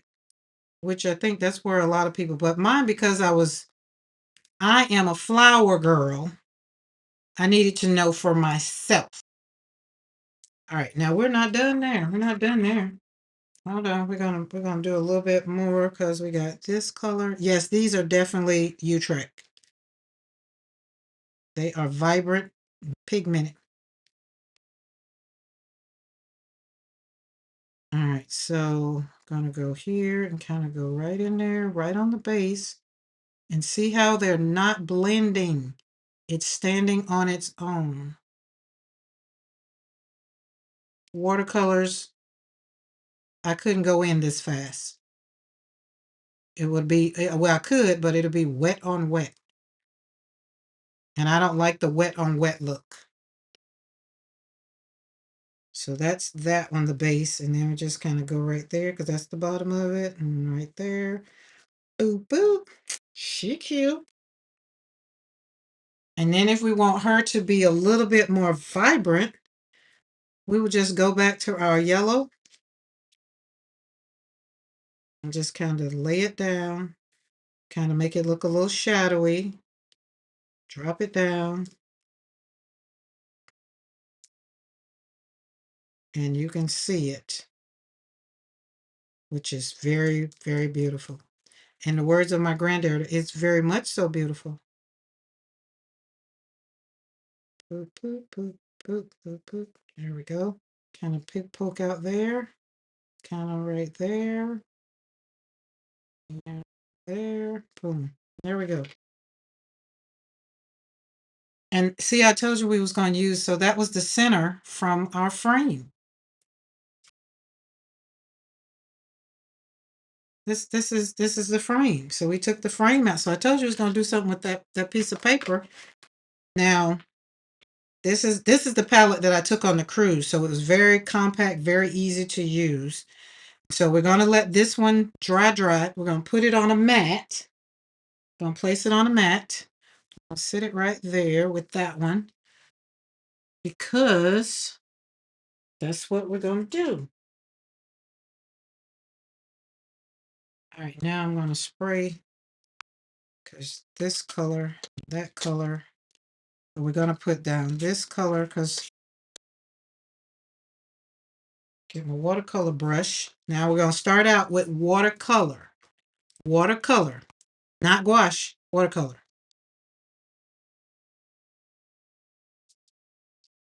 Okay, that's pretty.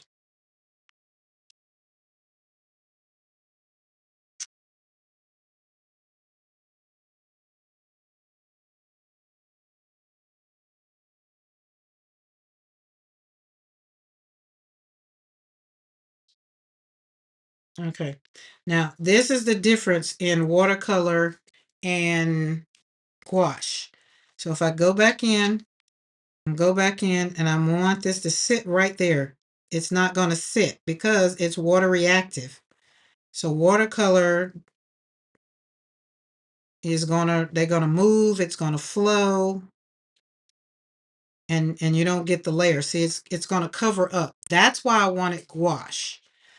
So we're gonna slap these down. Literally gonna slap them down because all the definition is gonna come from the gouache. Boop, boop, boop. Send it around. Boop, boop. Put a little base right there. All up top. And we're gonna go down there.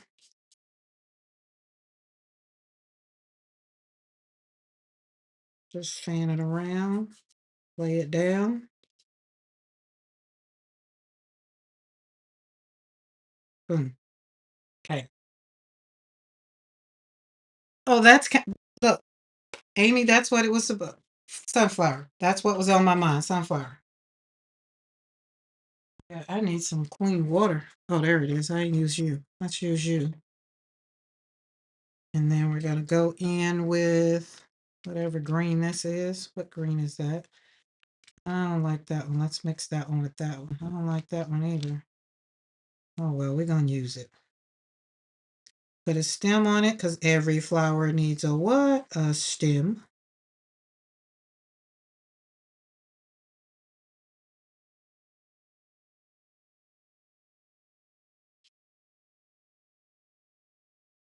Remember, watercolors are very forgiving. Hi, this is Azaya. Hi, Azaya. That's my granddaughter, y'all. Azaya, are you slapping paint on paper?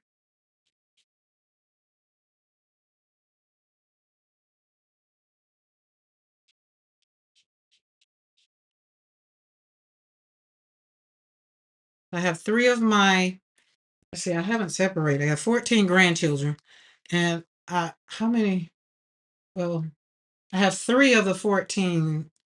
No, I have four of the 14 that are artistic.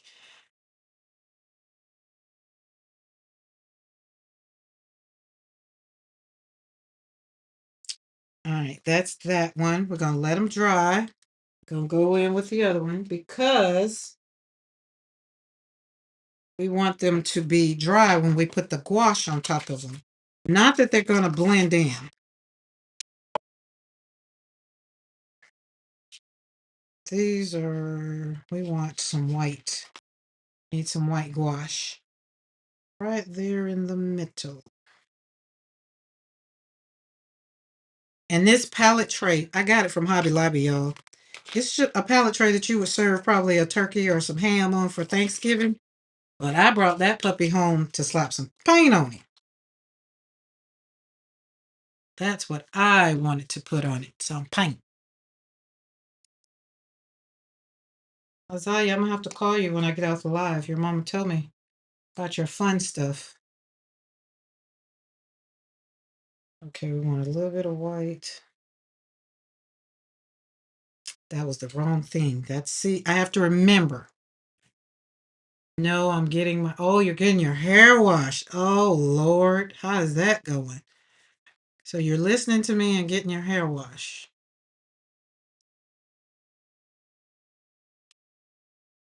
So I have a son, niece, and 3 nephews, and none of them are going to have children. What? Whew. I have 7 children, and I only have 1 child. One of them, I have 7 children and 2 bonus children. And so We have all of the things from 6, but them other 3, they I guess they not having none. But again, I have 14 grandchildren. I'm good. No complaints here. Anyone else left-handed besides you? Yep. The daughter, Isaiah's mom is left-handed. Isaiah's, wait, is Braylon left-handed? Well, my children, LaPortia was left-handed and Joshua was left-handed. So 2 of my 7 children are left-handed. And I'm trying to think, is that other? No kids of my own, but 4 bonus daughters and 3 grands. Yeah, we count them bonus. And then I have godchildren. Not that I needed any more children. Mom had 5 children, 3 of us are left-handed. Really? Yep. So out of those, it's yeah, two of the 7 is left-handed. Yeah, my husband is right-handed. Um, but I do everything else but right with I do everything else. Like I hold my tools, my bat, bowl with my right hand. But my dad was left-handed. Let's kind of make you kind of look like you're gonna pop out there. Just give you a little bit more attention.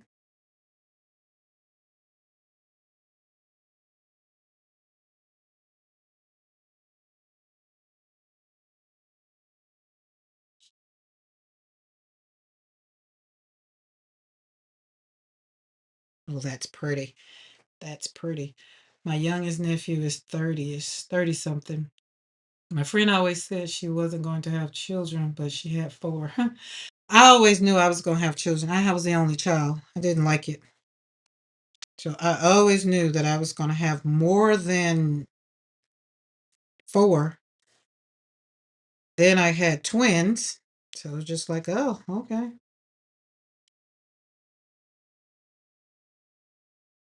Then Andrew, the last one, he was 10 pounds. I was so big. I was just like, is it just one baby in there? It's like, I'm huge and I'm just baby. But he was born, he was 10 and a half pounds. I was just like, we're done. I'm done. I don't want any more. I'm good.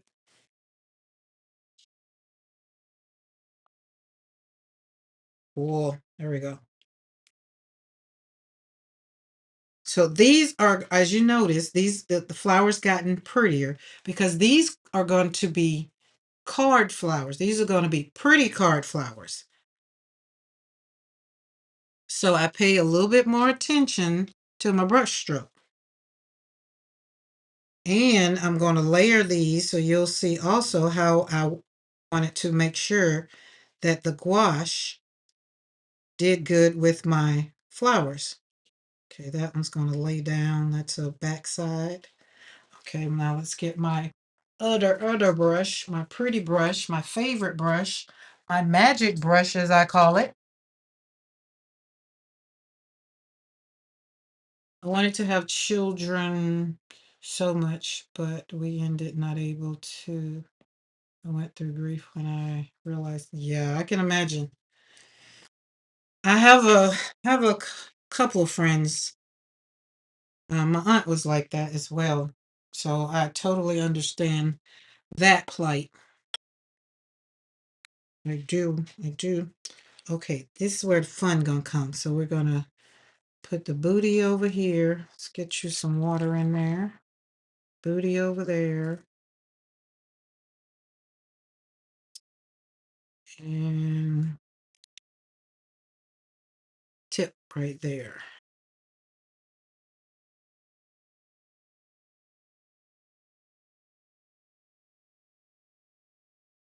And we're going to go move up there.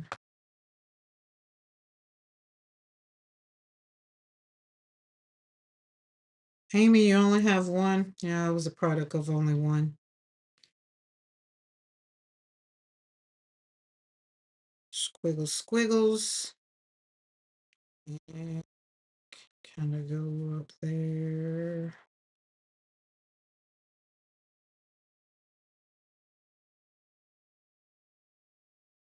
I can only say I've heard that, Julie. Now, daughter number two, I try to, try to tell her to have a heart for people that, can't have kids, but she has no desires. And I think it's at her age now, she really don't want none.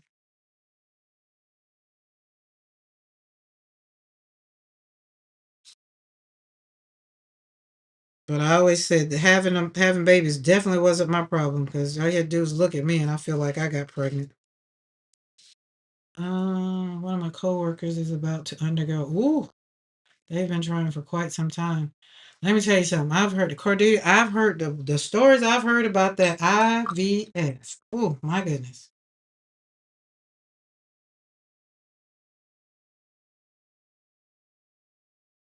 I always say this is what I said because my aunt who couldn't have children. I would say like her first because her and my uncle pretty much raised me from the beginning, and so I would always say that sometimes those who don't have children end up being some very nurturing. So, but again, I couldn't really speak on it because I'd be speaking from a place where that's not my lane.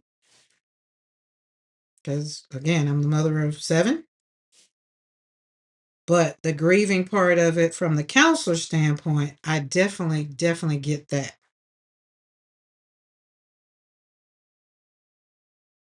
You grieve something that you wanted, the hopes and the dreams and the thoughts and the all the things that come along with having children. So I get it. Okay, there we go. We're gonna pull that down. I don't know why I tried to change that, but I did for whatever reason.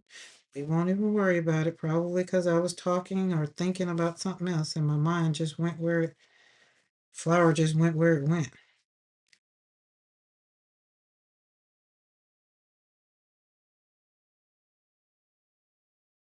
My heart skipped a beat for a minute there. Um,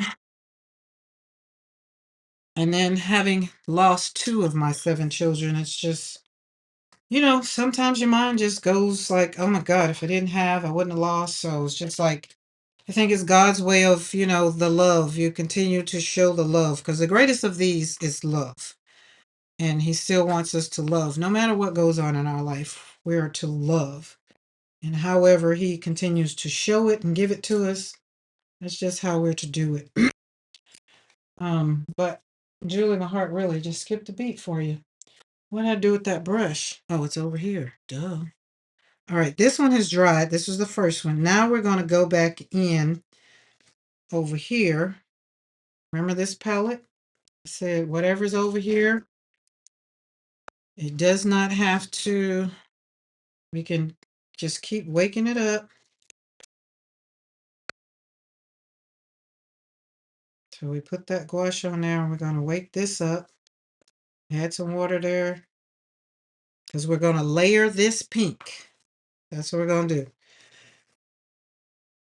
And the other part is if you layer, let's say you can't get the color, like this is the color, this is magenta right here.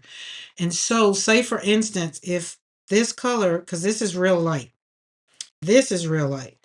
I want to only embellish this flower, right? But let's say you wanted to put another flower layer. This is where I say the gouache, it does great with the watercolor. And I think I did that well with one of these right here. Like the way I put that flower in there and it makes it kind of look like those are sitting up under it. So that's another reason why the gouache is good too. It works out too. Watercolor, you have to wait, but you still can't really get that mirroring effect like that until it dries. And then sometimes you got to be real quick about it because you don't want to wake up the watercolor. So that's why I like the acrylic gouache because I can just lay it down on top of the watercolor. But The artist gouache helps me layer. So we went watercolor. Now we're going artist gouache. And then we're just going to go right in, right at the base of it, kind of around where you kind of want to shadow it or make it look like it's, its own little flower. Give it some little sprigs to kind of pop up. You can do it however you want it. And when it dries, it's going to, because it sits on top of the watercolor. See what I'm saying? But if you want this darker, and wake that up, you go in there and kind of make this like a shadowy, and it's more of the color. And then you come over here, do the same thing over here at the base, and it kind of makes it look like it's a color, like it's a shadow. Right? That's the fun part about it. That's the fun part. So that's why when I was wanting to know, did the watercolor and the gouache mix? The answer is yes, they do. And that's just going to be my claim to fame. And when this dries, it's going to be even more. Let's go in with that. Just streak it kind of. Just think about a tulip. When you look at tulips, especially if you have a two-tone tulip, that's kind of what it puts you in the mind of.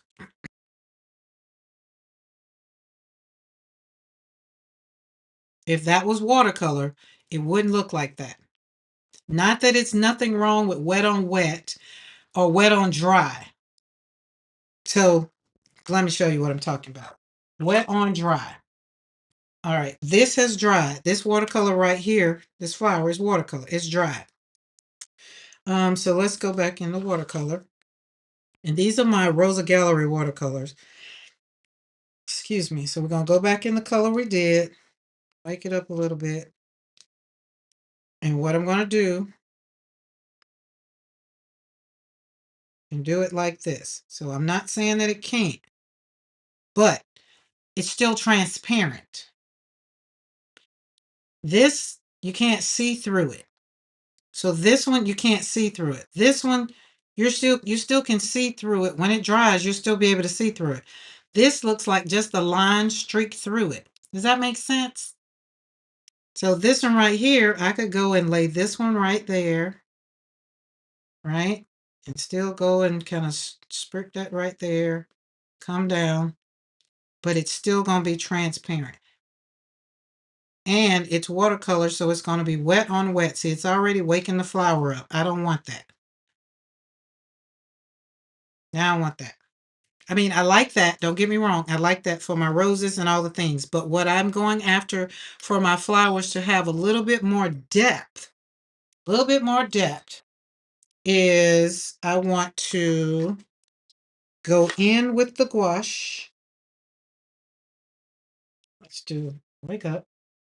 So you take the little brush and just go in where you want to go. And I can't do that because it's wet down there. So we're going to do this flower. Just kind of streak it up. Just streak. Just kind of pull from the base. And it just looks like little parts of the flower. Whatever the parts of the flower are called. Like, there you go. So you see the difference in what I'm saying? Like that's a good example of what wet on dry. So watercolor is still going to do its thing. Now I can come in here and still do this, but you see how it's mixing? So it just mixed up with it, which is okay too. It's not a problem. It's just whatever you want your end result to be. That's what it means. Now, that's gouache, that's artist gouache and watercolor that I just really mixed together. Now, when this dries, I'm going to go over it again. But see how that petal lays right there? The petal lays right there, and it's like a petal from the other side of the flower. So it kind of gives it, see what I'm saying? It gives it a little bit of depth. That's what I personally wanted. And then like we did yesterday when we had the watercolor, I named that video, we were going to be gouaching around because we wanted to see what gouache was going to do on my jelly plate. And you come back and kind of just keep layering it with whatever color you want that you want to kind of pop out of it.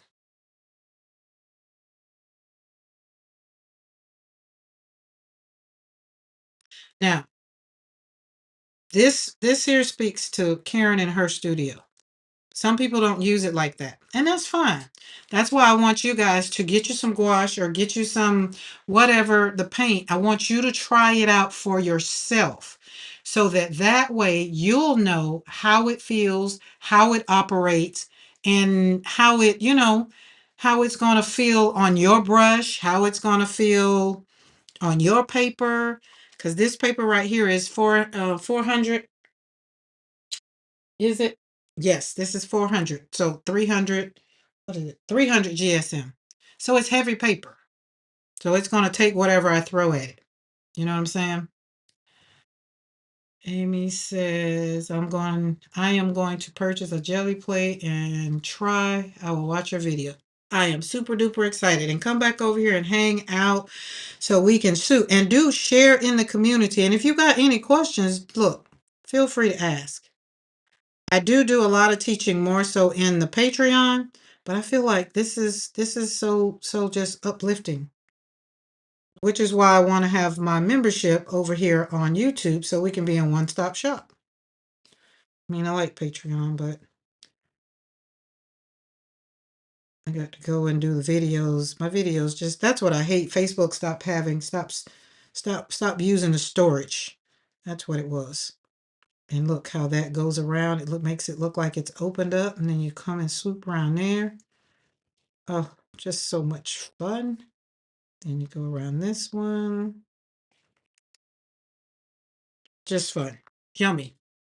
Do do do do do. Love it, love it, love it. Now because we're done with this one down here and it's dried a little, now I can go and layer some of this on top because it's dry. Boom. There we go. Boom.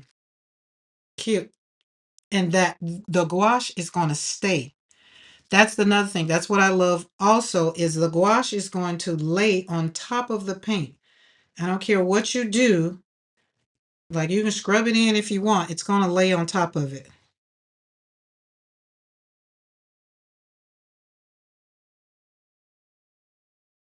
And there we go.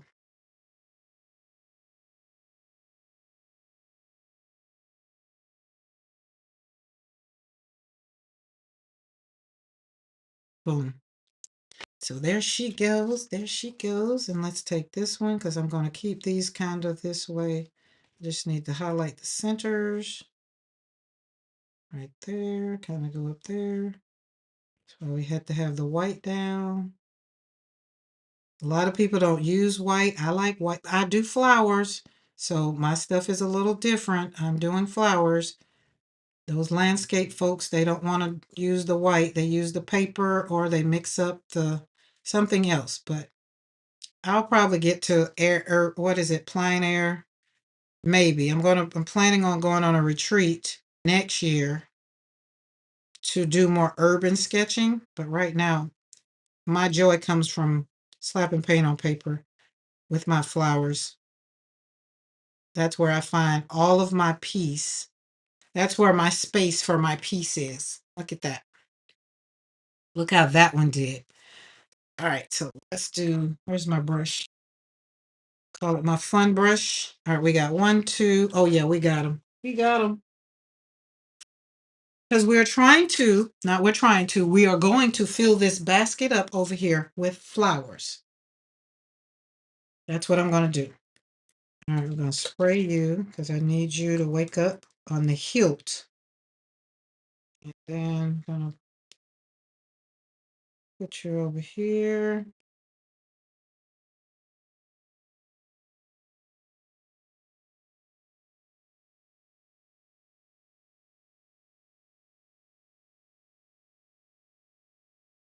Oh, that is so pretty. It's all in the brush.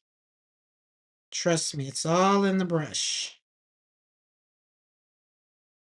There we got her there. And this is acrylic. I mean, yeah, this is gouache. Artist gouache.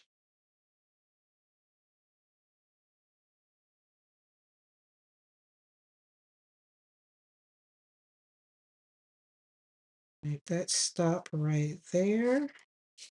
And we're going to turn, this is all in the turn of the paper and the squiggle wiggle, wiggle, wiggle, wiggle of the brush. You don't lift the brush up until you're done.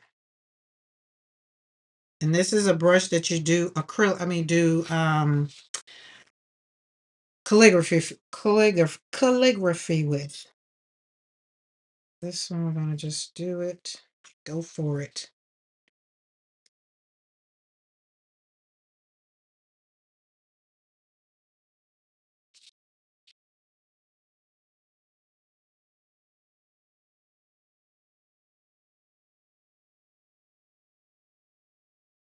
Okay, go back and put some sprigs in there because I didn't put it on the tip of my brush.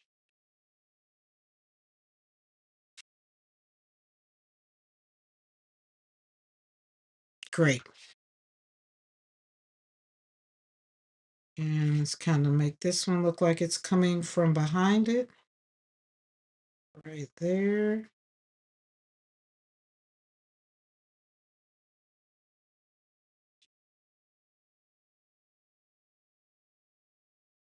Boom. Love it, love it, love it, love it. All right, and this one we're going to,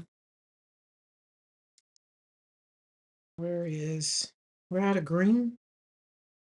Well, guess so. Where's green?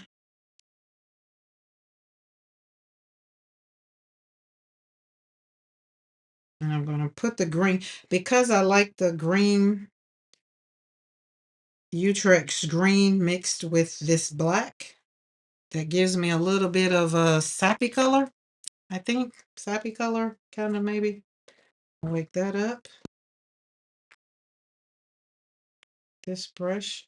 And you might notice I keep changing up with brushes because I don't want my acrylic and my watercolor.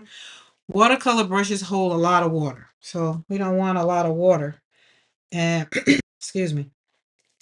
And I dip my sponge off so that I don't have a lot of water in these brushes. But acrylic watercolor brushes hold a lot of water because it's for watercolor.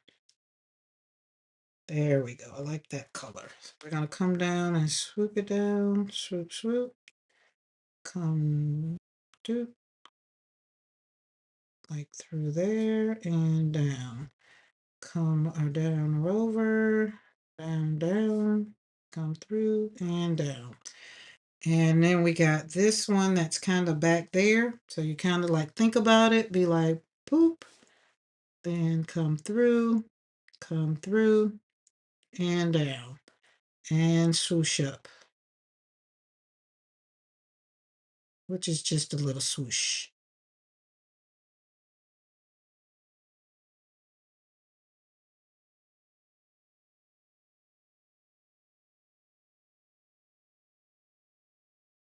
Oh, that's pretty. Let's do it. Yep. Okay, cut that up here, come out of there, come out of there. That's a nice color. So next month, I'm going to be getting ready to, I usually don't do Christmas cards, but for my crafting community, y'all appreciate the art. So probably do it more for the community's sake. There we go. Poop. And then up here, we're going to kind of come out here, make it look like leaves are kind of sticking through there. Different kinds, just different shapes. Pops out. Boom. There we go. Nothing is going to go there because that corner is going to get sliced off with my thing whenever I find it. Oh, there it is.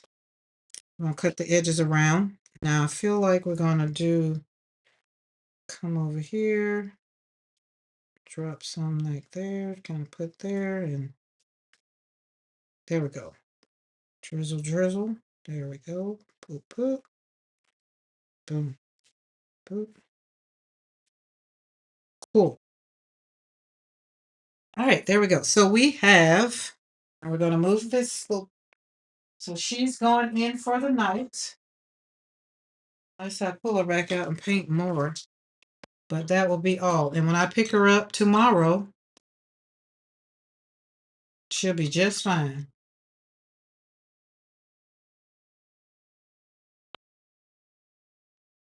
Listen, I hope that ASMR with that water ain't making nobody have to go tinkle. Yeah, switch them brushes around. All right, the top to you. Put you over there. All right, bring everybody down on stage.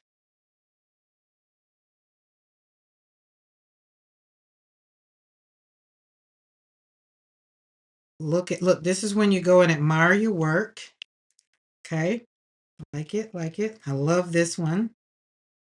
Okay, so she's dry.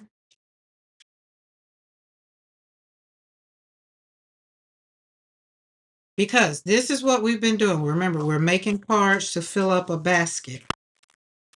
And I am on the roll. I'm on a roll.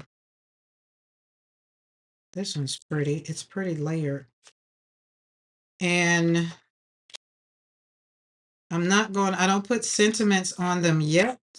Because these right here probably could be, they probably can put some gold in them. Take some gold. Now this one, I probably can take some gold. Put in there. Could make this one into a Christmas card. Think we could do that one. We could. This one kind of, I did this one's on purple with the red and green. That one could be, they can all be what you want them to be. Thank you guys. Appreciate it. Now look at this one that does look like a card for sunflowers. When you think of sunflowers, the color, it's kind of what that did.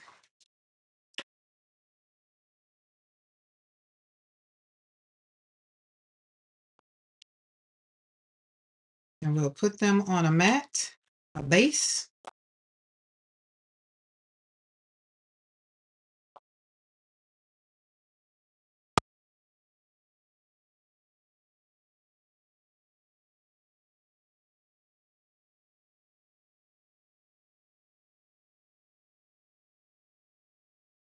Oh, you know what? I think I want to do with this one. Where, oh, where, oh, where? Oh, right here in my face. Yes.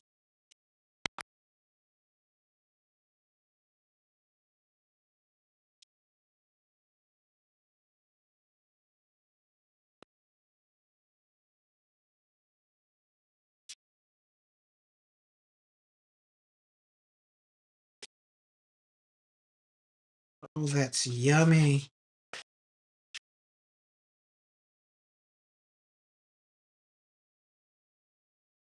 She cute. She cute. Now I put up my papers, so I'm not going to worry. We're going to just kind of get these little prepped up ready, because over here on the left side, it is full up of, what do you call that stuff? Um, gel prints.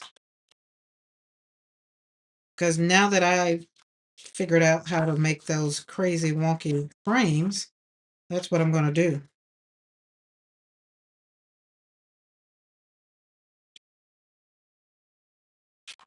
I hope that doesn't geek out some of the card makers. Be like, wait a minute. Yeah, I figured it'd just be a nice way to go and get her done. These, not so much. They're not going to get it. But these are going to be cute.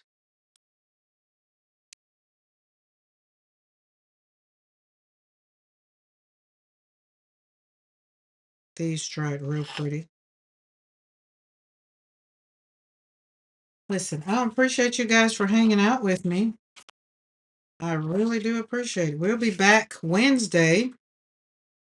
I'm not sure if I definitely won't be hanging out.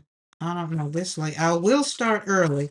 So if you go to my channel and you hit for the remainder of the lives, all of my thumbnails are up for the rest of the month, and you hit notify me, if you're subscribed to the channel, so if you're not, subscribe to the channel so you can hit notify me and you'll get notified when I do go live, because I'll probably, kind of like I did today, maybe 1 o'clock. I think today was 1 o'clock. And then that way you'll get notified because it will be before 3 o'clock. I really love this card. This combination on this card right here. Look at that purple. That is so, like, so what I'm looking for in my flowers. Now, the thing I have not done 100% is my roses, because I've been over here repurposing my humble beginnings. So probably, I don't know. I'm going to probably pull out some paper and paint some of my roses and see how that turns out, because the gouache has been working well on all of the other ones. I've had these things for 3, 4 years. I said I better use it before it dries out.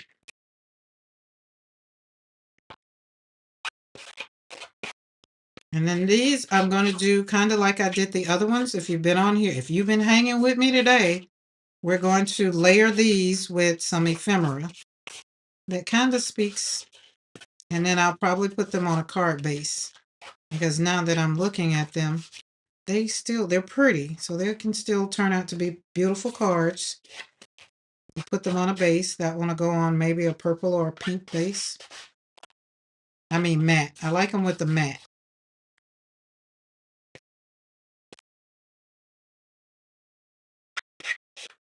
A little ASMR for somebody. Okay. My stomach is going to be starting the ASMR, but Mr. McCoy needs to come home so I can go eat. Maybe I should have met him. That's what maybe I could have did, but I don't want to drive. There we go. All right, all of them are done. Boom. There we go. We are going to slap some paint on some paper later on, though. I just realized I am, because I have to make some more thingies. But there we go. We're going to do these, that yellow, beautiful. So we did some great stuff today. Like, if I pull out all the things we did today and change, we did some, those are originals. So let's put the originals up top. These were repurposed.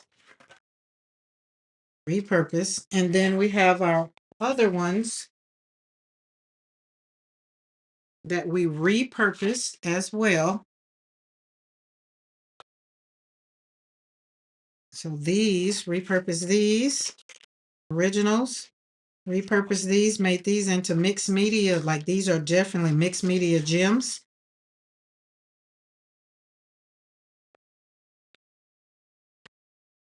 So, and when I put the hole in them, look at our koala bear. I bend it, gonna turn, so I'm gonna make them, turn them into tags. I'll probably maybe put something on the bottom. I don't know. But if when I send these out, the person that receives them, they need some space to do their own thing, right? So I probably won't do anything on the back of them. Yellow, my favorite. The yellow one. Yellow is my color, so I like that. But I think I like, I don't know, I love all of them. Let's just start there. I love all of them. And I really love the way these turned out. So this really, really solidified that I am going to take my humble beginning art prints and turn them into some more art. Like, we're going to just, hone them in. Like, look at how that, we just slapped it down. Look how it's just peeping out.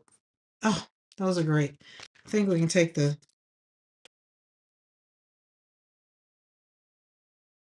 they're done. These are, hi Kim, how are you? Welcome to the studio where we create joy one brushstroke at a time. But look at this one. Do y'all remember we stuck I put the molding, well, it was gesso that I was trying to use, but then I put it on here and I did the streaking down, did this here down with the molding paste. But look how it looks like a frame. You see how that shimmer in here? Because we slapped some gold, we put some gloss spray on it. That is beautiful. Like, oh my God. Can you see? Yeah, there's the shimmer. You see that shimmer? Like, oh, that is so pretty. Love it, love it, love it. And then where's the other ones that we did? Put our bird up. He has a little bit. There was another one. That one. Oh, this one. That was it. Look how that one turned out. So give it some perspective. Look at that. Is that not beautiful? Who says it's art? I do. It's art when someone says it's art. I remember that from Mona Lisa Smiles. I like this. See, this is why I wanted to have my frame for my crazy paper so we could go back. But is that not pretty? Just think about having that sitting on your desk, or just, it gives you so much happiness. Like, look, we put the gold in there, and then it has a little shimmer all around that goes together. Oh, that's so yummy. Paula K made it home. So, Paula K, you made it home before Mr. McCoy did. But look how that turned out. Oh, yummy. Let's see if the koala bear will work, because he was a little wonky. Not so much. He's not cut, but still concept. We can make him a frame. Nope. This one would be good. So you see what I'm saying? How you get to create art your way. Make sure nobody puts a lid on what you can do. Over here in the studio today, I did whatever I felt like I wanted to do. Or then you guys asked questions, and then that made me go deeper, which I like being stretched, by the way. That one, oh, this one's fun. I like this one. Look how what is it? The splatter I put, look how it goes across there. Oh, I like this. I'm going to make a frame and put this one in a frame. And we did the gold. See the gold and the gold? Mm-hmm. He might be. Look, let's see. I can look and see how far, because he should be. That's if he left when he said he was heading home. Wait. Yeah, because it's an hour. Wait, it's been an hour since he said that? Yep, he's still 20 minutes from home.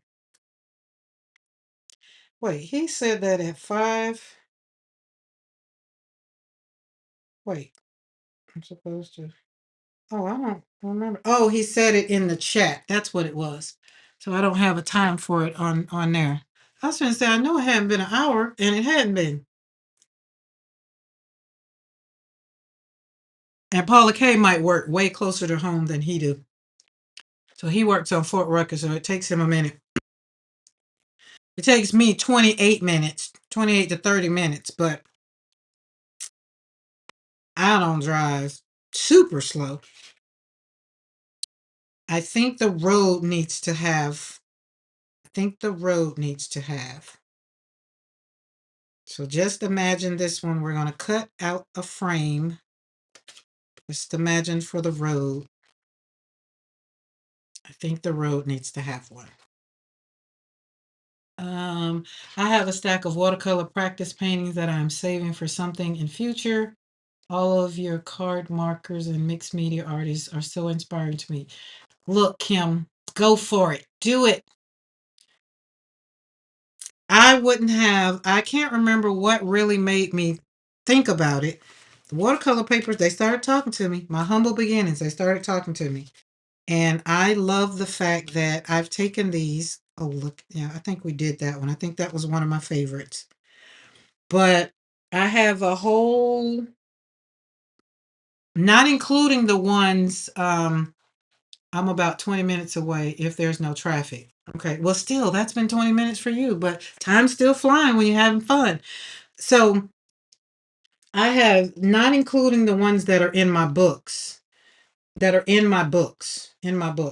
in my art journals.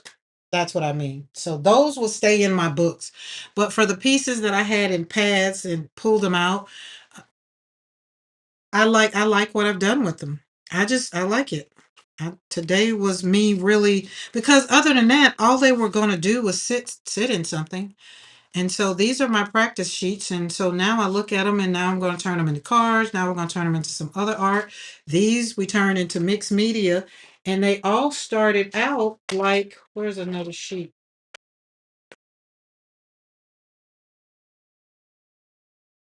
Like this. That's practice sheet. And then we had leaves. One of these were leaves. So somebody would say, like, we can probably take this and cut this out. Probably can do some fussy cutting. Um, but you can cut it down here, cut it down here, and cut it down and put it on a tag or put it on a card. I don't know. I can probably go back in and add some flowers to this, but I was trying to perfect my leaves. So there we go. And then this one, we're trying to perfect the peony, an open peony. So this one, I think I'm going to do what I did with the masking fluid. I'm going to do that with this one. Go around these with the masking fluid because I think this is a beautiful print, but it was busy. It's too busy. Yeah, it's too busy, but I'm going to go through with the masking fluid like I did the other day. And that way, then I'm going to cover it and then I'm going to break it down to the flowers. And I don't know what I did with those. I feel like that's why I'm going to fix that box so I know when I go. Oh, I do know. I do. I do. I do. I do. I do. I do. I do. I do. I forgot. I forgot. Turn them into. We turned them into slimline cards. That's what happened to them. We finished them. That's what happened to them. So look at that. So here's another idea. Here's another idea. And listen, these are not all my ideas. Somebody else made these slimline cards. But let me tell you what's unique about these. It's my art. So I encourage, so this is what this was right here, Kim, was this, it was a page like this. And I took masking fluid, and you can see where the masking fluid, where I put the masking fluid. Yep. And then I covered it. We painted it. We just painted over it, swish, swish, swish, paint all over it. And then afterwards, because it was so beautiful, I couldn't cut it up into small pieces.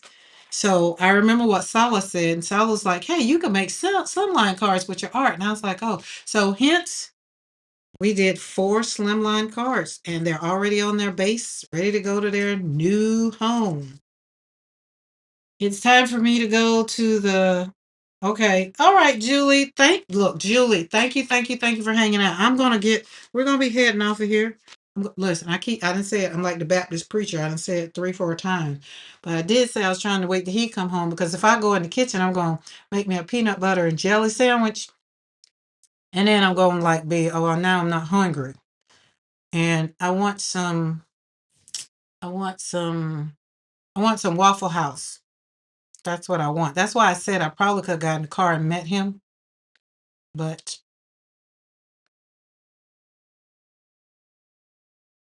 I like these. So these turned out great. So that's something else, Kim, that you can do with your, I will have to try some simple projects with my scraps. Yes, go for it. Go for it. I feel like I jumped over here in the ones I did today, these, I didn't think I was going to recover from these because I thought I was going to go down the rabbit hole. And then when I pulled out that jelly plate, I was like, oh Lord, the gel plate is made it on. But I only pulled out my 5x7. So I think we did good. These turned out great. So I'm going to do that with maybe I'll do that Wednesday. I don't know. I don't know, because I'm working really, really, really hard on perfecting that masking fluid with the masking fluid with the, how do I say, with the, yeah, I don't know, combining it with this. Because even think about this, if I put masking fluid on this, on all of these, and then cover up the rest, oh, that would be pretty too. Okay. Yep, we got some ideas coming. See how the juices get to flowing? Okay, so let's go back to this. Remember this little sheet? We put watercolor and we put artist gouache. See how that artist gouache still stands on top of that watercolor. And see how the watercolor is always going to be transparent. Always. Always going to be transparent. So that's why I wanted to marry my gouache and my watercolors. No transparency other than where I want it to stay. Once you put the gouache on it, you're taking the transparency out. So that's a different color on top of watercolor, on top of watercolor, gouache on top of watercolor. And that is really, really what I've really explaining to you guys how I ended up going down this rabbit hole. Thank you so much for the great information today. I have been inspired. Amy, it has been my pleasure. Y'all got that? We backed it up to that Chick-fil-A. It's my pleasure. And is. But I am going to get off of here because I do want Mr. McCoy to come home so we can go on and leave. So I'll go let the dogs out. Who let the dogs out? Roof, roof, roof, roof. And that way, that's one less thing he has to do. This is going to get stuck in here. I like this one. It reminds me of Alice in Wonderland. Don't ask me why. I don't know why, but it just reminds me of Alice in Wonderland. So I'm probably going to frame all of these out now that I really done got the gist of making these frames. Okay, guys. I am gonna do that for them. I'm gonna let the dogs out so that way we can jump in the car and then just go ahead and go and eat. And then I can go and get me some of what I want. Some Waffle House. I've been on a Waffle House kick for a minute. It's been for a minute. Been a minute. I don't know why. Don't know why. So, anyways, if anything that I said today, if you've been hanging with me all day, well, since I started the live, thank you for hanging in. I do not count it robbery that you have taken your time today to cut on and click the light on here and say, oh, I'm going to hang out with this young lady and you've been hanging. I appreciate you. And if anything touched your heart, anything I said, painting one brushstroke at a time made you feel good again, I want to invite you to subscribe to the channel because we're not done. We're going to be here all month. Well, I'm here every Monday and Wednesday at 3 p.m. Central Standard Time. Until we reach our goal of our watch hour, what we're trying to do, I will probably be here more this month. It depends on when we get it. But Monday and Wednesday, I'm here every Monday and Wednesday at 3 p.m. Central Standard Time. That's our normal scheduled time to hang out. And for the month of September, we are talking about the different places on our journey. My journey just happens to be a grief journey. Your journey could be whatever it is, but I've structured this month so it can flow naturally, and so we can have pace stretches. That's going to be stretched around hours, moments, or whatever. Where we're going to slap paint on some paper, teach some things, learn some things, talk about some things. But at the end of the day, I'm going to invite you to grab your brush, your journal, have a cup of tea, cup of coffee, water, whatever, and we're going to hang out. So Wednesday, go over to the channel and you can hit the thumbnail, up under the thumbnail, notify me. Subscribe to the channel, hit that notify me button. And Wednesday, we're going to be talking about the joy hidden in silence. And again, we're all going to be doing washing watercolor or whatever else that comes out on the desk. But at the end of the day, we're here to create joy one brush stroke at a time. All right, guys. Again, subscribe to the channel if you haven't. And I thank you, thank you, thank you, thank you, thank you. I do appreciate each and every one of you. So go be great. Have a great evening. And for all of my new subscribers, thank you for subscribing to the channel. We're over here. We're healing. One brushstroke at a time. Bye.